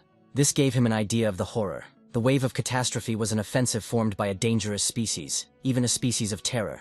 It did not stop until the troops were completely defeated. The last such disaster occurred more than 30 years ago. Then almost all the professional masters died, and the Blacklight Fortress almost disappeared. His teacher Zhou, he was also under threat, and only by uniting their resistance did they manage to escape. Only then did Zhou He, through merit and strength, become the head of the castle. Boss Shu reassured him, saying that the wave now was of average size, compared to the one from 30 years ago. The castle's leader personally led nearly 10 of the strongest masters, including Chao Nian's elder brother. They set out to find the source of the wave, leaving their cities to solve the problem once and for all. However, this left the cities vulnerable. But without giving the order for the troops to retreat, the leader led his unit to search for the source of the wave. Now that all of Blacklight's troops were massing on the defensive wall of Blacklight's gathering place, a big problem arose. The withdrawal of troops from the main defensive lines threatened the destruction of the hard-won plantations in the safe zone. The thought of the plantation made Su Heng wonder if it would be dangerous for his older sister. So he immediately suggested to Boss Shu that he return to the plantation. Then Boss Shu ordered to go with him, since the leader had called the masters, and they should gather in Chinatown for preparation. The journey would take at least 2 days, and Su Heng. But even if the snake dragon has amazing endurance, the magical foals is not so great. Ultimately, it is important to stop every now and then to rest, feed, and water him, so that he can regain his strength. Under the pretext of replenishing water, Su Heng bypassed Shu Qiu and secluded himself in the bushes near a small stream. There he forced the snake dragon to spew out its eggs and hid them safely. It wasn't that he didn't trust Shu Qiu, but he didn't want to talk about the smuggling. Su Heng only shared a few fruits from the tree for his horse. At that time, Shu Qiu thanked the guy and gave him some instructions in return while they were resting. Of course, Su Heng wasn't so foolish as to allow the energy-absorbing tree to bear energy fruits right in front of Shu Qiu. They reached Chinatown. It was already dark. It looked like a military town. Su Heng said that it really seemed like it had turned into one. The subordinates saw their boss and shouted that it was Boss Shu, happily saying that they needed to open the door for him quickly. Shu Qiu on his horse and the protagonist Su Heng on his dragon began to slowly enter the opened gate. The snake dragon looked at its master questioningly and somehow strangely, while he was lost in his thoughts. It seems like everyone is just tired from the long journey to Chinatown. Just after passing the gate, the guy smelled a strange smell and wondered what it could be. Looking a little further, he realized where this strange smell was coming from. Its size amazed him. There was a pile of raw meat lying in front of them, and an unpleasant smell emanated from it throughout the area. Boss Shu explained that food comes first before troop movement. The protagonist himself understood that animals must eat special food to unlock their power. But now it was just ordinary raw meat, which was an alarming sign. Shu Qiu said with intrigue that the guy would see everything as soon as the right time came. Soon they were brought to the chief commander Gao Tsun, where other representatives were sitting at a large table. Gao Tsun, sitting at the head of the table, accepted the challenge, in which the voice introduced itself as the command headquarters of Blacklight Castle. According to the previous agreement with the burgomaster, external support for the operation was his sole responsibility. The person sitting next to him introduced Gao Zun, a professional-level tamer, former director of operations for Blacklight, and now the chief master of Haeksu City. Haeksu City was special because in its center was the only energy crystal mine among all the numerous cities in Blacklight. This was one of the key reasons that allowed Blacklight Castle to stand for several centuries. Gao Zun was described as a ruthless man who guarded Haeksu City. The girl next to him was named Xia Yuping, and she was a master poison maker. It was she who single-handedly defended the energy mine, leading a group of 6 super dangerous species under her command. Su Heng expressed surprise at how she could defeat the terrorist species using only the super dangerous species, considering that there was a whole hierarchy between these categories. But the conversation was interrupted by a shout ordering them to go out and help with the load, and not gossip. The boys immediately fell silent, their faces frightened as they submitted to Shu Qiu's will. The boys went to unload boxes with another batch of raw meat for the animals. The question of what was happening to Blacklight Castle hung in the air from the protagonist's lips, and he thought that Boss Shu and the others were probably not in a hurry. His comrade pointed out that there was no use in rushing, as there was a big difference between fighting in a large group and fighting in a small group like theirs. In any case, Boss Gao and the others were veterans, so it was decided to simply do as they were told. Su Heng asked why he couldn't see Sister Ju and brother Lin Zhen. They explained to him that Lin Zhenyao remained in Rivet Town because there were metal deposits there. The gathering place for Black Lanterns was very important and could not be neglected. By the way, when he asked the castle master about the request to give a pet to his brother Lin Zhen, this guy had long wanted to thank him. While these conversations were going on, the guys continued to unload raw meat, of which there was already a lot. The group's attention was drawn to a bear running from afar, and it seemed he was not alone. A terrible sight appeared before them, the Lord of the Forest, the Grizzly. The main character was impressed. He saw Chu's sister, whom they had just recently remembered. It was she who arrived here on her dangerous form of the grizzly bear, the Lord of the Forest, who was with his relatives. On closer inspection, they confirmed that it was indeed the Lord of the Forest Grizzly. The protagonist noted with surprise that he had no idea that this time even such a creature had rushed to support Blacklight Castle. The girl sitting on the menacing bear looked proudly at the employees who greeted them. The group greeted the dear master of the Grizzly Forest. A loud roar served as his answer, probably conveying the words spiritually. He was informed that food had already been prepared and would soon be distributed to the bear warriors who had made such a long journey. The guy who worked with Su Heng explained that the Grizzly Forest Lord was once the leader of the bear fights in the lower levels of the terrible species, but the head of the castle brought it to the level of a particularly terrible appearance. The burgomaster's power was truly beyond imagination. He forced the grizzly warriors to do as they were told. The protagonist suggested that the grizzly bear, the master of the forest, was not only a particularly terrifying species, but also possessed considerable intelligence. It was no wonder that Chief Shu had prepared such a huge mountain of meat. The conversation then turned to Chu as she began to address the boys. She then climbed down from the bear to get closer to the boys. She called them 2 idiots. Afterwards, she asked, with a mocking look, whether it was really difficult for them to carry these boxes. The boys began to whisper that by some unknown chance, she had received the approval of the first son of the Lord of the Grizzly Forest. Hearing this, the girl reproached the speaker for always chatting and threatened him. At this time, the protagonist expressed confidence that Chu's sister was the only one who could control this guy. The army of fighting bears that came from the Grizzly Forest quickly recovered thanks to abundant food.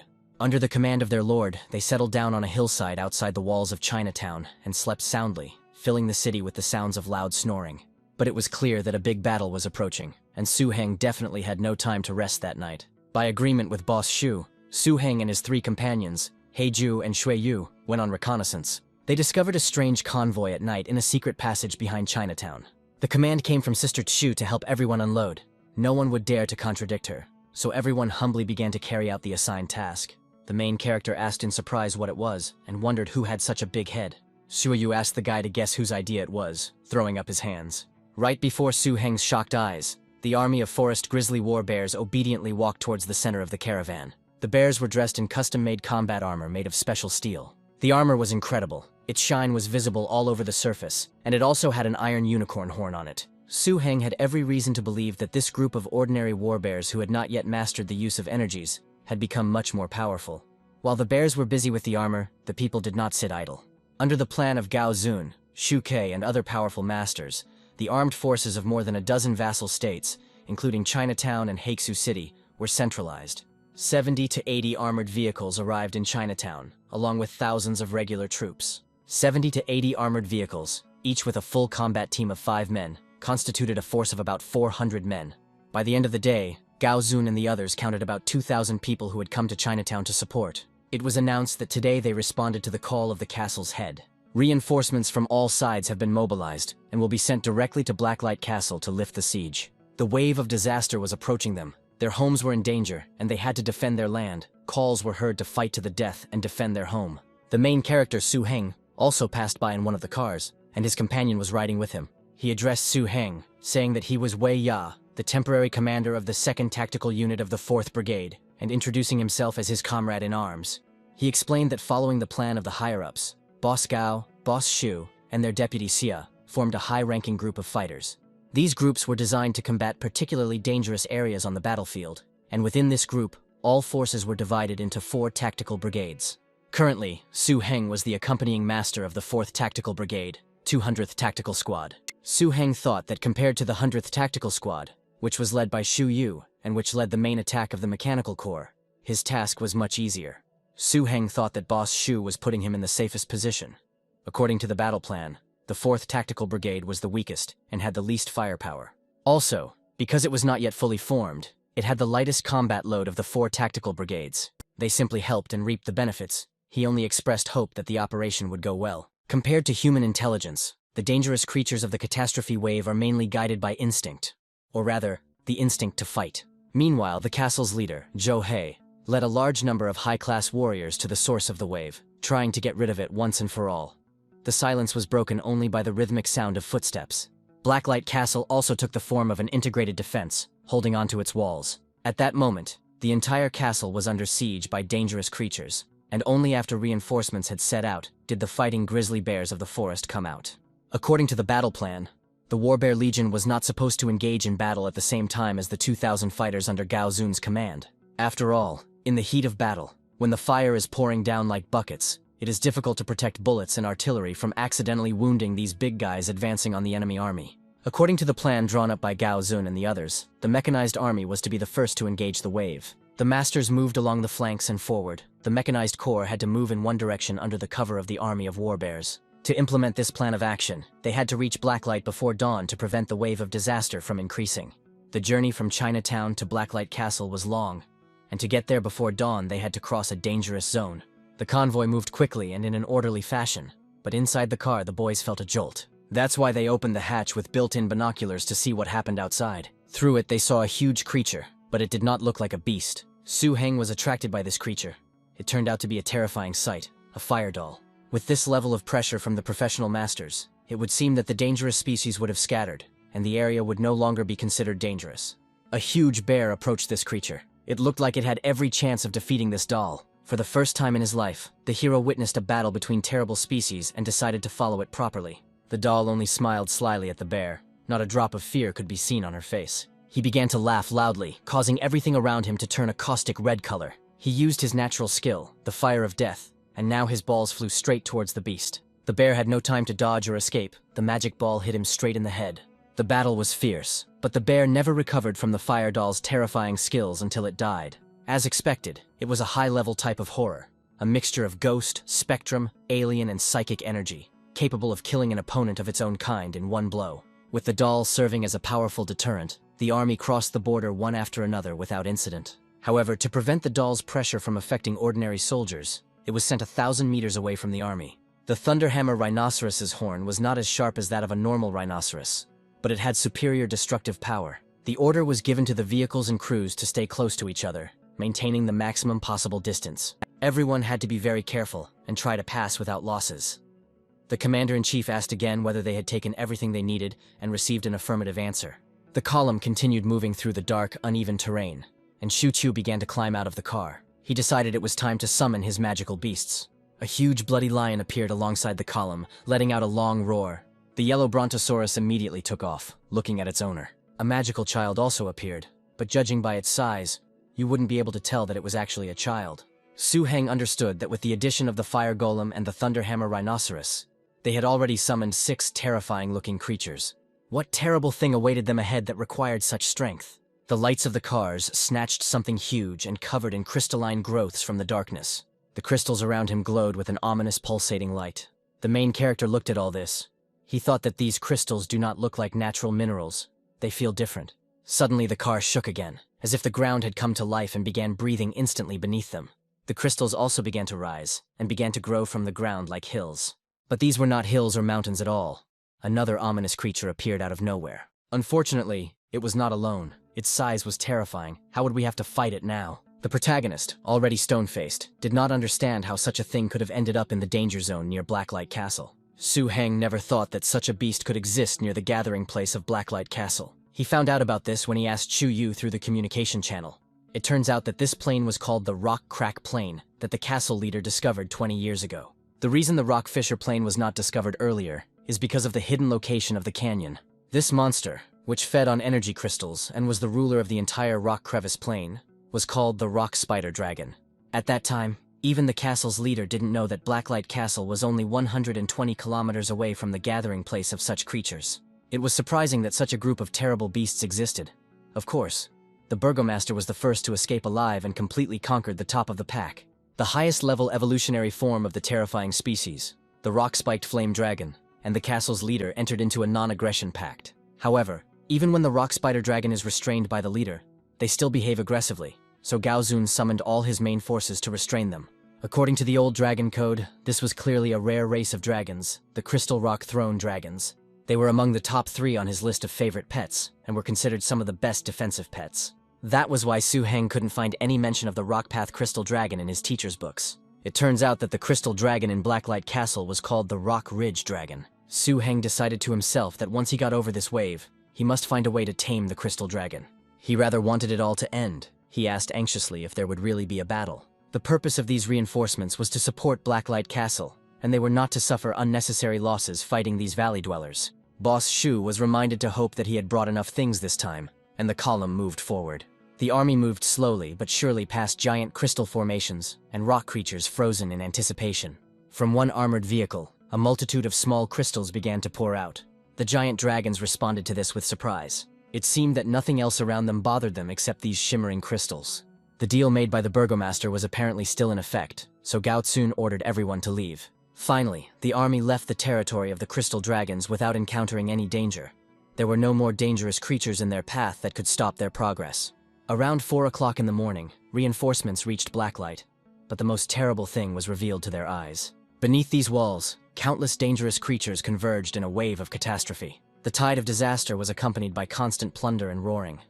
Most of these races were most often found in the Grey Desert. However, their number was simply shocking, with the most numerous being the animal and insect systems. From time to time, powerful and dangerous creatures appeared against the backdrop of the wave of catastrophe, spewing streams of energy towards the 30-meter city wall. The fighters defending the walls responded by opening artillery fire on the attackers, clearing the area. The two sides clashed in fierce confrontations, explosions and flashes tearing apart the pre-dawn darkness. The roar of a 2,000-strong army and hundreds of pieces of equipment attracted the attention of the tide of disaster. The tide, after the unsuccessful attack on the walls, instantly turned into a huge strip, rushing towards the ranks of reinforcements. One of the drivers was observing the situation and was alarmed by what he saw after some time. An alarming report was sent to the commander-in-chief that 2 tidal wedges were approaching them. These were mostly packs of monsters, among which the 6-fingered sword spider and the rotting toothworm wolf posed a great threat. Gao Zun calmly assessed that these were simply dangerous species that did not require excessive concern. He gave orders for all troops to take advantage of the rising tide to occupy a 50-meter zone in front of the walls of Blacklight Castle and fortify it. He ordered them to be careful and avoid the walls while they fought the garrison. Aviation and ground troops were to provide cover fire for the mechanized units with all their forces. The battle cry rang out, "Kill the high-level ones." The army began to move, the equipment deployed into battle formations, and the soldiers took up positions. A furious firefight began, and the air filled with the roar of engines, exploding shells and the wild cries of creatures. The commanders shouted to reload faster and ordered them to be destroyed. The battle for Blacklight Castle had begun, and under the roar of artillery, the wave of disaster fell like wheat mown with a scythe. But only low and medium-level dangerous species were quickly destroyed. Incomprehensible monsters, fanged and very nasty in appearance, emerged from the waves. They held back the fire of the advancing beasts and packs using their natural skill. They all had one thing in common: they were terribly horrible looking. The protagonist said in despair that ordinary fire doesn't even harm these creatures. In response to this, Commander Gao took a step forward. He used the 7th level skill wave of fatigue light to slow down the monsters. Noticing this, Su Heng spoke of Gao Zun with joy and hope. Then Gao used an area damage skill, poor child. This confirmed the truth that the keen fighting sense of high-class beasts was not inferior to human intelligence. They were clearly trying to interrupt the poor child's skill to prevent it from gaining strength. Clouds thickened in the air and lightning struck from above.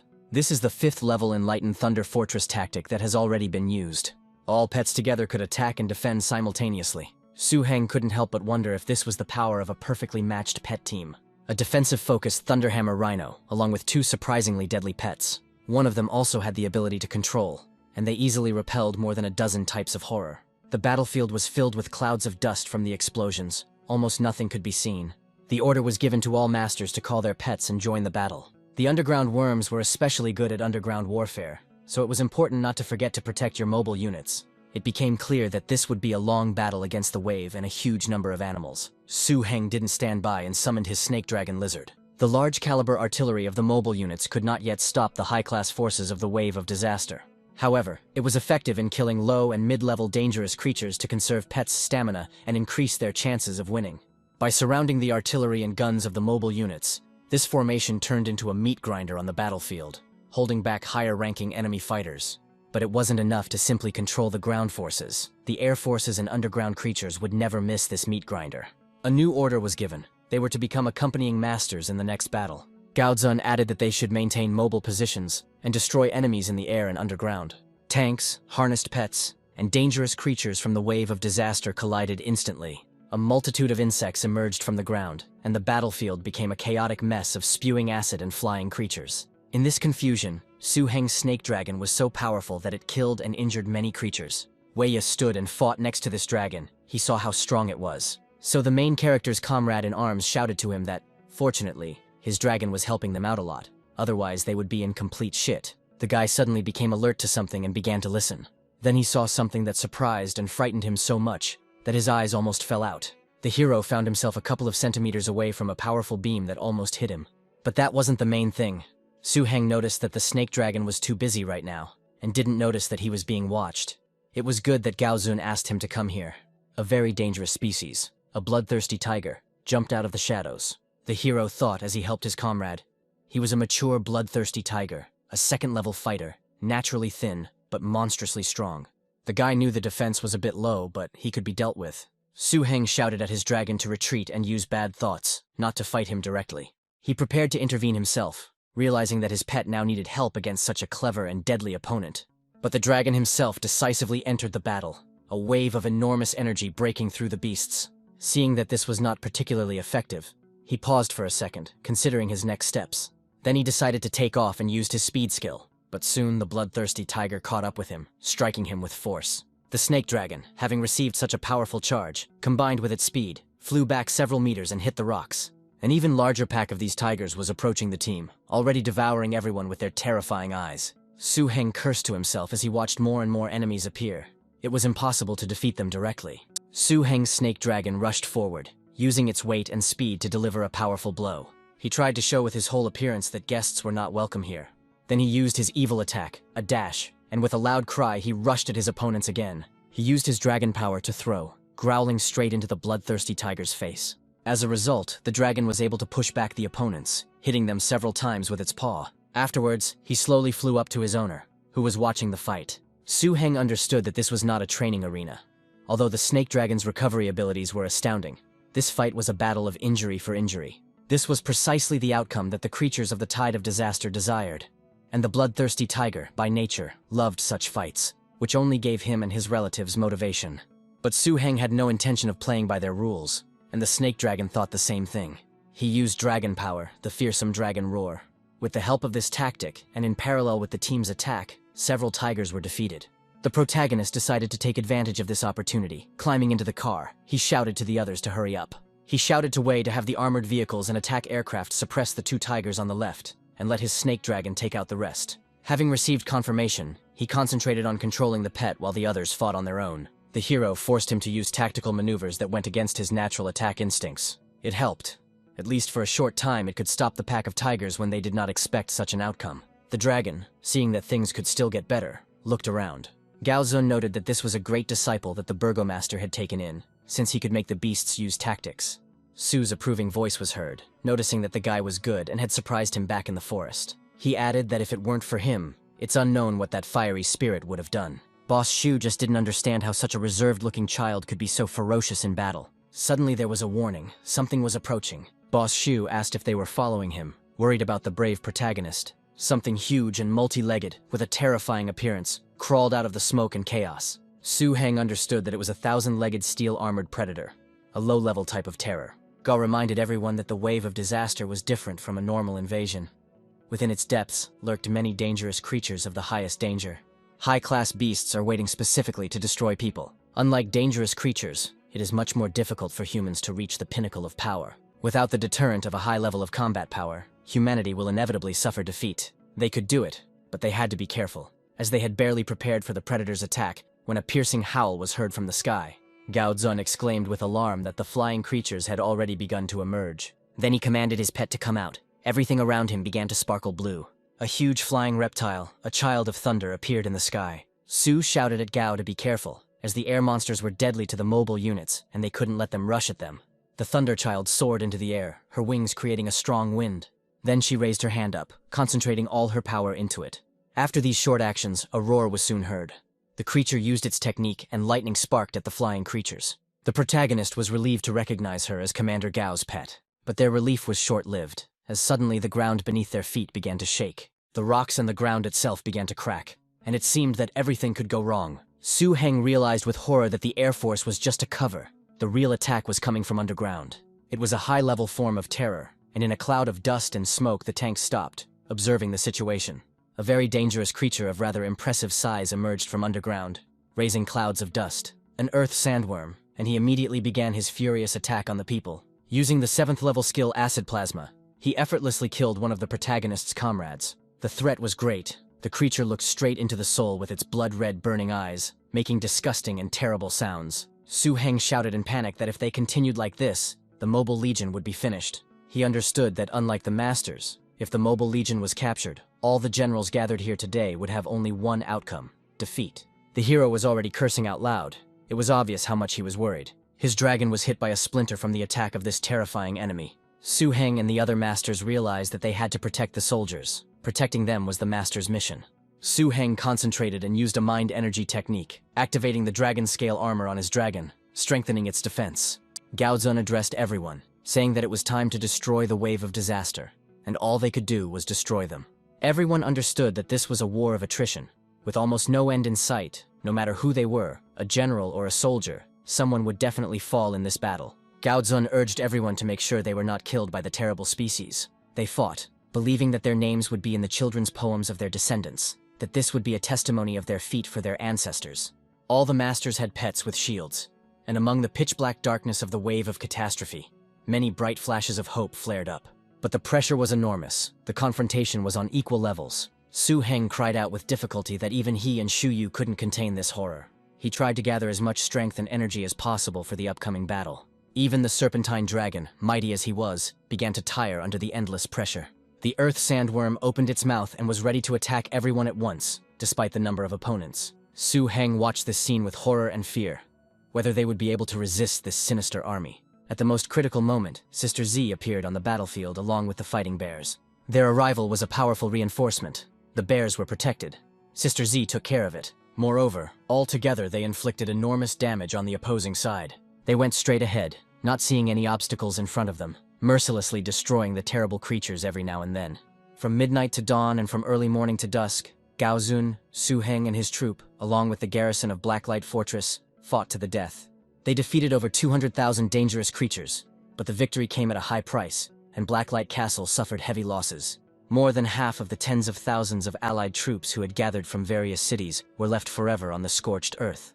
The division of Master Tamers, which numbered about 100 people at the time of entering the war, was reduced to only 39.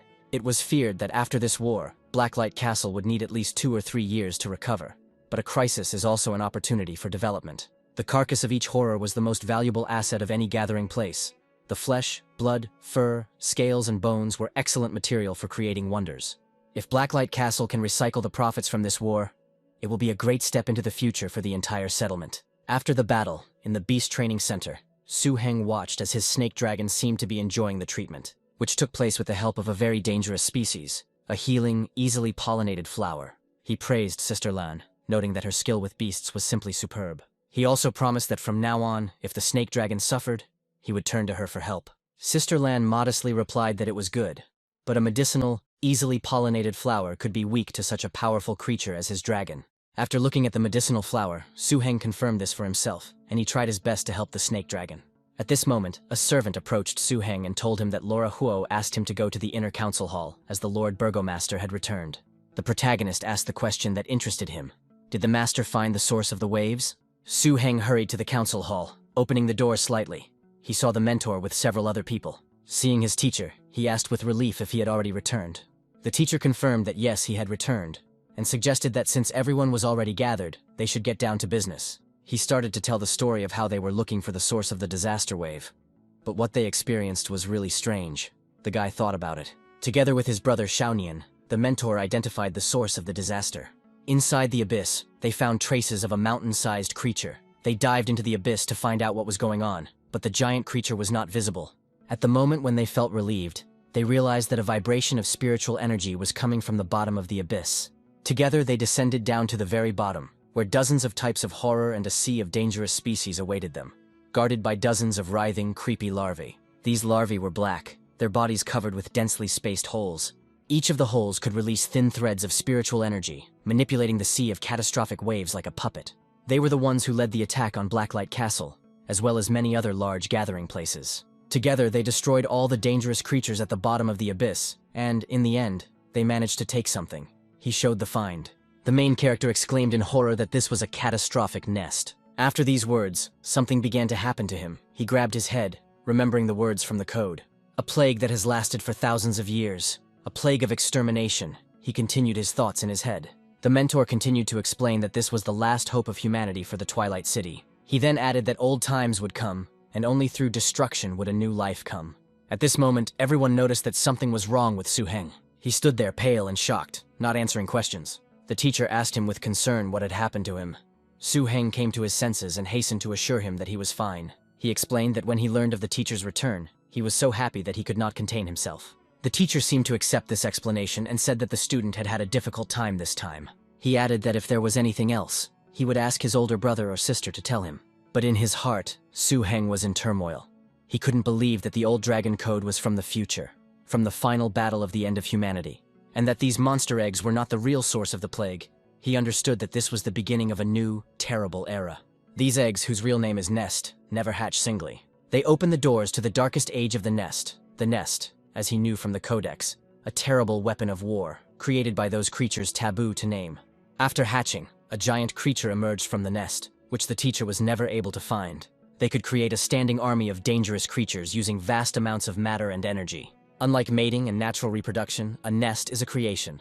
The nest creates armies that do not need to grow. They are born fully formed and obey the will of the nest, without fear of death. More importantly, the time required for this production is extremely short. The larvae that the teacher and the others destroyed were just a variety of a creature called a split brain. Nothing more than a tool used to control the dangerous creatures under his command. Su-heng realized with horror that Blacklight's future had been destroyed by the nest. He cursed inwardly. How could he tell his master about this? And how could he explain to him that he was a newbie who knew all this? Suddenly it dawned on him. The wound on the teacher's hand, there was something wrong with it. The cause of this damage was the nesting chamber, which contained the animal's egg. The attack power of the nest chamber is actually very weak, and the special energy it uses to incubate the nest's eggs is an excellent tonic for the nests themselves. According to the old dragon code, an ordinary person would die 2 months after she entered his body. A novice master tamer can live for a year, a professional, 2 or 3. Su-heng quickly began to think, if he sold all the bloodline incense, along with his savings and contribution points, he would be able to obtain the material for the antidote. He firmly decided to start by saving the master and change the future, and 2 whole weeks passed while Su-heng developed his plan to save the master. Every day he felt a special anxiety, because if he was late even for a day, the poison would continue to corrode the teacher's life, and he would live much less. The first thing Su-heng did was sell all 68 bottles of bloodline incense at a discounted price, leaving none for himself. He then sold some of the rare materials he brought from the ruins of the Blood Forest. In total, he received 23.5 million steel coins, a huge amount of money. However, this was still not enough, and Su-heng ended up borrowing a lot of money from everyone, a total of 30 million steel coins. He bought enough materials for 2 antidotes, but some of the materials were spoiled during the experiments, so he only had 1 full portion left. He thought with annoyance that he had lost his money on 2 antidotes. He also understood that if he messed everything up, it would be pure injustice. The most difficult thing about this strange energy was that it was mixed with both the energy of life and the energy of death, which are mutually exclusive. The solution to this problem was to turn mutually exclusive into mutually beneficial cooperation. Decades of trial and error were spent in the future to develop the optimal ratio of components. Su-heng worked hard, and when the potion began to bubble, he cried out that everything worked. The next step is to have the potion draw energy from the life source stones and the necromancer's nails, creating a balance. He began to add more ingredients, or rather an ingredient. He was essentially alone. The stone fell into the test tube with a sound, and immediately acquired the same color as the liquid. Then there was an explosion from the test tube, which caused a small puff of air. The main character tensed up. He did not expect such an outcome. Then he took out the stone. It was already sparkling and shimmering beautifully in the light. Suddenly he was distracted by a strange sound and also smelled the pleasant aroma of food. It was a dangerous-looking goblin spoon maker, standing in the kitchen with a serious look and busily cooking something. The master's daily meals were prepared in the castle's private kitchen, where his pet served as chef. Spoon goblins did not have much combat power, but they were rare pets with excellent culinary skills. To put it mildly, the goblin spoonmaker's food was superior in taste to that of any cook in all the cities under Blacklight's command. But besides the master, few outsiders could try it.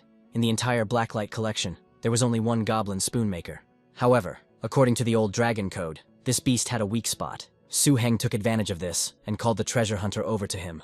He pointed at the goblin, ordering the little animal to help its master. The hunter seemed to understand everything and winked at Su Heng, giving him a thumbs up. The pet used its power and became invisible, with the help of which it was able to easily make its way into the kitchen.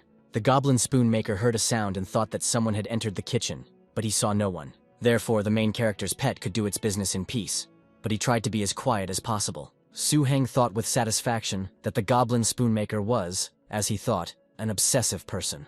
The master should recover quickly by drinking his spiced soup. The teacher probably never dreamed that his student would save him from an incurable disease. Meanwhile, in his chambers, the master felt pain again.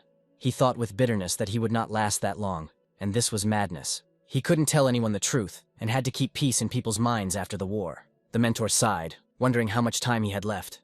He consoled himself with the thought that his children and grandchildren would be blessed, and when one generation of burgomasters fell, a new generation would naturally rise. The teacher thought, looking at the soup placed before him, that he himself had probably been like that in his time. And then the moment came. He took the saucer in his hands and brought it to his lips. After tasting it, a smile immediately appeared on his face, throwing aside the depressing thoughts. He stood up, unable to contain so many new emotions. Then he drank the entire soup from the vessel to the bottom while standing. The teacher laughed loudly, not believing that the soup had such an effect. He asked if the cook had added anything new today. Suddenly he felt a strange sensation and asked if there was anyone else in the kitchen. A very dangerous look appeared in the room, an evil eye observer, which showed that they really looked into the kitchen. It was Su Heng, and the teacher addressed him by name in surprise. The mentor, left alone with his thoughts, reflected on what was happening. If this was Su Heng's doing, then everything became clear. He remembered how the disciple had invented the beneficial bloodline incense to strengthen the connection with the beast. At first he thought that he was simply using his name to make money. Knowing that Su Heng had gotten into debt, he was even about to scold him.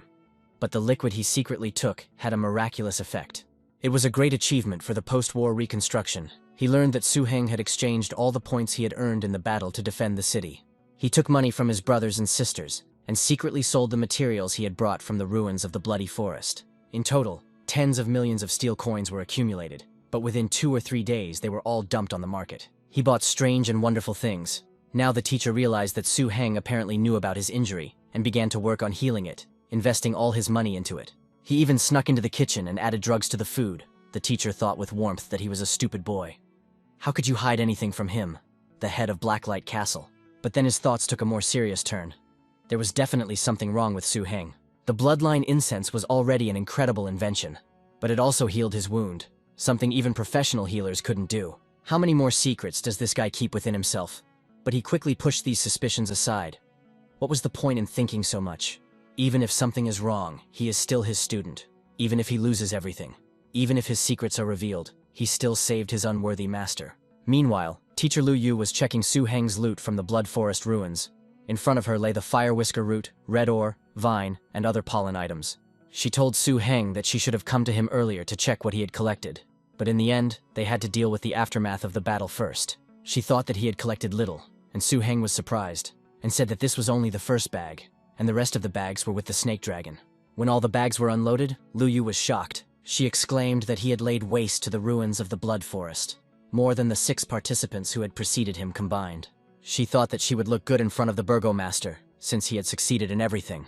The girl laughed and said that the materials looked okay. There was barely enough volume, but the quality was interesting, even outstanding. Suddenly, the guy pulled out another one of his finds, which surprised Lu Yu incredibly. Su Heng said that it was a unicorn horn with dragon blood, and there was a remnant of the beast's aura in it. But that was not all. The hero began to take more materials out of his bag.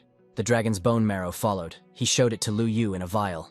Next came the amber dragon's eyeball and the century-old scaly grass. Then Su Heng took out the Starfire spiritual stone. The dragon was watching the girl's reaction the whole time. The final loot was the eggs of high-level horror species, which the protagonist carefully held. Lu Yu remembered that before Su Heng came, the fortress master had specifically explained something to her. He said that no matter what Su Heng brought, He would pay 20,000 contribution points for it. She even protested to the burgomaster, saying that both of them were his own disciples and he couldn't be so biased towards Su Heng. Now, looking at this mountain of treasures, she thought that all of this was worth at least 100,000 contribution points. Su Heng asked how many contribution points he could get, and they showed him the number 2 on their fingers. The main character jumped joyfully, thinking that this meant 200,000. But Lu Yu stopped his joy, replying that no, only 20,000.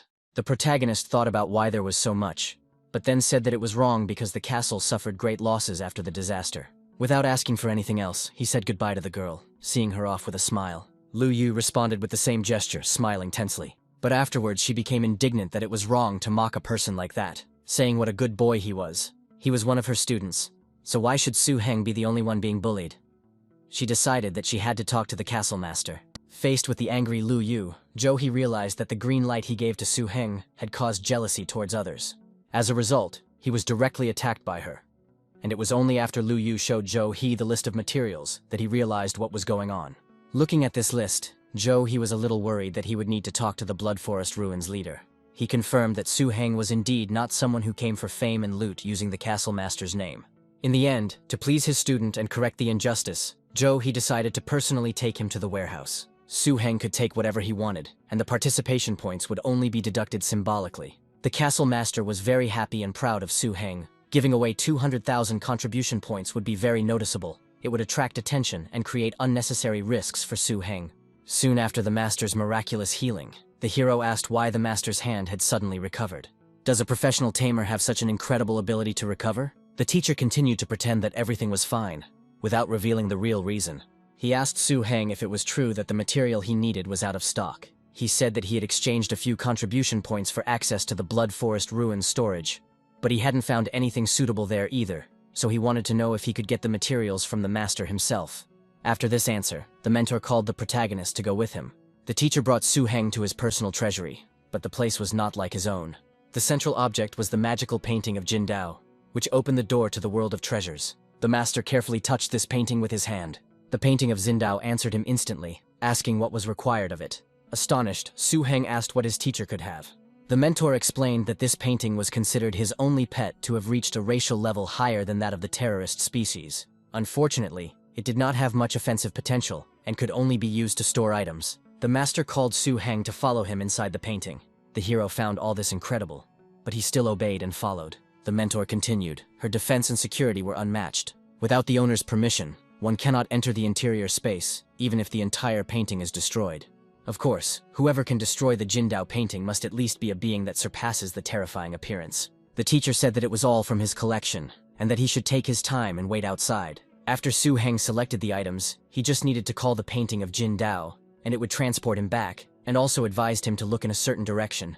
Inside the painting space, Su Heng was amazed. He couldn't believe that the teacher had already prepared all the materials that would benefit his snake dragon in advance and put them in one place. Although he wanted to take everything, he understood that 20,000 contribution points might not be enough. He decided to focus on the target, the materials for the snake dragon, and the energy-absorbing tree. I tried to forget my own and not look at all the values, and this turned out to be quite difficult. So his pet treasure hunter volunteered to help in the search. He shouted something in his own language and began scanning everything with his eyes. Soon he found something unusual, standing above the main character's field of vision. The stone with black cracks. Su Heng immediately realized that these were not just cracks, but majestic cosmic energy gathered inside. The boy joyfully shouted that it was a Void Dragon bloodline crystal. He didn't even suspect that such a thing existed in his teacher's treasury.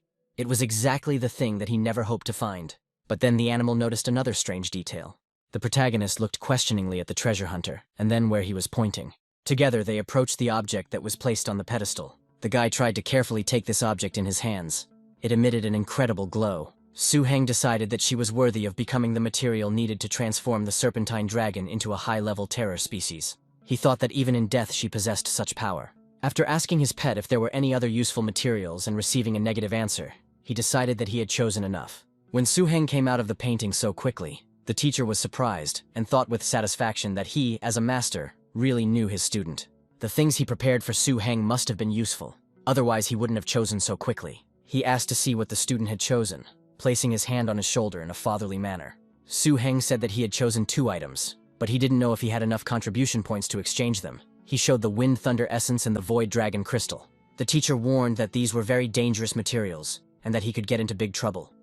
Su-heng felt a little embarrassed, realizing that he had been so busy thinking about the changes. The teacher remarked that Su-heng had always been stable, and there shouldn't be any problems, then asked if Su-heng was sure that he only needed these 2 items. Su-heng replied that he didn't think he had enough points for more, since even his 20,000 wasn't enough. One Wind and Thunder essence was worth over 200,000 points, not to mention the second item. The teacher chuckled, thinking that Su-heng had a good eye for expensive things. He thought to himself that these 2 items were worth almost a full 1,000 contribution points. Su-heng asked anxiously, meaning that it wouldn't be enough for him. The teacher laughed and said that was enough, and he would even have some left. It was only 2,000 from him.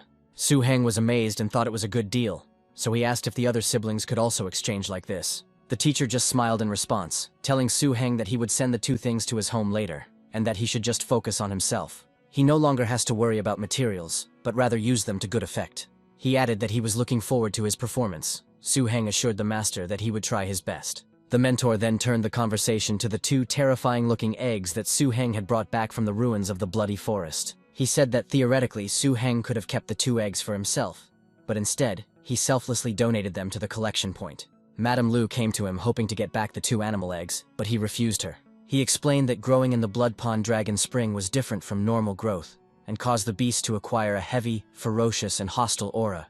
The slightest mistake could cause irreparable damage to the Sea of Reason. Only professional masters could tame such beasts, and it was for this reason that he kept the beast's eggs. Su-heng was lucky that the owner of these 2 eggs didn't notice him. Otherwise, even if he had 9 lives, they wouldn't be enough. However, the situation with these eggs was not very good.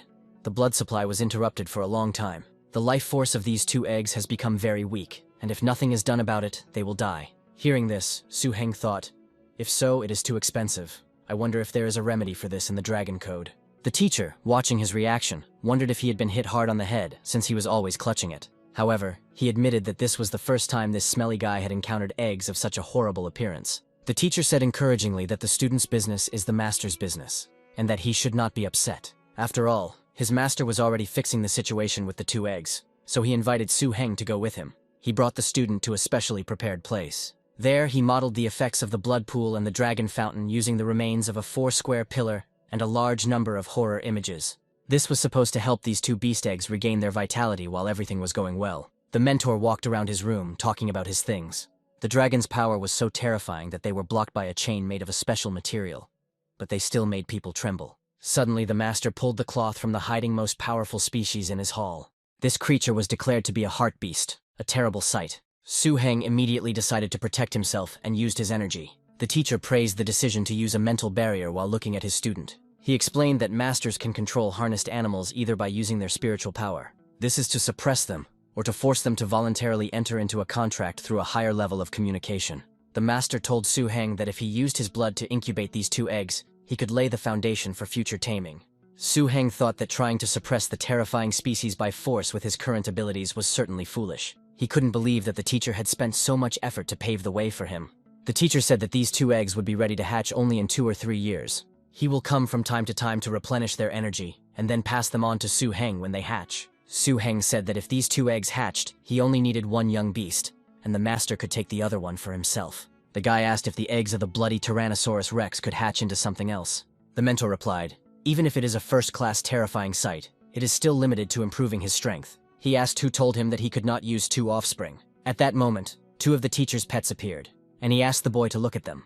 The hero asked in surprise, is this a fiery poisonous man like Brother Zhen's? But these were fire poisonous spirits, a secondary evolutionary race of fire poisonous people, a terrible species. They had long since overcome the racial shackles, and now their strength was at the highest level among the best types of horrors. The teacher called them to show Su-heng that 2 harnessed pets of the same race could be trained to fight together. When properly cultivated, the 2 harnessed pets will combine into a single unit, attacking and defending, and their strength will be much greater than either one alone. Su-heng admitted that he didn't think the master had such a situation. The teacher encouraged him, telling him not to rush, and that one day he would become a truly strong master. Su-heng promised to remember the master's advice. He then asked the teacher if he knew about the Rift Dominion, Zhou. He looked closely at Su-heng, assessing the strength of his mental barrier. By this parameter, the student undoubtedly reached the level of a high-class adept. His talent was truly rare, one of those that is seen once in a lifetime. The spider rock dragon was too big a step, too much of a challenge. It was unwise. Taming such a creature was still an impossible task for him.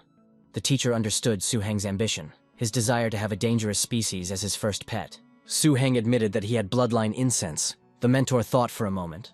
It seemed that there was a small chance of success, albeit a very small one.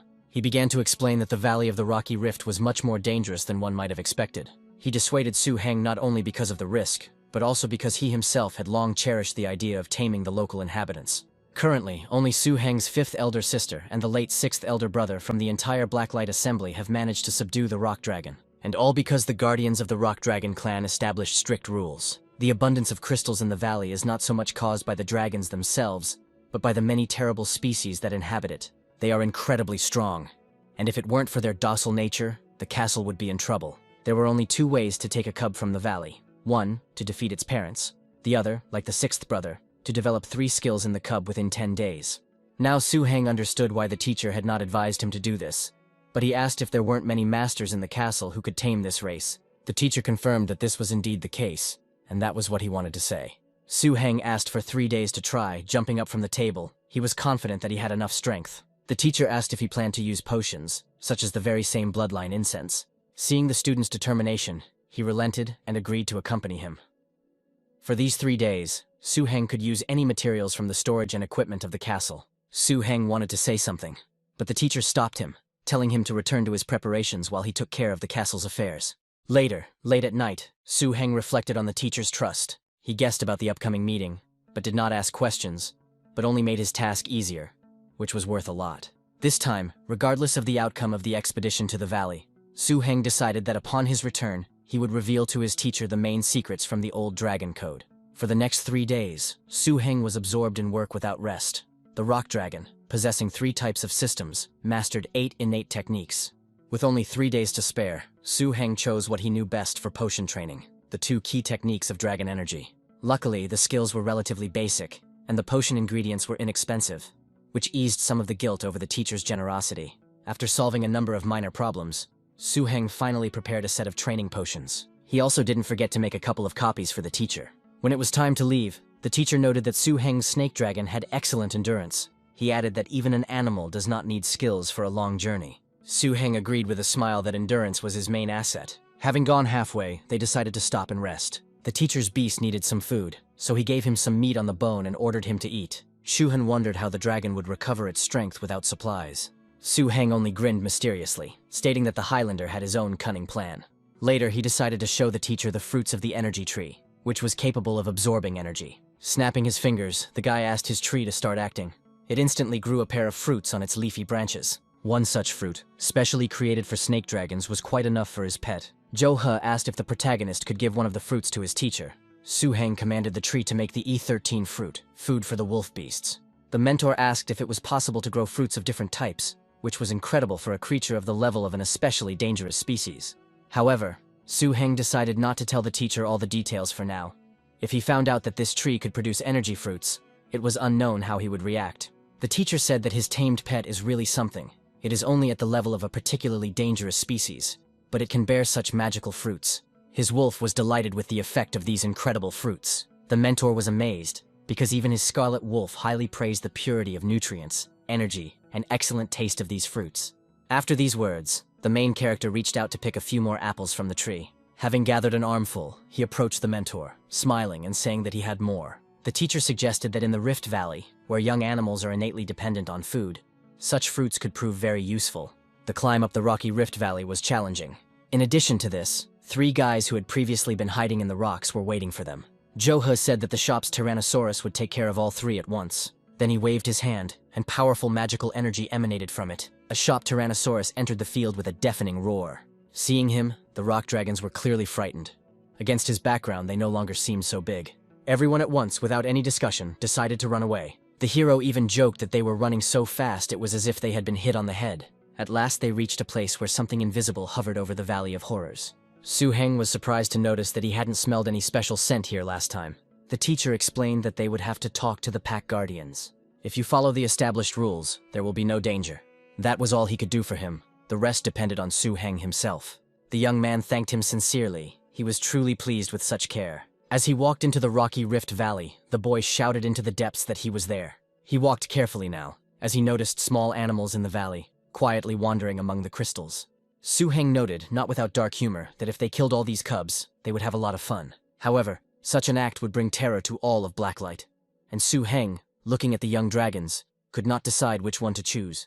Inwardly, he wanted to take them all, but the treasure hunter looked at him disapprovingly. Su-heng turned to his pet, asking if he had felt or thought of anything. He didn't answer, but simply pointed his finger at one of the rock dragon cubs. One of them was banging his head on the rocks, the other was enjoying the sight. But the baby didn't do these actions just for fun, he felt something in the rock.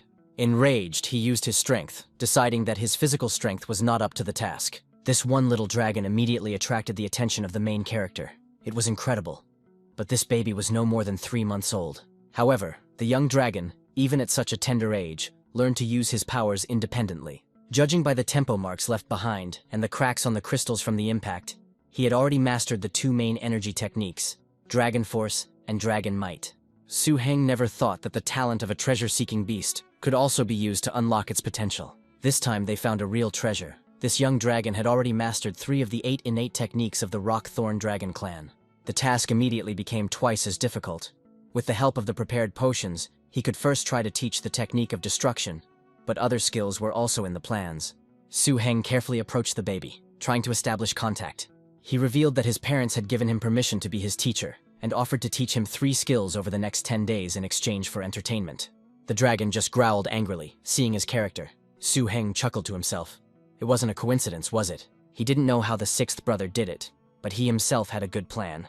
The boy ordered the tree to make 2 F-01 food fruits for the rock dragon creatures. The tree's eyes lit up with a shimmer as it considered its master's words. Soon 2 fruits of different colors appeared on the leaves. While calming the baby, Su-heng suggested not to be afraid and to make friends, and first, to try the treat. He handed him 1 red fruit, repeating again for him to try it. At first, the dragon only sniffed the fruit cautiously, but then, unable to resist, he began to eat it greedily. Su-heng watched him with a smile. It was a delicacy that even those of the monstrous species couldn't resist. The little dragon started to circle around the guy. He really liked the treat. The hero looked at him, hoping that the baby was ready to surrender to him. Even though he had prepared such a delicious reward, he had to wait. Then the guy demonstratively decided that that was enough for today, and it was time to leave. When the fruit was eaten, the baby suddenly looked at it and screamed, clearly demanding more. But Su-heng, trying to maintain his balance, muttered to himself with annoyance that the baby didn't like him. However, the little dragon clearly became attached to him and did not want to let go. The first and most important step in training is to eliminate the hostility and resistance of the young dragon and make it willing to communicate with its owner. Many masters found themselves at a dead end at this stage, losing precious time. Su-heng, looking at the multifunctional watch, noted with surprise to himself that he had overcome this barrier in less than half an hour. He modestly thought that such a result probably didn't stand out too much compared to his 6th older brother. Although if my brother and others knew about such thoughts, they would probably vomit with envy. To calm the impatient dragon, Su-heng explained that new fruits could only be obtained in exchange for learning new skills. That is why the main character was going to teach him them, in addition to the dragon's power and dragon's strength that he had already mastered. The dragon was obviously a little angry at Su-heng's words, and suddenly its small paw began to glow. His eyes blazed with rage as he slammed his glowing paw hard against the rocky ground. To the boy's amazement, he instinctively grasped the essence of the destruction skill after a simple demonstration. Su-heng even exclaimed to himself, "What a terrible talent this is. You can just throw a tantrum and get a destructive skill." This meant that there were still 2 more skills to master to succeed, and the kid clearly deserved a reward. Su-heng originally thought that controlling the energy of the destructive system and the Earth system would be easy for the rock dragon. But the reality turned out to be the opposite of expectations, since the rock dragon is a dangerous creature. 6 days passed, and there was no progress in mastering the defensive skill of transformation. Despite all the tricks and even a specially prepared potion to open skills, Su-heng was at a loss as to why this was happening. The boy watched the little animal, seeing how it ran and frolicked. He remembered the theory that transformation training requires forcing the pet to constantly hit hard rocks to strengthen the body. Pain activates an instinctive defense mechanism, which leads to the acquisition of a skill. But hasn't this little one been in pain for 6 days? The little dragon didn't seem to be suffering at all. He cheerfully demanded the fruits, clearly enjoying the process. Su-heng thought with annoyance that it seemed like he had wasted his time on this. They agreed on 50 blows per fruit, and he fed and watered it for 6 days. The boy threw the fruit to the dragon for him to catch. He squealed happily as he watched his favorite treat fly to the ground. Suddenly, while playing and demanding another treat, the baby unexpectedly activated the skill. His body was covered with stone armor. This is the rock transformation skill. The baby didn't even understand how he managed to activate this skill. He simply ate the fruit with gusto. With a sudden insight, Su Heng understood how to approach speed training. He decided to explain the new rule to the dragon by tying the magic apple with a rope. The hero said that if he could catch the thrown fruit, he would get as much of it as he wanted. The boy asked the little dragon again if he understood everything while unwinding the fruit. The baby growled enthusiastically in response, seeing only a treat in front of him. The main character was fired up by the idea. It seemed excellent to him. The distance was about 4.5 meters, and judging by the dragon's normal pace, it was impossible for him to keep up without special skill. But as soon as the fruit flew, the young dragon instinctively made a powerful and swift dragon leap. He was able to catch up with his prey easily, and again he didn't feel like he had used much of his energy. Su Heng was amazed, saying to himself that this guy was truly special. He shouted that everything was ready, that it was finally starting to work out. Suddenly the master appeared and congratulated the little boy on passing the test. He stood high on the cliff but soon came down to his student. The teacher appeared so quickly and unexpectedly that Su Heng was surprised how he managed to get there so quickly. The teacher praised the student, saying that he had done an excellent job and exceeded all his expectations. Now that the combat rock dragon that served as the examiner has confirmed that he has passed the test, this young dragon officially belongs to Su Heng. Seeing Su Heng's achievements, Master Zhou he felt even more satisfaction than acquiring a rare pet, seeing his student as his successor. On the morning of the third day after returning from the valley, without even using the bloodline incense, Su Heng was able to establish a full mental connection with the young dragon. The feedback from the mind energy after this allowed him to advance in its cultivation. As a result, his old dragon codex began to be filled with a large amount of new information. He could hardly imagine that there were actually as many as 35 ways to transform a rock dragon into a true dragon. Among the many metamorphosis methods, Su Heng chose the one that targeted high-level defensive-type dread species. The reason was simple. The power of this method and the materials required for it were exactly what Su Heng could realistically obtain at the moment. It was a method of metamorphosing a crystalline bully, requiring a mountain monster's heart, a heavy stone, a levitating stone, and large amounts of blood essence. In the following pages, Su Heng discovered even more in-depth knowledge about the nightmare species. In Blacklight Castle, such knowledge was the rarest of treasures, and here about 11 types of it were described. According to the castle's records, the 2 described types of horror could be tamed relatively easily by the teacher, and the ritual of their metamorphosis also seemed to be not the most difficult. Already with the teacher, Su Heng decided to start with this, and sow the seed that would lead to a nightmarish appearance. The teacher was hesitant, asking if the student was sure of his words, although he himself strongly desired to acquire a nightmarish appearance. He recalled that the evolution of any race of dangerous creatures is the result of natural selection. Although the energy of special materials can enhance them, the described metamorphosis seemed something frightening and artificial. Su Heng responded by asking if the teacher had heard of a beast seeking treasure. The teacher confirmed that mystical beings endowed with such an instinct are extremely rare. Then Su Heng showed off his little dragon, declaring that this little one was just such a treasure hunter. However, it has undergone changes, and the method of metamorphosis works with the help of such creatures. He even offered to take the teacher into the world of treasures to check, assuring him that he was not lying. He said that not only this beast, but also his snake dragon, originally belonged to different species, having evolved in this very way. The teacher guessed that it was with the help of such a beast that Su Heng obtained the treasures in the ruins of the Blood Forest. Then he asked his student how he healed his hand by studying the metamorphoses. Su Heng, ardently persuading the teacher, spoke about the waves of disasters that would come more and more often. He also expressed his desire to see the teacher stronger in order to confront them.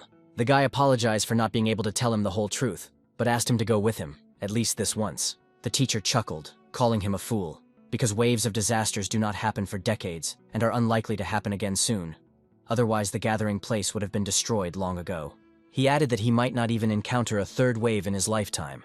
But then his tone softened, and he said that from the very beginning he had not refused to help, touched by the filial piety of the disciple. So he was ready to set out on this journey, telling him to first make proper preparations. A delighted Su Heng hastened to agree, determined to help his mentor, who, like every master, had his own secrets. The teacher, in his thoughts, noted to himself that the more powerful a thing is, the more difficult it is to comprehend its essence. It was still unknown whether this method of metamorphosis would become a blessing or a curse, but he was confident in Su Heng's sincerity and considered it his duty as a master to be his support and protection. Later, while preparing for the journey, Su Heng asked if the teacher's demands were too strict, looking at the powerful beings. The hero had to defeat a mature, terrifying-looking moon demon bear, and a mature, extra-terrifying-looking ice crystal lion dragon. The teacher reminded that dangerous creatures honor only strength, and respect comes from fear. These two are in for a rough ride as he has something special in store for them, and his pet will be unlucky enough to fight against them. He will be beaten so hard that he will have to heal his wounds, but the teacher will do everything possible. If Su-heng meets the requirements, he will receive special materials to enhance his powers. Su-heng thought that despite the teacher's gluttony, he was truly scary. He made this conclusion based on the fact that he could completely subjugate such dangerous creatures. His mentor ate little, but the protagonist still understood that despite this, he was very strong. It had been 2 weeks since they left Castle Blacklight. Of the 6 materials needed for metamorphosis, they collected only half. The teacher noted that the gray desert was vast, and they had collected only what the teacher knew. And for the rest, they might have to go beyond its borders. Jo-He explained that their homeland was actually just a vast territory. It is located on the edge of the Starfall Plate, surrounded by 4 great danger spots. To get out into the big world, you have to go through them. He said that in his youth he traveled to the outside world, which turned out to be unimaginably vast. It made him feel like a weed and he ended up going back home. However, that experience was not in vain, as it was then that he acquired several pets and obtained materials similar to the heart used for Su-heng's eggs. This time, in order to find all the materials, the teacher was ready to go to the outside world again. He showed Su-heng a map of the outside world, compiled over years of wandering in the outside world.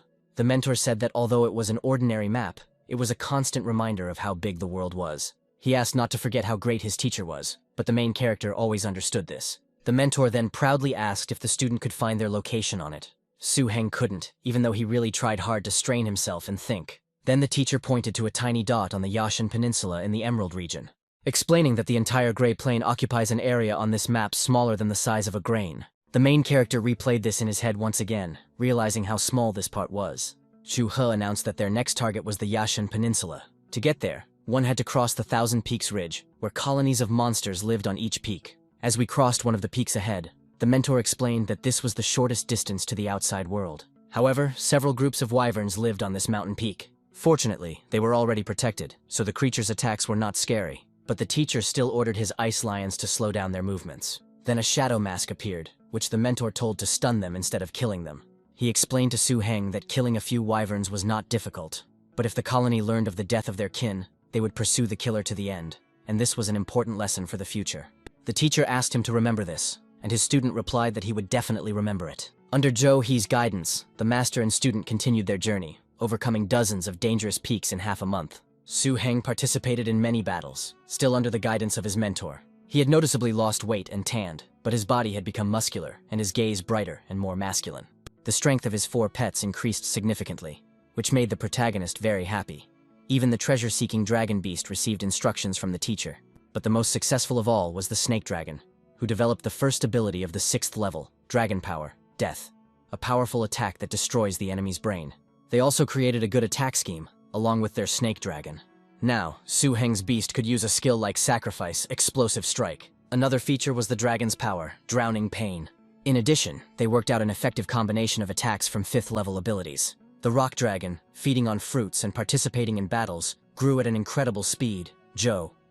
He admitted that he had never seen such a fast-growing pet. But what surprised Su-heng most was the evolution of the energy-absorbing tree. The richness of the ridge's plant resources allowed him to improve his energy management techniques, extending the properties of the fruits to the roots and achieving new types of control.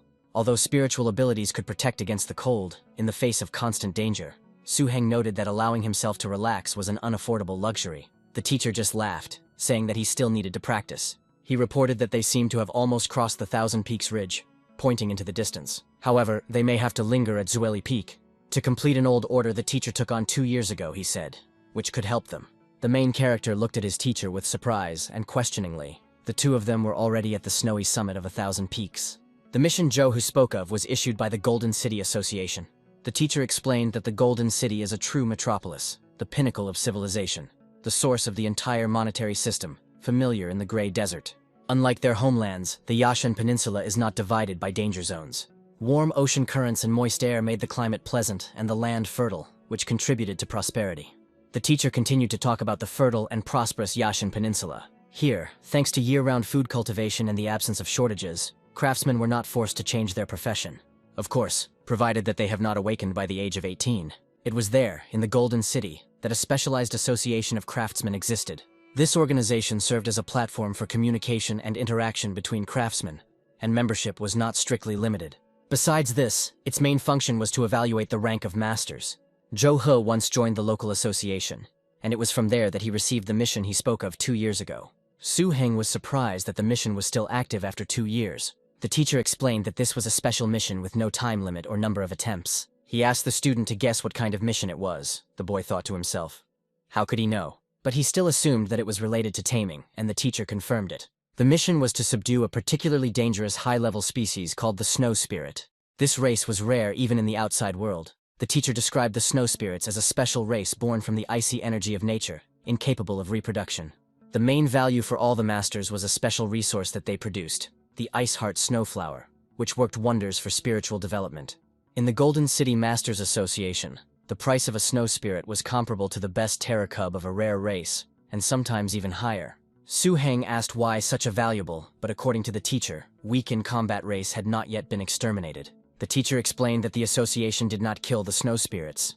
After the Ice Heart flower was extracted, they were released back to the snow peak to recover and produce the valuable resource again. He added that the larger the snow spirit, the more ice hearts and snowflowers it contains, and the smaller ones were most likely recently released. Since they were here for the metamorphosis, they would need rare resources. The student expressed hope to catch the best cub of the super dangerous species. Su Heng, captivated by this idea, began to repeat this phrase enthusiastically until the teacher slapped him on the head. The mentor asked him if he thought that such a spirit would be easy to find. He explained that snow spirits, being nature spirits, were usually protected by the powerful races that dominated the snow peak. These races were the advanced, terrifying species, the cold snow monster and its evolutionary forms. Searching for the snow spirit will likely arouse the hostility of these monsters. Although individual monsters were easy to deal with, they often gathered in groups. Usually, several snow spirits lived under the protection of one great snow spirit, a high-class type of horror that was a first-class fugitive. The teacher concluded that it would take some effort to catch the snow spirit, calling the hero a stupid boy. At this moment, Su Heng wanted to say something while the mentor's hand was still on the boy's head. The protagonist pointed to his pet treasure hunter, whose rare ability of perception was simply astounding, and had already helped to loot the ruins of the Blood Forest.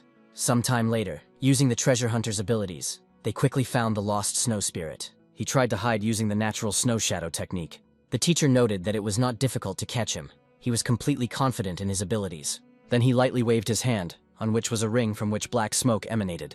At that moment, the little snow spirit stared at them ominously. Zhou He ordered his shadow mask, one of the best terrifying species, to carry out the capture. Su Heng was impressed, calling the teacher experienced, because using the best terrifying species to capture the best dangerous species was really something. The teacher explained that the shadow mask capture skill dealt virtually no damage to the fragile snow spirits. In addition, the Association of Masters provided special equipment for their capture.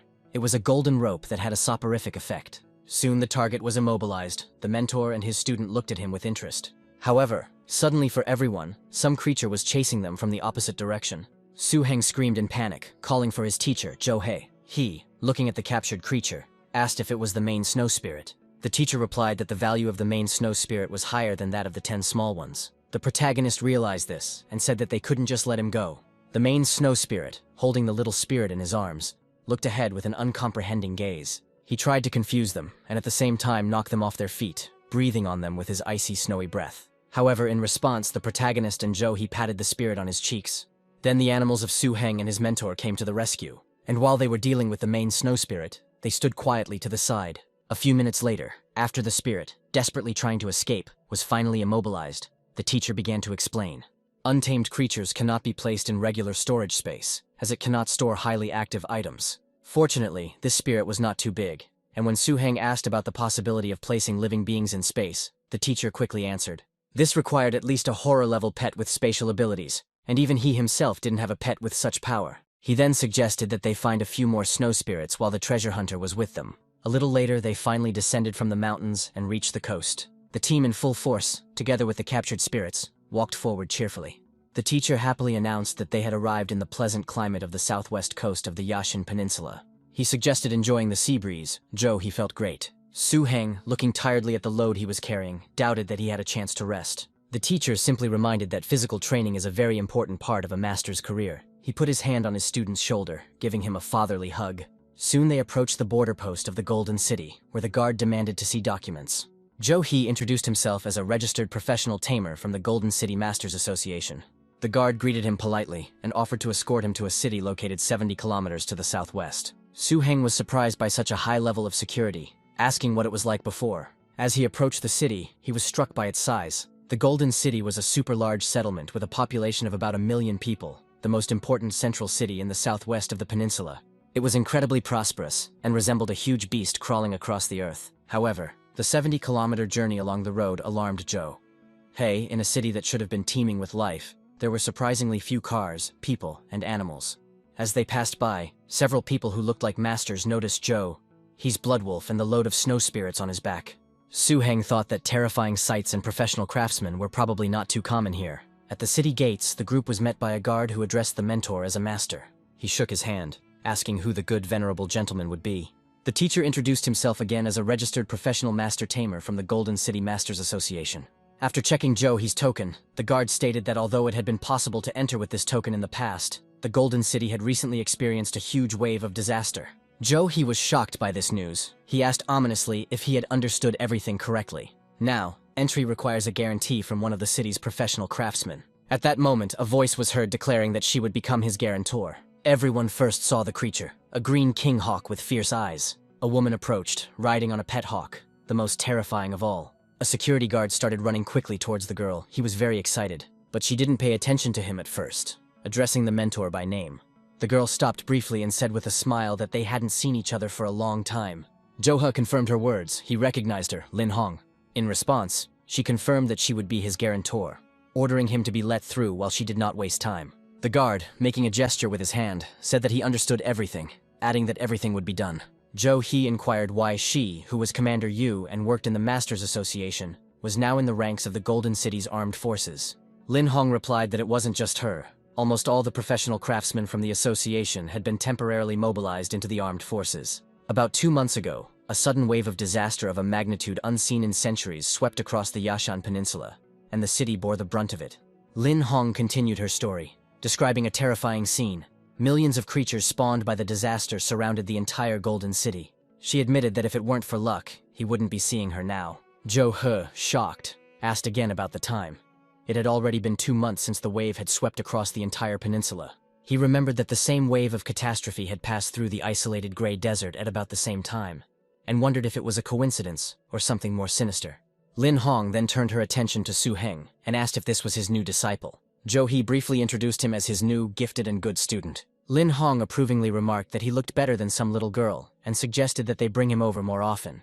She promised that the association would take over the sale of the snow essence and provide an internal price in her name, but on the condition that after this he will not be able to slip away and will have to repay her debt. When Su Heng asked what he owed her, the teacher simply waved his hand. He said angrily that the little rascal didn't need to ask about that. After saying goodbye, Lin Hong flew away, wishing everyone to take care of themselves. The boys watched Lin Hong's retreating figure for a while. A slowly falling blue feather from a hawk caught their thoughtful gaze. Su Heng, watching this scene, couldn't help but ask if this was his woman. The boy noticed that the teacher was acting too seriously with her, and differently than with others. The teacher didn't answer, hastening to stop the protagonist from talking too much. However, Su Heng even joked that the teacher didn't see the hints and could have gone after her, leaving him alone. Joe-He responded by threatening to teach him what it means to be a good son.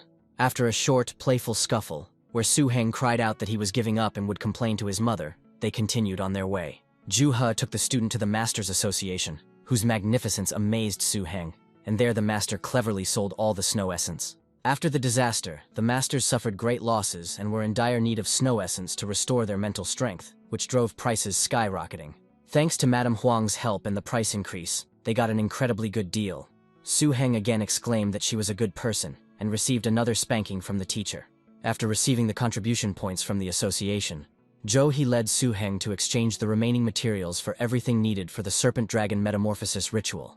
Now, only one ingredient was missing to transform into a dragon snake, which made Su Heng delighted. However, the surprises did not end there. Su Heng was shocked to learn that his teacher owned a huge estate in the Golden City itself. For a moment I even envied his wealth, but quickly threw it aside. At the estate they were managed by Li Bo, who showed them the laboratory. She was abandoned by her 6th elder brother, Chen Qing, when he stayed in the city for a long time. Manager Li Bo asked the boss whether he was satisfied with these conditions. Su Heng was delighted with the perfectly equipped laboratory. Li Bo then handed him the keys, saying that he would return to work, entrusting the laboratory to him from now on. Su Heng thanked the manager very joyfully and from the bottom of his heart. Left alone, the hero pondered the difference between the rituals of metamorphosis of terrible species and transformation into a dragon. In fact, the serpentine dragon only needed two basic elements, wind and thunder, to have a chance of transforming. But the chances were extremely slim this way. Other materials recorded in the old dragon code were for the preparation of what was called a preliminary pill. It prepared the dragon's body to absorb the main medicine, significantly increasing the success rate. Of course, the difficulty of making it was great. But with such an excellent laboratory, Su Heng felt that he had a 20% chance of winning. Manager Li Bo reported to the teacher that he had carried out his instructions. Li Bo also observed the guy and thought that he seemed to be as talented in experiments as Xiao Liu. He has a bright future ahead of him, and his mentor decided that this would be the best use of the laboratory. He also added that Xiao Liu would also be happy to hear about this, opening the door and inviting the manager to follow him. Later, when talking to manager Li Bo, He admitted that he was shocked by Su Heng's performance when he took him as a student. But he had no simple idea about him, and was even skeptical about his unusual talent. However, he still took it because Su Heng reminded him of Xiao Qing. They were both equally talented and hardworking. He also added that he saw himself in Su Heng when he was young. Li Bo agreed, reminding him that the master had also come to the Golden City alone when he was young, and had become famous in the city for his fighting prowess. Thanks to his powerful beasts, wealth, and real estate, he was even respected by the Craftsmen's Association. He added that Xiao Qin was indeed similar to him, and was practically unrivaled among masters of his age. At that time, he was considered his successor. But unfortunately, the heavens envy talents. When asked whether Su Heng could reach such heights, He replied that compared to Xiao Qing, his talent and ambition were greater, and sometimes he was afraid that he would not be able to protect him. Li Bo, being one of the master's first followers, had not seen him like this for a long time. He remembered that although Xiao Qin was a strong master who had broken through the racial shackles of his main pets, his overall strength was not inferior to high-level masters. He died because the master at that moment returned to the Grey Desert and was unable to save him. If the master had been in the Golden City, he would have made it in time. Faced with the new student, the master again had uncontrollable thoughts about not being able to protect him. Had decided that they would probably have to take shelter for a while, and the manager agreed. Meanwhile, Su Heng was running into difficulties in the lab. Fortunately, the laboratory left by the sixth brother contained highly durable steel-glazed grinding vessels. Otherwise, he would not have been able to cope with the essence of wind and lightning that created miniature wind blades and lightning. The dragon blood was extremely active and emitted powerful pressure even after being purified. If it weren't for the Association of Craftsmen, it would be difficult to find such material. He had to use his spiritual energy to restrain the dragon's power. If he didn't do this, the reagent would break, so he tried to use everything correctly. When everything was ready, Su Heng began the process, pouring the liquid from one container to another. Having mixed everything correctly, the main character got the expected result. Teacher and Li Bai, watching him, could not believe their eyes. The mentor looked at his student in surprise, so they decided to wait and see what would happen. Su Heng addressed his snake dragon, warning that it was time to begin the process soon. His powerful beast listened to his master and was ready to do anything for him. The protagonist said that the transformation process can be painful, but if he wants to follow him to the top of the world, this step is necessary. Su Heng carefully hugged his beast, asking if it wanted to accept the flask that was in his hands. The snake dragon, without answering, opened his mouth, sticking out his tongue. The hero put the flask in front of him. Almost immediately, the dragon's eyes began to glow a different color, and the pupil itself also changed. The beast roared loudly from the wave of energy and uncontrollable power that washed over it. Then he fell to the floor with a crash, and electric lines appeared around him. Under the influence of the first medicine, the energy of wind and thunder penetrated every cell of the snake dragon. This process was like the crushing of bones and the sucking out of bone marrow. Such was the price of metamorphosis. Su Heng, seeing his pets suffering, exclaimed that he would take all the pain upon himself. He began to distribute the pain among himself, opening the sea of his mind. The teacher, watching this, could not believe that he was taking such a risk by deciding to share the pain with his protege. After all, he understood that if he lost control of the beast, he would be in great trouble. Li Bo suggested breaking the psychic connection, but the teacher stopped him, saying that ever since he met this child, he had not given him any reason to doubt him.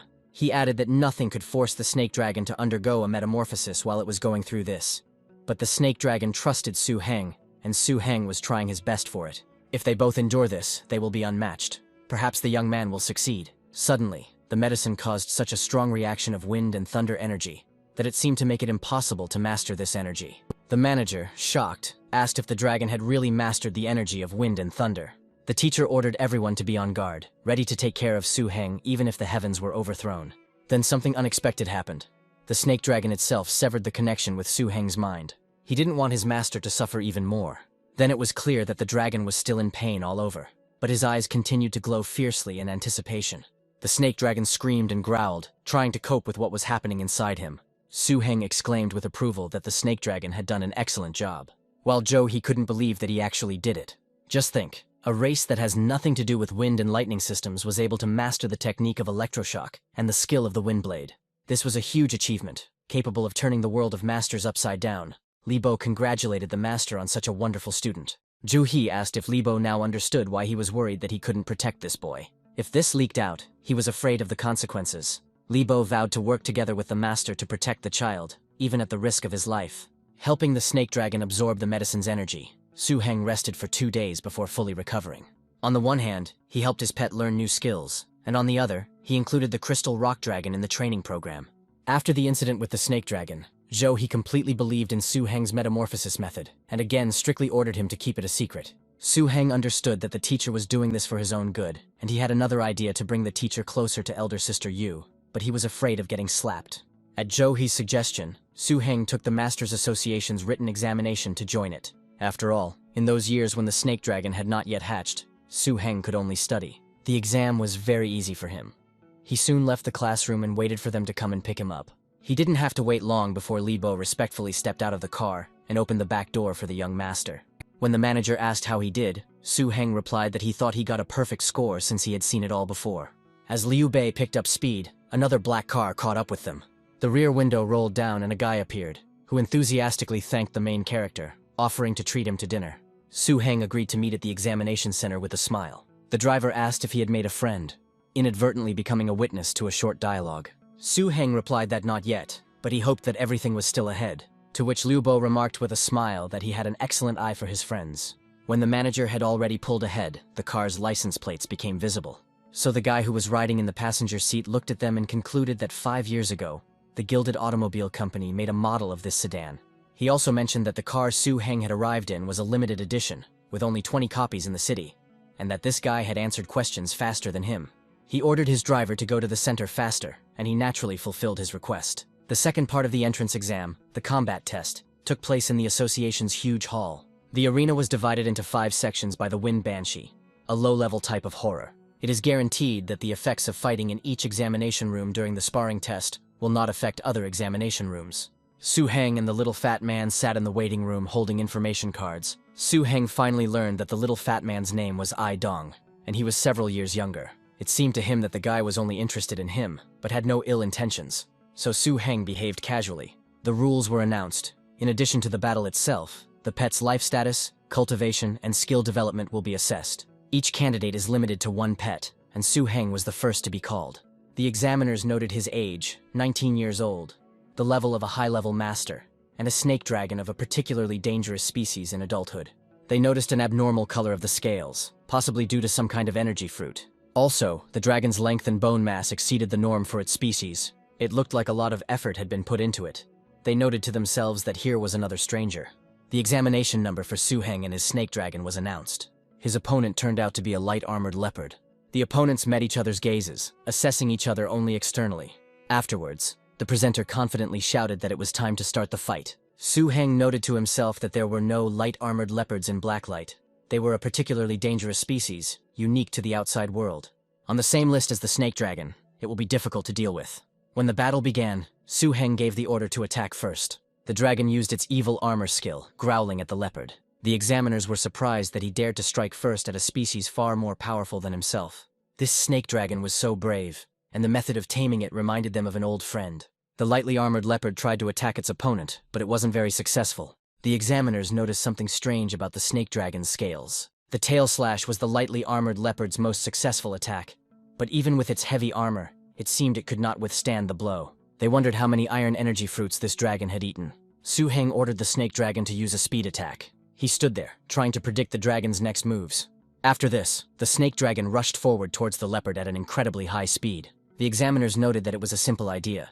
The leopard has an armor system, so it is not easy to defeat it by brute force. However, the light leopard used network armor, protecting itself from the inevitable attack from the side. Then he decided not to hesitate and pounce on his opponent when he least expected it. He swung his clawed paw but missed, as the snake dragon managed to dodge in time. Deciding to immediately respond to the leopard, the dragon concentrated his energy in the form of a magic ball. Then the ball grew to a huge size and fired a powerful beam at the enemy. The dragon attempted to feign a blow and then deliver an energy attack to the forehead. But the leopard quickly recovered and used the cut to respond to his opponent. The examiners admitted that it was a good attempt, but a fully formed lightly armored leopard could break through the energy with one blow, so the tactic was unsuccessful. But this was not the end of the plan. The dragon continued to spew out more and more energy. The light leopard looked at him with distrust and contempt, not understanding what he was going to do. A beam several times larger than the previous one shot forward, cutting through the space in front of the dragon. One of the observers couldn't believe that Su Heng was trying to compete with the leopard in terms of energy. Then something amazing happened. From the other side, more power was creeping up on the leopard.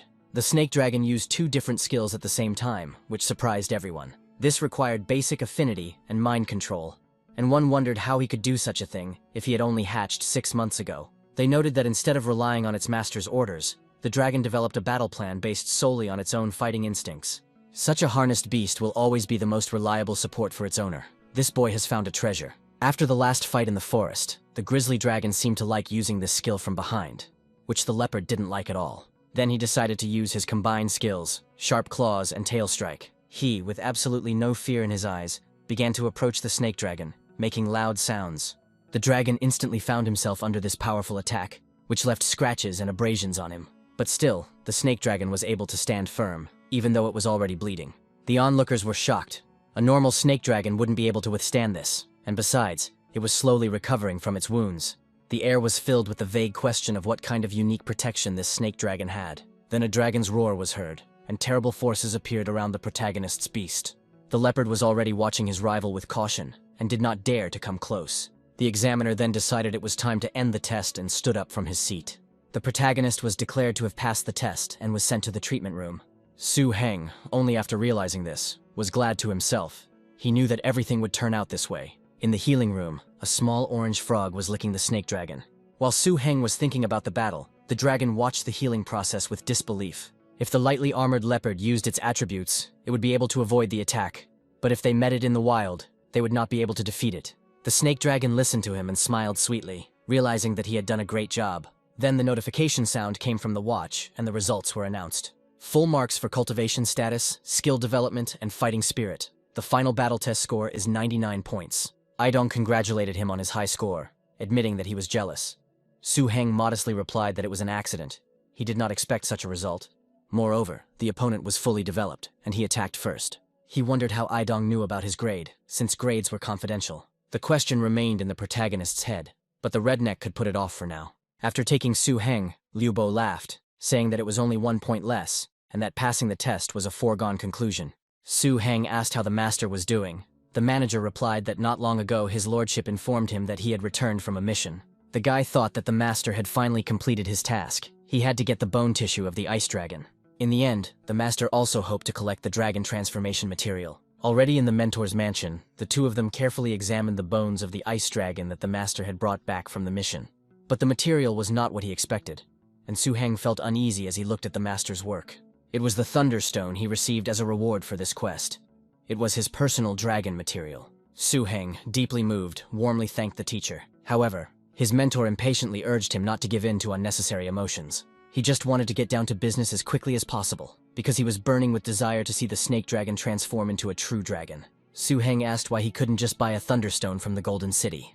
In response, they explained to him that Thunderstone was a city-level strategic material that contained a stable flow of electricity as a source of energy. It's not sold for Master's Association points, which is why it's so hard to get. The guy asked if the stone could be used to power their base, but it turned out that this required an entire industrial system, which they did not have. Therefore, the most sensible thing is to use the stone to transform the snake dragon as soon as possible. It seemed that they only had to wait a little while. The hero understood this perfectly well. Juha wondered if they hadn't collected everything they needed, including the Thunderstones. But he forgot about another important event. Su Heng reminded him that he did not allow him to participate in the certification of registered master tamers. There was one last thing left, which had to be completed the day after tomorrow. The mentor praised his memory, joking that the years were taking their toll. Su Heng reported that he scored 91 points on the written test and 99 on the combat test, and if everything went well, he would be guaranteed an A rating. The mentor advised him to put the Thunderstone away, prepare well, and achieve excellent results in the upcoming test. He noted that the association's trials in the Golden City have always been renowned for their incredible difficulty, and according to local residents, they were simply bizarre. He cited as an example the last recorded assessment of one master in actual combat trials. Then a group of 5 people on the dangerous Dead Shadow Island captured a high-level dangerous species called the shadowless bird. This species was not known for its powerful attack, but had phenomenal speed, which made it incredibly difficult to catch and resulted in a high failure rate in examinations. Su Heng looked through the information and archived records of tests over the past 30 years, deciding that extra preparation never hurt. However, he was still somewhat confused when the day of his own test arrived. The testing site was the Green Soul Mountain, and the task was to track down and kill in a group any of the mature, especially dangerous species roaming in its depths. The test involved less than 30 masters under the supervision of 10 examiners. Typically, these were group tests, trial groups, to develop synergy, and each group was accompanied by an examiner and an observer from the Evil Eye Society. Su Heng was surprised when the examiner, reading out the names, stopped at him without assigning him partners. He asked sheepishly if he was the only one on the team this time. At that moment, Aidong approached, awkwardly pretending that their meeting was accidental. Su Heng immediately realized that he had staged the whole thing, wondering how he could have pretended so poorly. The examiner explained that the task involved a small tidal wave disaster in the west, with the city's main forces fighting it. However, some danger could have seeped in here. She warned that people die every year during such tests, and urged not to take the task lightly. The protagonist understood that for the current snake dragon, not to mention the mature stage of a particularly dangerous species, even the full stage was just a trifle. Particular care had to be taken not to reveal the attributes of wind and thunder. Then the examiner announced that their task was different from the others. They have to hunt a super dangerous species in adulthood. Aidong was in shock, as was Su Heng. He indignantly compared the task to the baby of his long-nosed crocodile, and asked himself why he had exposed himself like that. The examiner sternly reminded him to address him by his title, and deducted 1 point from Aidong as punishment. With tears in his eyes, the fat man begged them not to do this, but nothing could be done. Meanwhile, the teams were already heading out on their missions in armored vehicles. Aidong regretted joining the team, and expressed a vague feeling that there would be problems in this test. Later, when discussing the task, Aidong admitted that although he thought Su Heng was stronger than himself, he didn't expect him to be able to increase the difficulty of the test so much. The protagonist said that the wave of disaster, even the smallest one, is full of unknown monsters. The examiner, writing in the same column with them, mentioned that the Yashan Peninsula had recently experienced its first wave of disaster in 100 years, and according to the elders, it was not over yet. Many of the association's masters are too cowardly to enter the fray, and from now on even newcomers will have to face the harsh reality. Almost a third of the participants, including examiners, were expected to be injured. The mentor said that if we don't treat them harshly now, they won't have a chance to survive later. The girl gloomily noted that the situation could have been worse, but He's participation in this expedition guaranteed that mass deaths of participants could be avoided. On the other hand, she admitted that this young student was remarkably similar to the master himself in his youth. He even made a prophecy that the student would one day surpass his teacher. At the beginning of the test, everything went as usual. But soon after entering the Green Soul Mountain, most of the accompanying examiners received an urgent call. Since then, each examiner has left their group, leaving only one observer from the Evil Eye Society. The situation had worsened to the point that the test participants now had to be responsible for the safety of these observers as well. As the tests continued, monsters fleeing the wave of disaster broke into the zone. These dangerous creatures were too strong and resilient. Their level was far beyond the capabilities of individual participants. Even groups of 5 found it difficult to resist, and each team began to suffer losses. The frequency of occurrence of especially dangerous creatures increased, and the attrition rate became more severe, with the mortality rate suddenly increasing tenfold. Broken limbs were scattered everywhere, and the ground was scorched and covered in blood from the fighting. Aidong admitted with a shudder that if it weren't for Su Heng, he would most likely already be buried in the Green Soul Mountain. One time, they were almost too late to save a girl named Geng Xuan. The little fat man took care of her as best he could. They also rescued her advanced but dangerous pink furry pet. She also had to be carried, and it was unknown when she would wake up. Aidong, looking at all this, said that he was lucky to be in the same group with Su Heng. He asked in despair whether they would ever return to the Golden City, and whether the examiners who had gone to war would come for them. This really worried him. He took another bottle of water. The main character patted the pink fluffy pet, looking at it affectionately. It clearly liked it. It let out a contented purr. Su Heng answered simply and firmly, "If no one comes for them, they will return on their own." Geng Xuan finally began to come to her senses, coughing from the sip of water she had taken. She tried to express her gratitude, but could only make inarticulate sounds. The fat man understood and said that she was a sweet girl, but mute. Sobbing, she explained, using the telepathy she had learned after becoming a master, that she had completely forgotten about her in her excitement, and again, thanked her saviors. Her story was tragic. Everyone in her group except her was killed by a dangerous high-stage species. She managed to escape thanks to the flying harnessed pet, although it was weak in combat. Due to her flying beast flying over the mountain, she was soon overtaken by a mature flying bird of the highest dangerous species, which pursued her all the way to Su Heng's ambush. For the next 3 days, Su Heng, taking with him 2 small troublesome companions, hid in the Green Soul Mountain, trying to escape and avoid being caught by the monsters. The 2 little crybabies also turned out to be unusually understanding. They gave Su Heng all their food, water, and animal food, realizing that he was their main protection. Their refuge was a cave on a steep slope. It was the den of a particularly dangerous species of bear, but now it belonged to Su Heng. The original owner was simply driven out by the serpent dragon using very crude tactics. Su Heng gently chided Geng Xuan, reminding him to eat on time next time so that he wouldn't have to give him all the food. The girl, embarrassed, mentally apologized for causing problems again.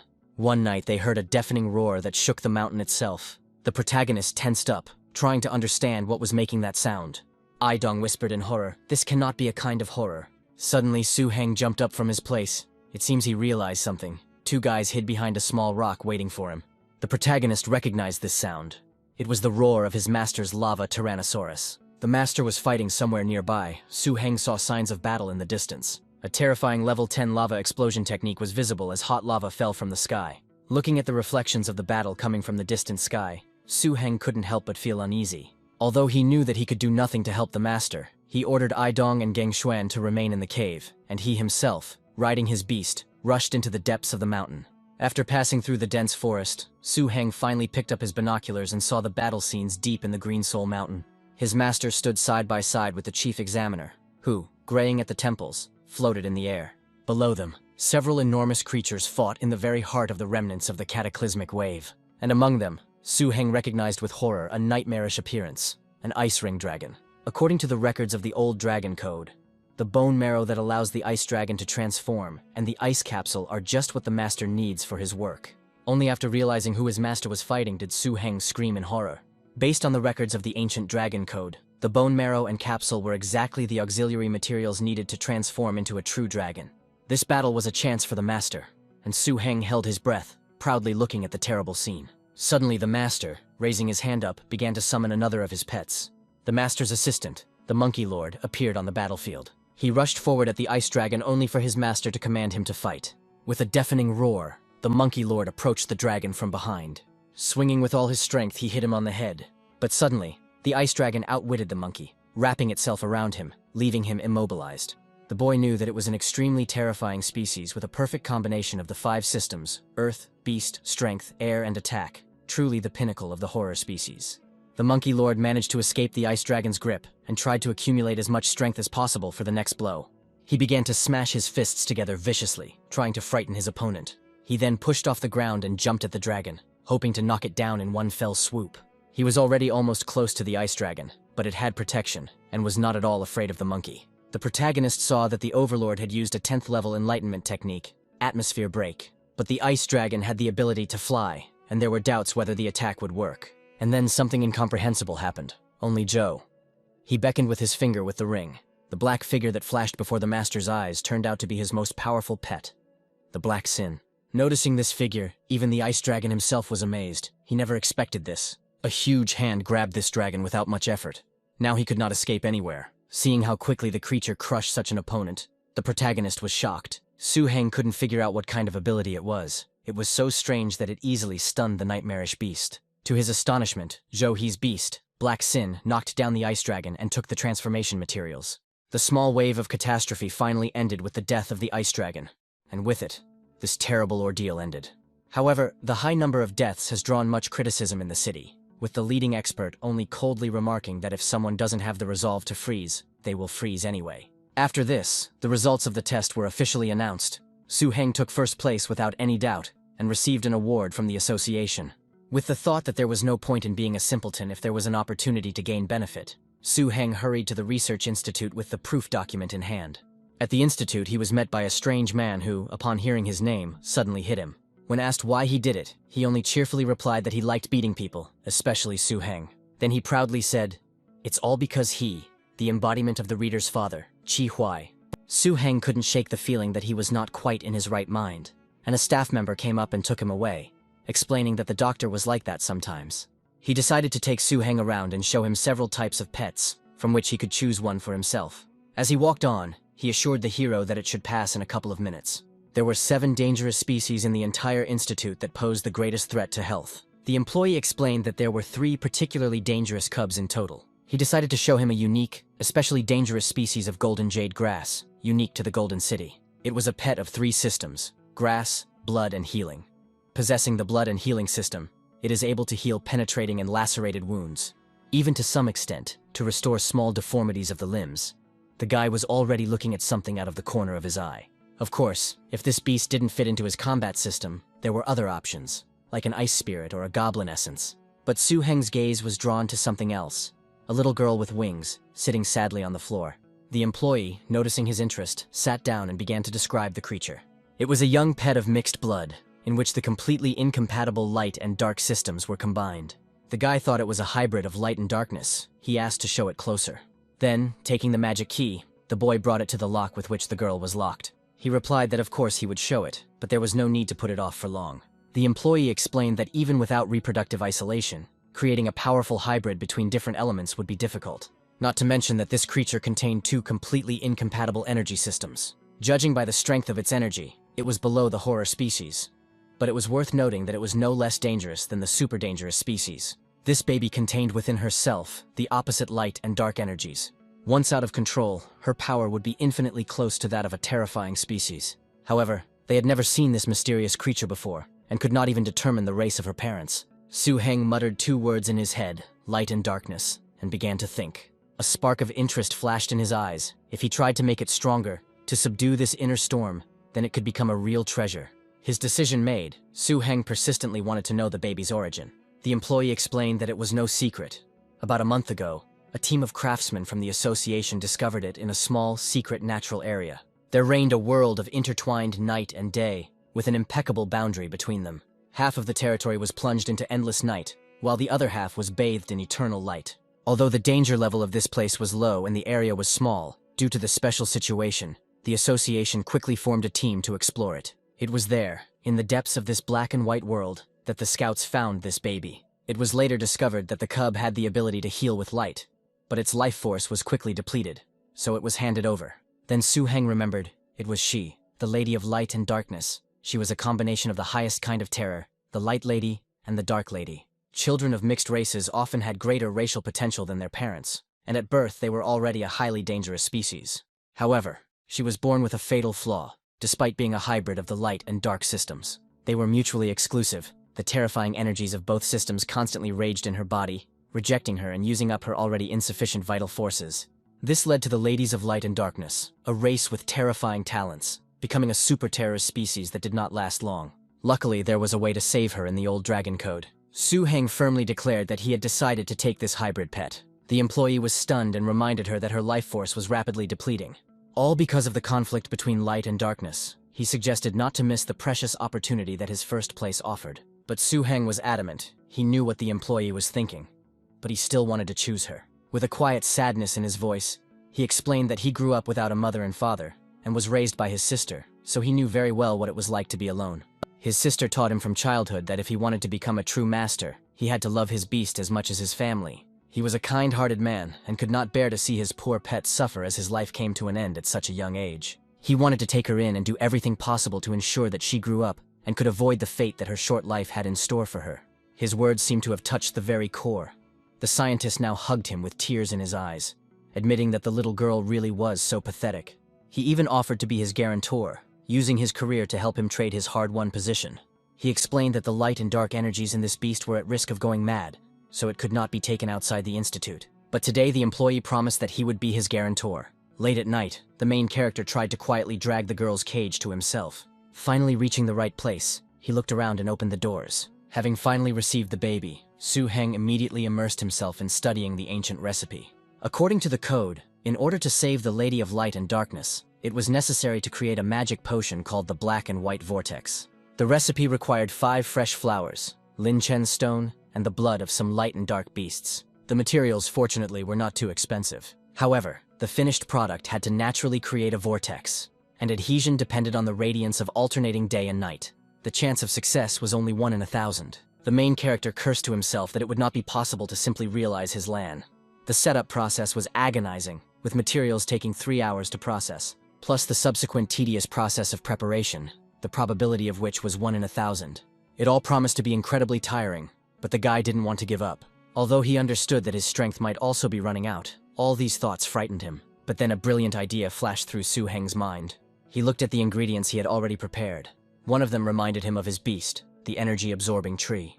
The materials for this potion were not scarce, and the price was not too high, meaning he could simply ask the tree to make a copy. He laughed, and his laughter seemed a little abnormal to the people watching him through the window. The manager asked his master if Su Heng's laughter was normal, and the master calmly replied that the boy was fine. But Liu Bo added that this child could have chosen the most dangerous kind of auxiliary beasts. But instead he chose the hybrid kind. His interlocutor asked skeptically whether he thought Lao Liu could make the snake dragon develop the attributes of wind and thunder. The question hung in the air, whether this boy had a cure for this hybrid, which even the best research institutes could not understand. The answer seemed to lie in Su Heng's own determination and unusual approach. Meanwhile, in the laboratory, he addressed the girl, showing her a potion that would help her recover from injuries. However, the little girl did not react to his words in any way. She just sat there frightened, hugging her knees with her hands. The boy realized that after preparing the potion, he had encountered an unexpected problem. The message from his heart seemed to sink like a stone in the sea, finding no response. Perhaps the long period of confinement in the cage deprived the Lady of Light and Darkness not only of her health, but also of her will to live. With the help of the energy-absorbing tree, the potion was no problem, but the little girl stubbornly refused to take it. She seemed to have withdrawn into herself, not reacting to anything. The guy watched as she wrapped herself in a cocoon and thought to himself, "Is she autistic?" Su Heng knew that if she didn't take the potion, his strength would begin to fade. Then, looking at the tree, he suggested a crude solution: pour the potion down her throat. The tree took out its roots and reached out to the little lady's cocoon. But even when they tried to force her mouth open, nothing worked. It seemed as if she had given up the fight entirely. Then Su Heng began to think about a different approach to the situation. He quietly placed the vial of potion next to her. Then he gently but firmly said that he had put the medicine there, and if she wanted to live, she had to drink it herself. He expressed hope that she would get better. Several agonizing minutes passed, filled only with a quiet hiss. All this time, the main character and his pets waited, looking at the cocoon. Afterwards, Su Heng said that it was very difficult. Shouldn't she drink with her mouth? And suddenly, weakly and tenderly, a child's voice squeaked out one word: "Dad." He asked again if he was her father. Su Heng, stunned, replied that no, he was not her father. He thought for a moment, but answered, raising his finger to his mouth, that he was her master. The little girl seemed to think about it, then asked the master, "He is her mother." Su Heng embarrassedly corrected her, explaining that this word has a different meaning. Not knowing how to cope with the situation, he called for help from his more experienced pet, ordering the hunter to help somehow. The telepathic transmission of the Lady of Light and Darkness clearly belonged to the voice of a little girl, and his own voice, apparently, was associated with her father's. It is not surprising that the attribute of friendliness was added to the description of the Old Dragon Codex. He thought about this meaning, but did not consider himself a particularly friendly person. Then the guy decided to call another pet for help. When the snake dragon appeared, the situation did not improve. The dragon only stared at the new inhabitant, clearly not understanding how to deal with her. Su Heng asked him what he was looking at, since he didn't know how to treat girls. He pointed his hand at the container filled with the potion and told the dragon to look there. Meanwhile, while the energy-absorbing tree was duplicating the potion, Su Heng took out the main potion for the metamorphosis of the snake dragon itself. He quickly stopped the dragon, who, sensing the powerful energy, was about to swallow the bottle. The main character calmly explained that he was asking not to eat him, but simply to look at him. The boy was about to start screaming when the dragon tried to get to the potion. It couldn't be drunk in the laboratory. But it was too late. The dragon's eyes lit up with desire and clinging power. The serpent dragon was unable to contain himself due to the excitement and the powerful energy impulse emanating from the transformation potion. He consumed the potion right in the laboratory, which was strictly forbidden. The explosion of energy that followed was devastating. A thunderous roar deafened everyone, and a wave of force swept away the equipment and part of the wall. When the dust settled, it became clear that the snake dragon had destroyed half of Su Heng's house, and the student himself was panicking and calling for help from the teacher. It was clear from the mentor's face that he was very angry with his student. Soon, Su Heng appeared on the deserted street, among the rubble of his mansion. The teacher calmly reminded him that a special prepared place was needed for the transformation. But the boy insisted that the dragon had only swallowed the main medicine. Su Heng looked at the destruction in his pet, whose form had already begun to change. She was twisted under the influence of powerful forces. The mentor reproachfully said that he was not yet a true dragon, but had already done it. Then he bitterly asked why he blew up his mansion. The protagonist only replied, embarrassed but determined, that he simply wanted to surprise him with the potion and his new level of strength. The noise made by the snake dragon exceeded Su Heng's expectations. Fortunately, Teacher Zhou he had a strong position in the city. Despite this, the magistrate of the Golden City came to investigate. However, for an experienced butler like Li Bo, this was a small matter. He simply said that he was using the beasts to practice new skills. Meanwhile, the elements raged in the sky above the destroyed mansion, with the energies of wind and thunder pouring down from the heavens. The light was so bright that it was difficult to open your eyes, and amidst the riot of sparks, the soul-rending roar of a snake dragon was heard. It was obviously in pain. When the light finally faded, the figure of the serpentine dragon reappeared before the eyes of Su Heng, his master, and Liu Bo. By this time, his body size had exceeded 10 meters in length, and his initially strong physique had become even more massive and powerful. However, the suppression of the excess energy resulted in the dragon's body being riddled with numerous wounds and covered in blood, causing Su Heng mental pain. He anxiously asked his pet if he was okay. In response, the snake dragon demonstrated his newfound strength. He decided to release a sphere of concentrated plasma into the sky. He began to shape it with his internal energy, holding it in his paw. Then, when she had reached the required size, the dragon released her, his eyes glowing with power. The main character stepped aside in surprise, his face distorted by a storm of emotions. This concentrated sphere caused another powerful explosion.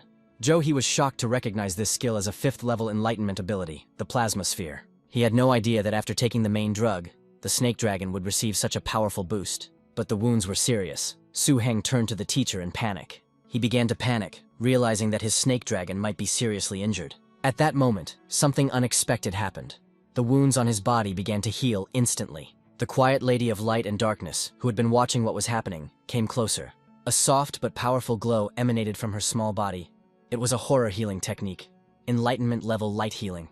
The master, Su Hena, and the manager noted with amazement that this was a light healing technique. The mentor, shocked, confirmed, watching this, grumbled that he knew it wouldn't be easy when that bastard wanted to take the pet. At the institute, the hybrid pet couldn't even cast a decent healing spell. But how did it happen that she ended up in the hands of this brat? Not only that, she used such a skill as healing with light. Su Heng didn't know that the Lady of Light and Darkness had already mastered light healing and developed it to the 1st level. He added that this at least suggests that the snake dragon and others have entered the lady's closed world, having managed to reach her. Noticing the smile on Su Heng's face, the master asked him if he thought the snake dragon had completed its metamorphosis. The answer was no. It's not that simple. There isn't enough wind and thunder energy here, and special conditions are needed for that. Liu Bo began to say that Su Heng should know that the master was very kind to him. Last time he said that he wanted to find a place where the energies of wind and thunder converged. Then his lordship went specifically to see Advisor Yu and got acquainted with the association database, which was a great service. Su Heng, surprised, asked again whether the teacher had visited his wife. In response, he received a slap on the head, with the words that he was a bastard. It was time to pack his things. They were leaving tomorrow. He wanted to see what this snake dragon could turn into. To transform into a serpentine dragon of wind and thunder, an environment is needed where these energies intertwine. Powerful squalls and lightning should calm the form of the serpentine dragon, allowing it to thoroughly digest the essence of the main medicine. With the help of Advisor Yu, he managed to find a terrifying race in the databank that combines wind, lightning, and the dragon system. It was the dragon hawk of wind and thunder. When the beast reaches the level of a terrifying species, it more or less interacts with its habitat. The habitat of the giant dragon eagle was the goal of Su Heng and His expedition. The two of them needed to get to this place. The planned operation was carried out in haste after a snake dragon accidentally ingested the key drug in the lab. In order to get there quickly, he immediately took out his pet, the ice dream butterfly. It was his strongest super terrible flying pet, and also one of his strongest pets in general. As a super terrible species that combined dream, insect, and spirit systems, it wasn't the best at flying, but it was very fast. At the same time, the butterfly's best skill is Ice Dream, which freezes the target's mind if they are in a sleep state. She can even freeze the target's soul, forcing them to remain in a frozen sleep forever until their body completely fails, or even dies. He pointed to an unremarkable patch of mountainous terrain, declaring that this must be the place. Su Heng was surprised to find that there was no strong wind or thunder energy felt in this area. The master explained that all naturally formed secret places have their own secret methods of entry. Luckily, his teacher found the information in the association, otherwise they would have had to look for it on their own. The symbol of this place was a special thunder pine. Then he commanded the ice dream butterfly to attack this place with a dream beam. Under the influence of the ghostly beam, the space before them trembled and opened up, revealing an entrance to a secret kingdom. Su Heng said that it was true. All of these naturally formed secret places had their own secret methods. Following the master inside, he realized how good it was that the mentor was with him. Inside this secret kingdom, a huge mountain towered, its peak reaching into the leaden clouds. Besides this mountain, the entire secret world was filled with the raging energy of wind and thunder. Dark clouds, roaring whirlwinds, and flashing lightning. The top of the mountain was immersed in clouds, and the black shadow hovering in them was the master of this secret kingdom. To be on the safe side, he summoned the Scarlet Wolf to carry the master and disciple, and began to climb up the mountainside, avoiding the open sky. Unlike the free energy of wind and thunder around, the ideal place for the transformation of the Serpentine Dragon is the fusion node of these energies. There are quite a lot of such nodes in the secret kingdom. It will be difficult to find anything. However, it seems that it is not too difficult for Su Heng. His pet, a treasure hunter, sensed something and indicated the direction with his babble. Su Heng, despite the hunter's incomprehensible babble, began to engage in dialogue with him. Chu He noted with a slight smile that they understood each other so easily. He added that this brat was his student, and if it had been anyone else in his place, even he would not have been able to resist the temptation to steal such a pet. Su Heng called the teacher, asking what he was thinking, and reported that the treasure-seeking beast said that the knot was in that direction. The master waved him off, ordering him to shut up and not interfere with his observation of the surrounding environment. Soon they reached a place where a spherical vortex hung in the air in front of them. He muttered that this was a wind and thunder energy node, and even he saw it for the first time. He asked if Su Heng was sure that the snake dragon needed to be in the center of the knot, for he was afraid that the dragon would turn into a pile of charred meat. At this time, the dragon flew up, roaring loudly, showing its strength. The main character, as soon as the beast came down, patted him on the head and said that he needed to understand something. However, the dragon did not listen to the end. He began to fly in again, not looking at his master. Before Su Heng could continue, the snake dragon had already flown far ahead. Su Heng screamed at him in horror, thinking that he had gone crazy and was heading towards certain death. The master reassured him, saying that all animals have a much higher sense of danger than people, and they will not kill themselves in vain. The snake dragon entered the edge of the vortex. After taking the main medicine, the dragon seemed to have gained the ability to attract wind and thunder. The energy mass that was originally located at the center of the wind and thunder node began to slowly converge towards it. According to the records of the old dragon code, if a snake dragon wants to transform into a wind and thunder snake dragon, it needs to forge its body. This must be done with the help of the powerful energy of wind and thunder. At the same time, he must eliminate the attributes of the earth in his body. They, in turn, do not belong to the Serpentine Dragon of wind and thunder. Only Su Heng didn't think that a simple prescription in the dragon code would turn out to be so terrible and painful in reality. The so-called body forging was actually a direct bombardment of the serpent dragon's flesh with wind and thunder energy, until it was charred and fell off. The strange situation in front of him and the weakening breath of the snake dragon caused Su Heng to panic greatly, and he called out to his pet with anxiety. Zhou He, with a concentrated expression, intervened, saying that Su Heng's spiritual cultivation was insufficient, but he can say for sure that the body of the snake dragon rapidly absorbs the energy of wind and thunder, and the speed is simply amazing. And at that moment, a change occurred. He exclaimed that here it is, and this is the fragrance of the ancient dragon bloodline. Su Heng responded that he felt it too.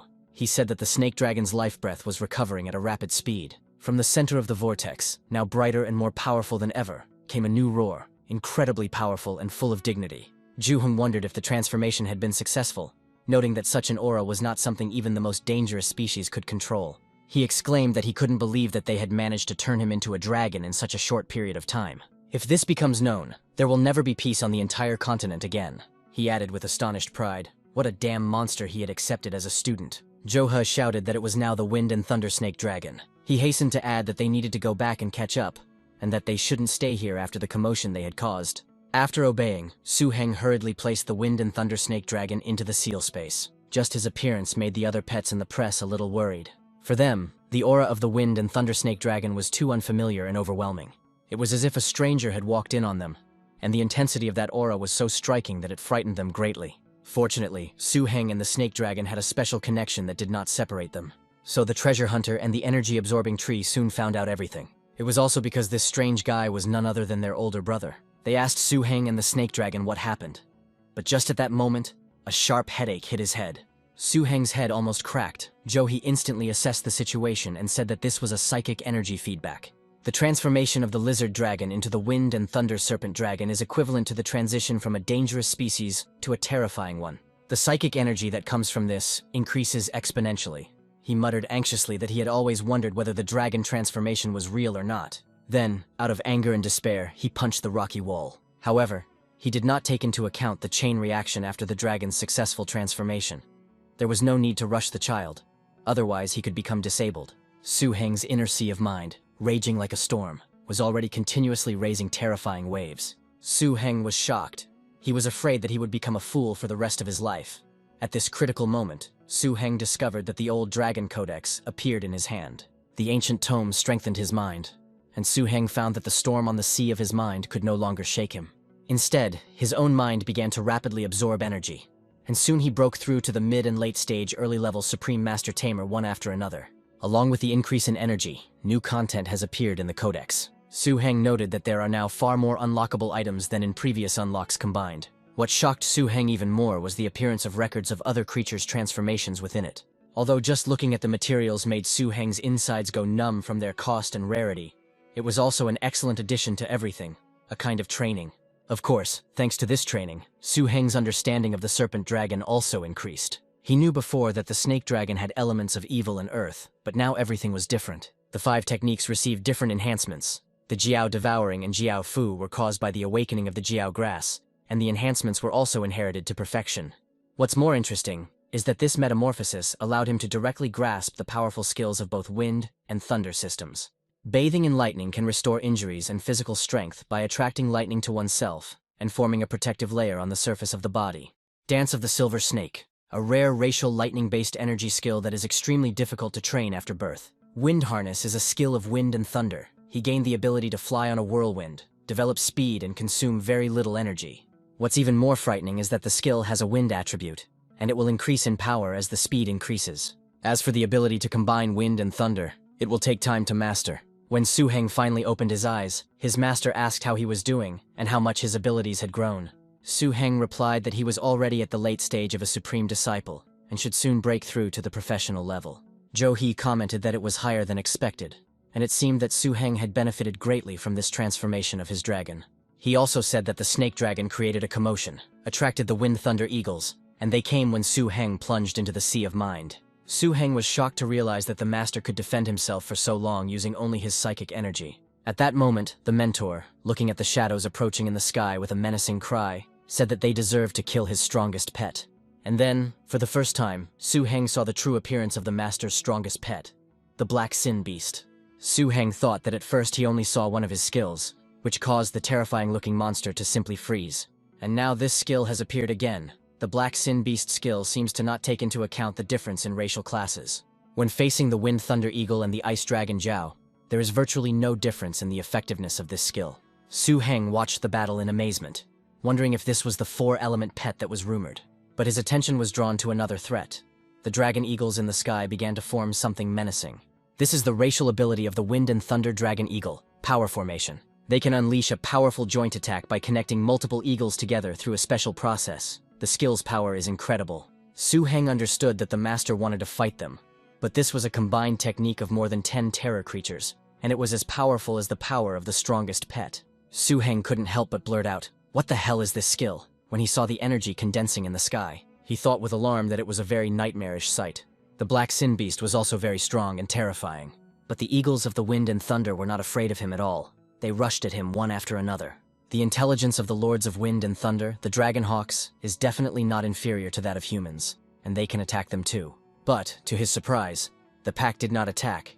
He continued to watch, looking into the distance. Then he asked in surprise if they were really going to form a pack. He said no.